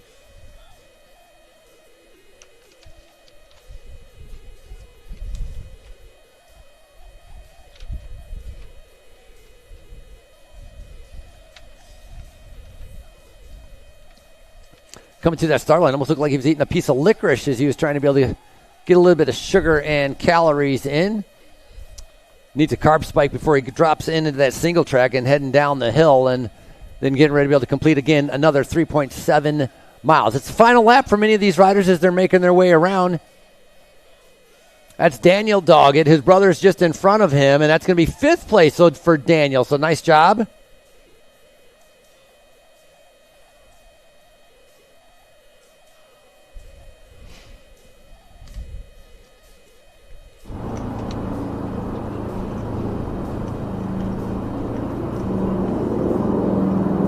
That's your leader on the bottom right-hand side of the screen, Adam Gingrich. He's making his way up. Riding for Cycle X, taking that A-line, not having to worry about taking the long way around, going the most direct path as possible. Trying to be able to chase him is Mick Logan. Now, last lap, Mick Logan was about 30 seconds back, and I tell you, when you get onto the climbs, it's very deceiving because you seem like you're a little bit closer, but that once the rider gets to the top, that gap tends to expand back out. So again, Logan sitting about 30 seconds back on first place. So unofficially, this could be first place for 40-49. He's going to have one lap to go, but he's in the lead right now. It's going to be Albert Tarahay. And look at Tarahay getting down low, getting arrow, coming across the line. It's going to be one to go. And that's first place right now on the road as Tarahay comes through. Excellent ride. Again, Tarahay sponsoring himself. That's his team name, is his name.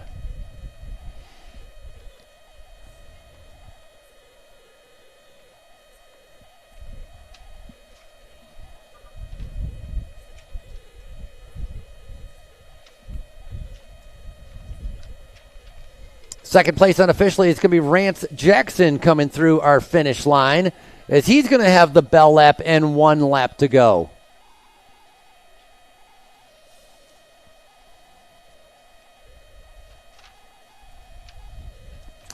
Rance, you're in second place right now. Nice job out there. I think it's about a 20-second gap is what I'm guesstimating.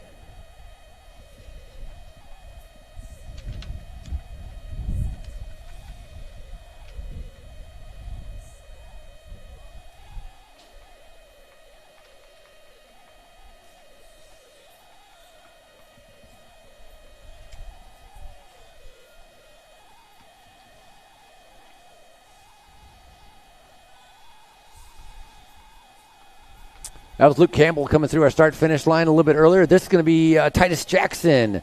Keep going, Titus. That is going to put you in 7th place right now, Buffalo Devo team.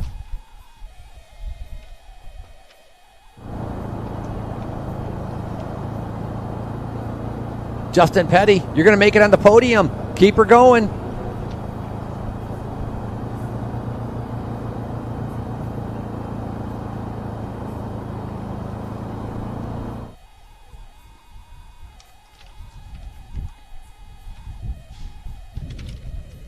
Keep going. Bennett Harris doing fantastic. Jonathan Shaver's getting ready to come down the chute. You can see them all coming down the hill. Shaver, Holt, and Hall.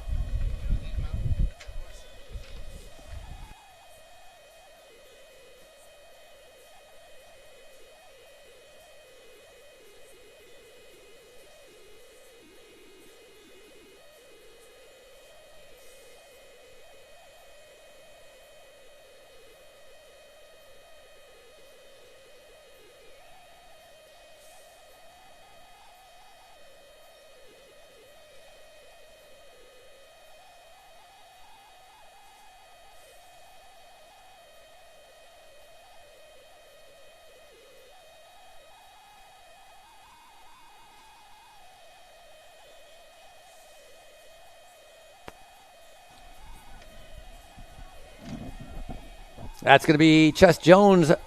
Keep her going, Chess. Number 1. That's right. He's winning our 60-plus division. He's making his way around. It's going to be one lap to go. Chess riding for BMC Walmart. Excellent job out there.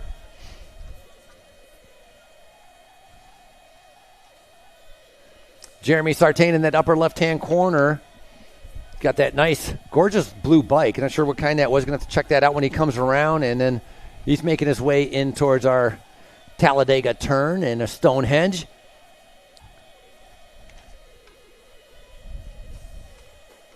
I think on the bottom of the blue and orange, that's going to be, it's 823. I was going to go 723. So that's Chess Jones we were talking about. So Chess just came by. He's leading our 60-plus, doing a fantastic job as he drops in. Leader Adam Gingrich in the upper left-hand corner, 15-18, number 1 in our Cat 3 race right now. Coming through, that's Jeremy Sartain, 3rd place right now in our 50-59.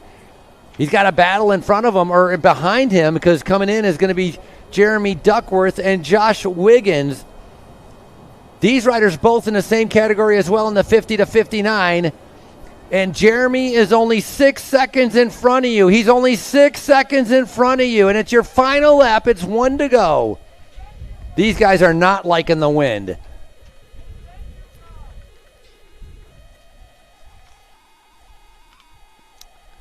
Nice shot of Jeremy Sartain, pumping it around. He's got that knee wrap on. He's all buckled down, not giving up, enjoying the mountain bike course out here. And that's going to be James Watts through our finish line, one of our young riders.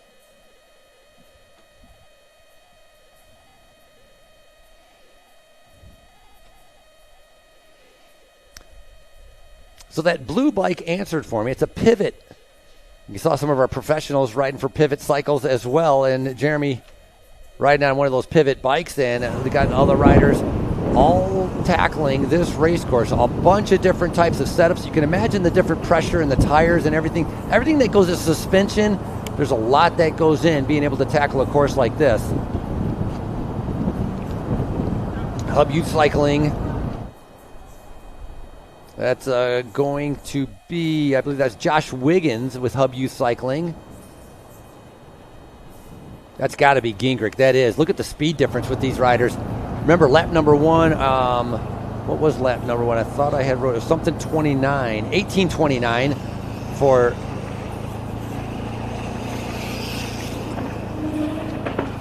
Gingrich. Going to be able to see if he can break that on his final lap. There he is right there out of the saddle, riding for Cycle X, making his way the last time, the final time, going straight up your Experience Fayetteville Power Climb.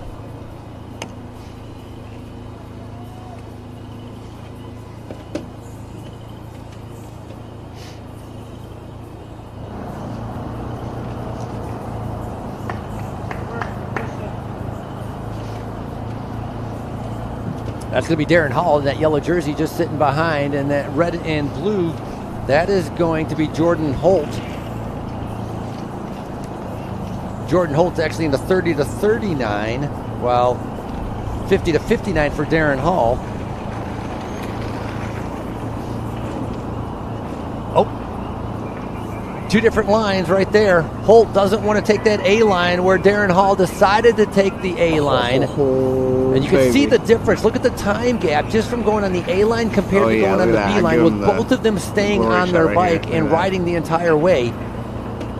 Hall finds himself probably with a 6-second lead. You can see him going around there. There's Hall. There's somebody right in between there. And then there's the red and blue of Jordan Holt a little bit further back.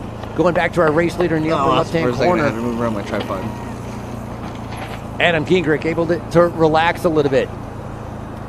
Deciding how much he wants to test himself, how much does he want to push himself. Not concerned about the time, but more concerned about making sure he stays upright to cross the line in first. Julian, 1 lap to go for Julian Schroer in our 50 to 59. Excellent job.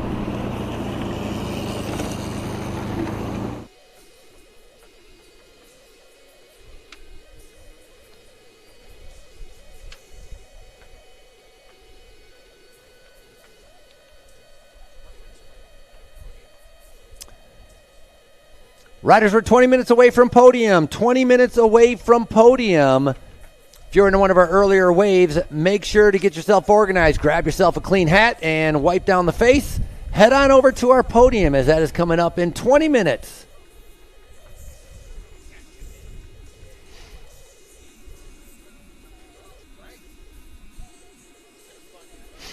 Julian Schroer doing a fantastic job. Look at him. It's all smiles as he's going around these berms as he's tackling this dirt, enjoying this mountain bike race immensely.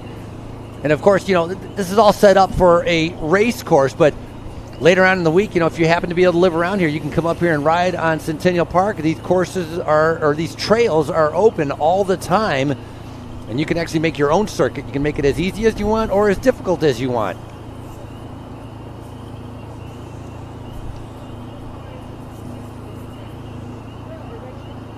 I believe this is Luke Doggett, which is currently sitting out there, is third position on the road. Oh, sorry, that's Daniel Doggett. He's currently fifth out there on the road. Upper left-hand corner, that's going to be Chris Lindsay, 50 to 59 age group.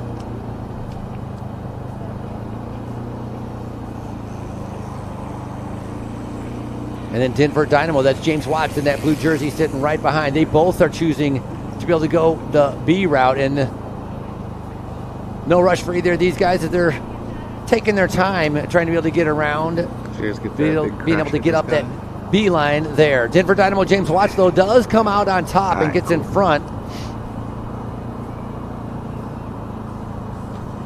And that's going to be Chess Jones in that orange with that BMC Walmart team.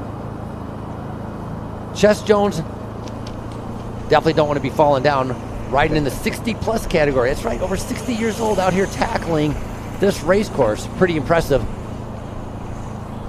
Normally you'd be able to flow through certain sections, you'd be able to rest during certain sections, but because of this wind, every time you come up to the plateau, you get just blown backwards because it's such a big headwind.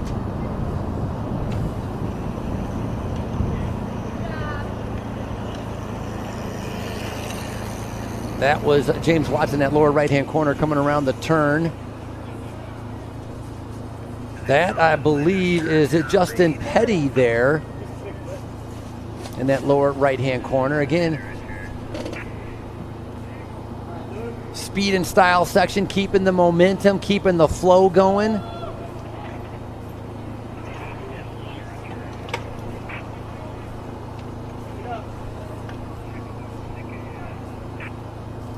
Now hitting the lower base of the climb, that's going to be Rance Jackson. Now Rance currently sitting second in his 40 to 49 age group.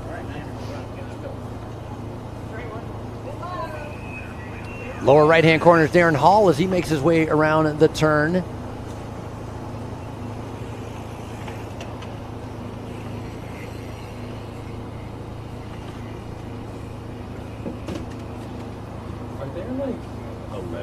This is going to be Reardon Newby in the orange and blue.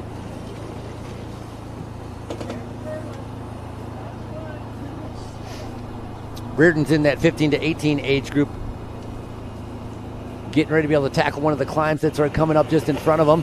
See the bottom right-hand corner as that's going to be Jordan Holt tackling the Orange Seal Moto corner. That's the dry and dusty, very slippery section on the race course. That's probably the most dangerous part of the course.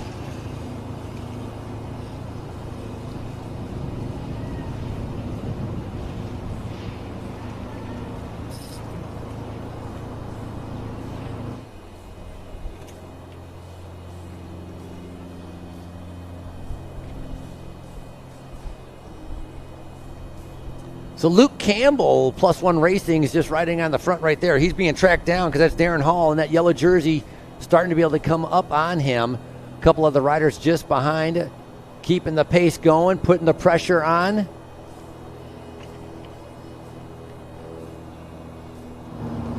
Jonathan Shaver getting ready to be able to make the pass, coming by Titus Jackson from the Buffalo Devo team. Now Titus in the 15 to 18, Shaver in that 50 to 59. Titus needs to get on that wheel, try to be able to take advantage of trying to be able to stay in that draft.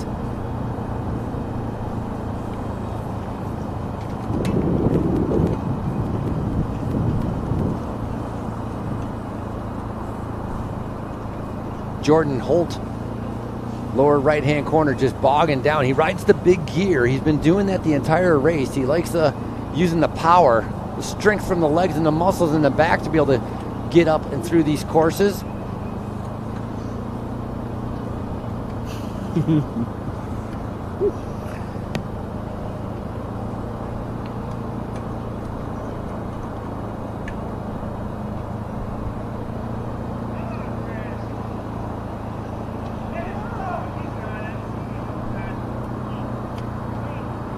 823 is Chess Jones from BMC Walmart. That's different than what I saw with the rider that had fallen over earlier, as Chris Lindsay right there in the blue and pink is coming through.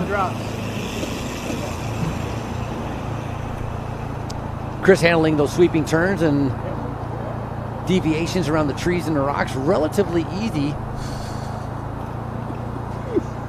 Kind of enjoying the coasting part of the course probably more than the pedaling part of the course. Now moving on to Bennett Harris here in that black jersey. He's got a rider right in front of him. He's trying to be able to track down. Bennett's part of that 15 to 18 age group.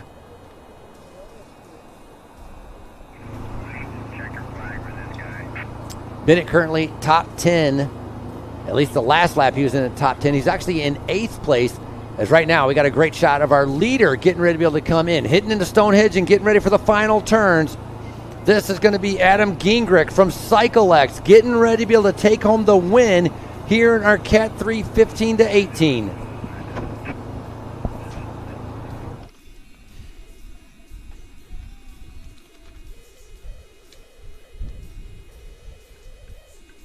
That's going to be Mick Logan. Unofficially, he was second out on course there. And Gingrich coming in with the win. 19:22 is his next lap. So it's about almost 1 minute slower than the lap before. But the main part that counts is that he crossed the line first. And it's a gold medal ride for Adam Gingrich. Now waiting how much time is going to be in between second place with Mick Logan. That's what they were worried about. Logan was second the lap before. He's maintained his second place position.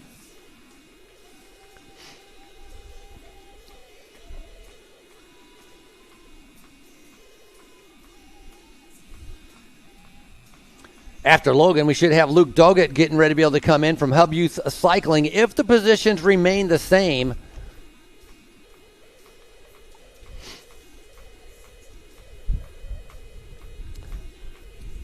Final turn, getting ready to come around the Talladega turn. That's the name of it. On the downhill, onto the tarmac, and onto the cement. Finally a chance to be able to coast and enjoy the celebration. Second place on the day, Mick Logan.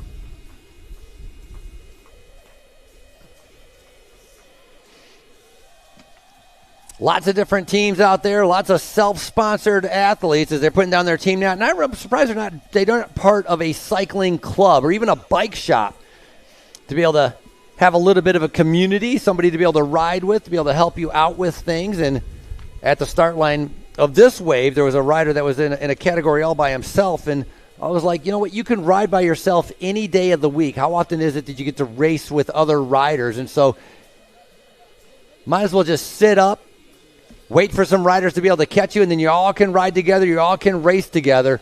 And that's exactly what he did. One of our 15-18s coming in. This is going to be Luke Doggett. He's third place, and he holds on to it.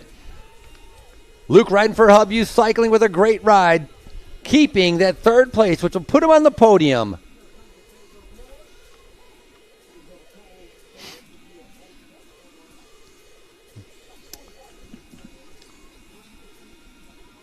So once again, Podium, 5 minutes out. Podium coming up, 5 minutes out for Podium. I'm going to remain a little bit more quiet so they can do the podium and riders can enjoy receiving their awards. And once in a while, I'll chime in once we get some of our category winners as they get ready to come across the line, completing their 2 laps here at our U.S. Pro Cup.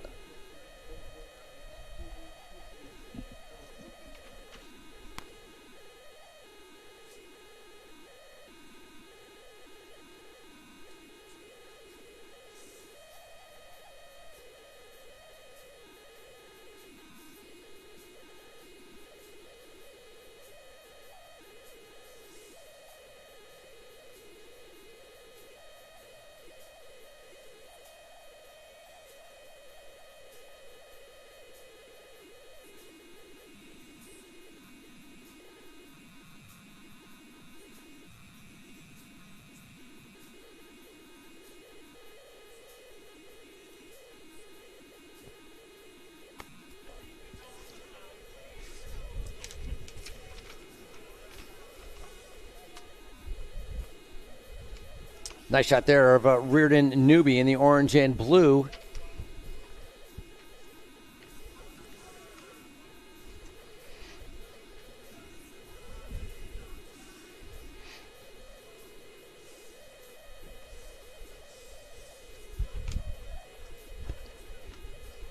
Reardon must have moved up a few spots if he's getting ready to come into the finish, because I didn't even have him in top 5 last lap.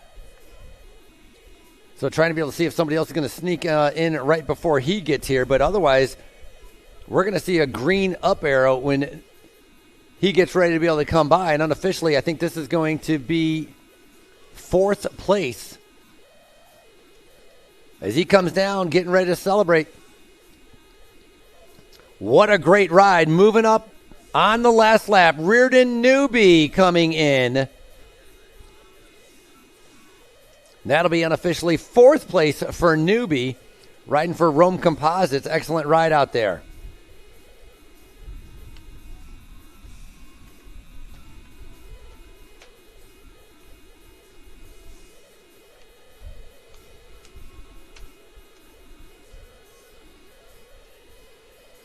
Hub U Cycling and the brother. I think it's going to be Daniel Doggett not there.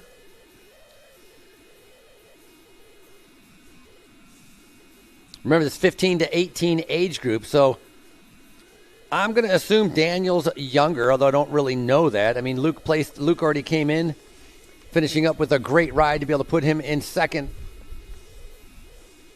No, it's for 3rd place for Luke, and this is going to be Daniel making his way around, getting ready to be able to come on down and be able to celebrate his finish.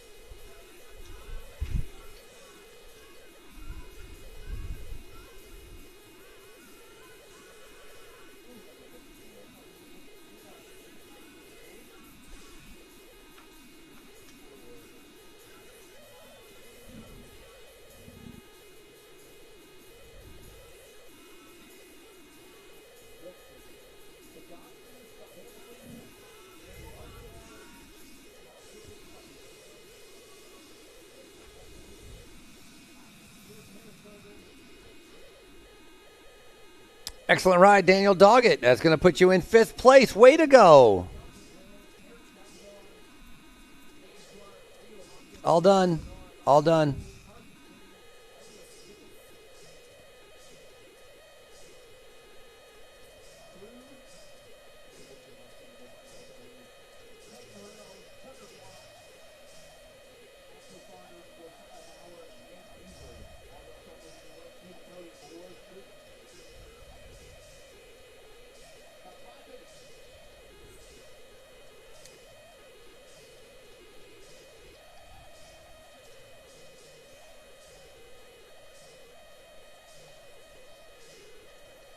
In the final chutes right now, getting ready to be our winner, the 40 to 49.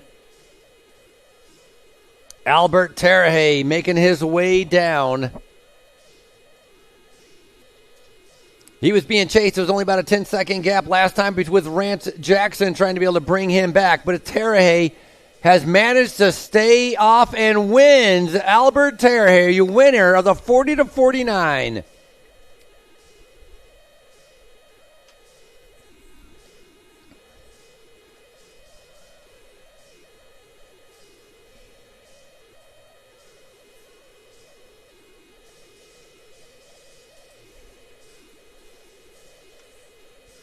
One thing's for sure, Rance Jackson now in the chute. He was second for a while. He remains in second, and now he's making his way around.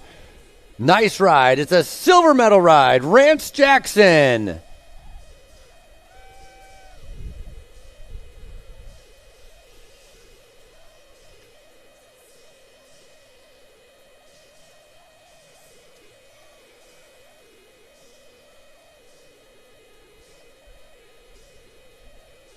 Taking a look there right of Justin Petty as he's riding, turning those pedals over, battling through that wind.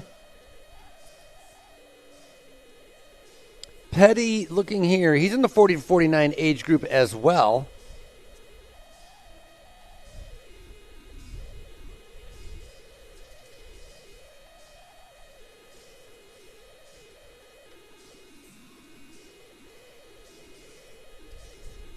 So one thing to keep in mind, we got the 50 to 59, and we do have a rider in the 60-plus that are out there racing.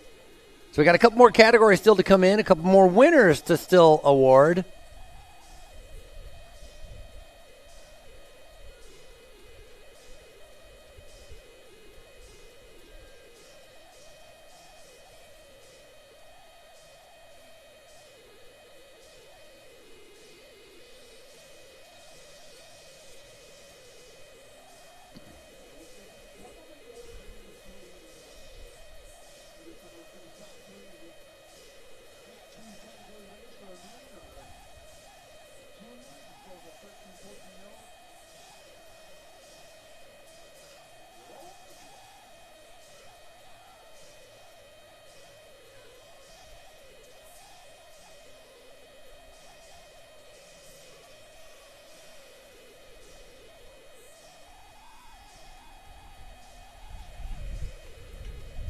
That's unofficially going to be third. Excellent job. That's going to be Justin Petty. We were just talking about him as he made his way up. Just behind him, there was another rider coming down. It's going to be Darren Hall. And Darren, right here, your winner in our 50 to 59 U.S. Pro Cup champion, Darren Hall.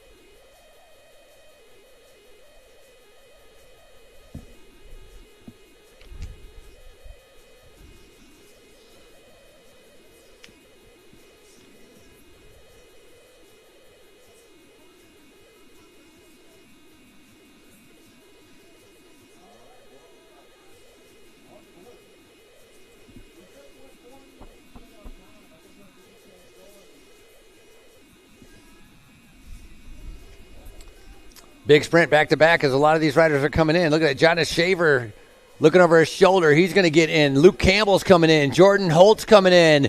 And look at this. Number one, Chess Jones. What an incredible ride. 60-plus.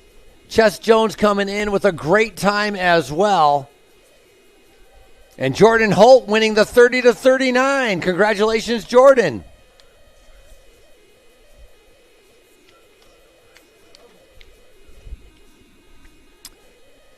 All right, as our racing continues, I'm going to take a pause as we're going to allow our podiums to take place.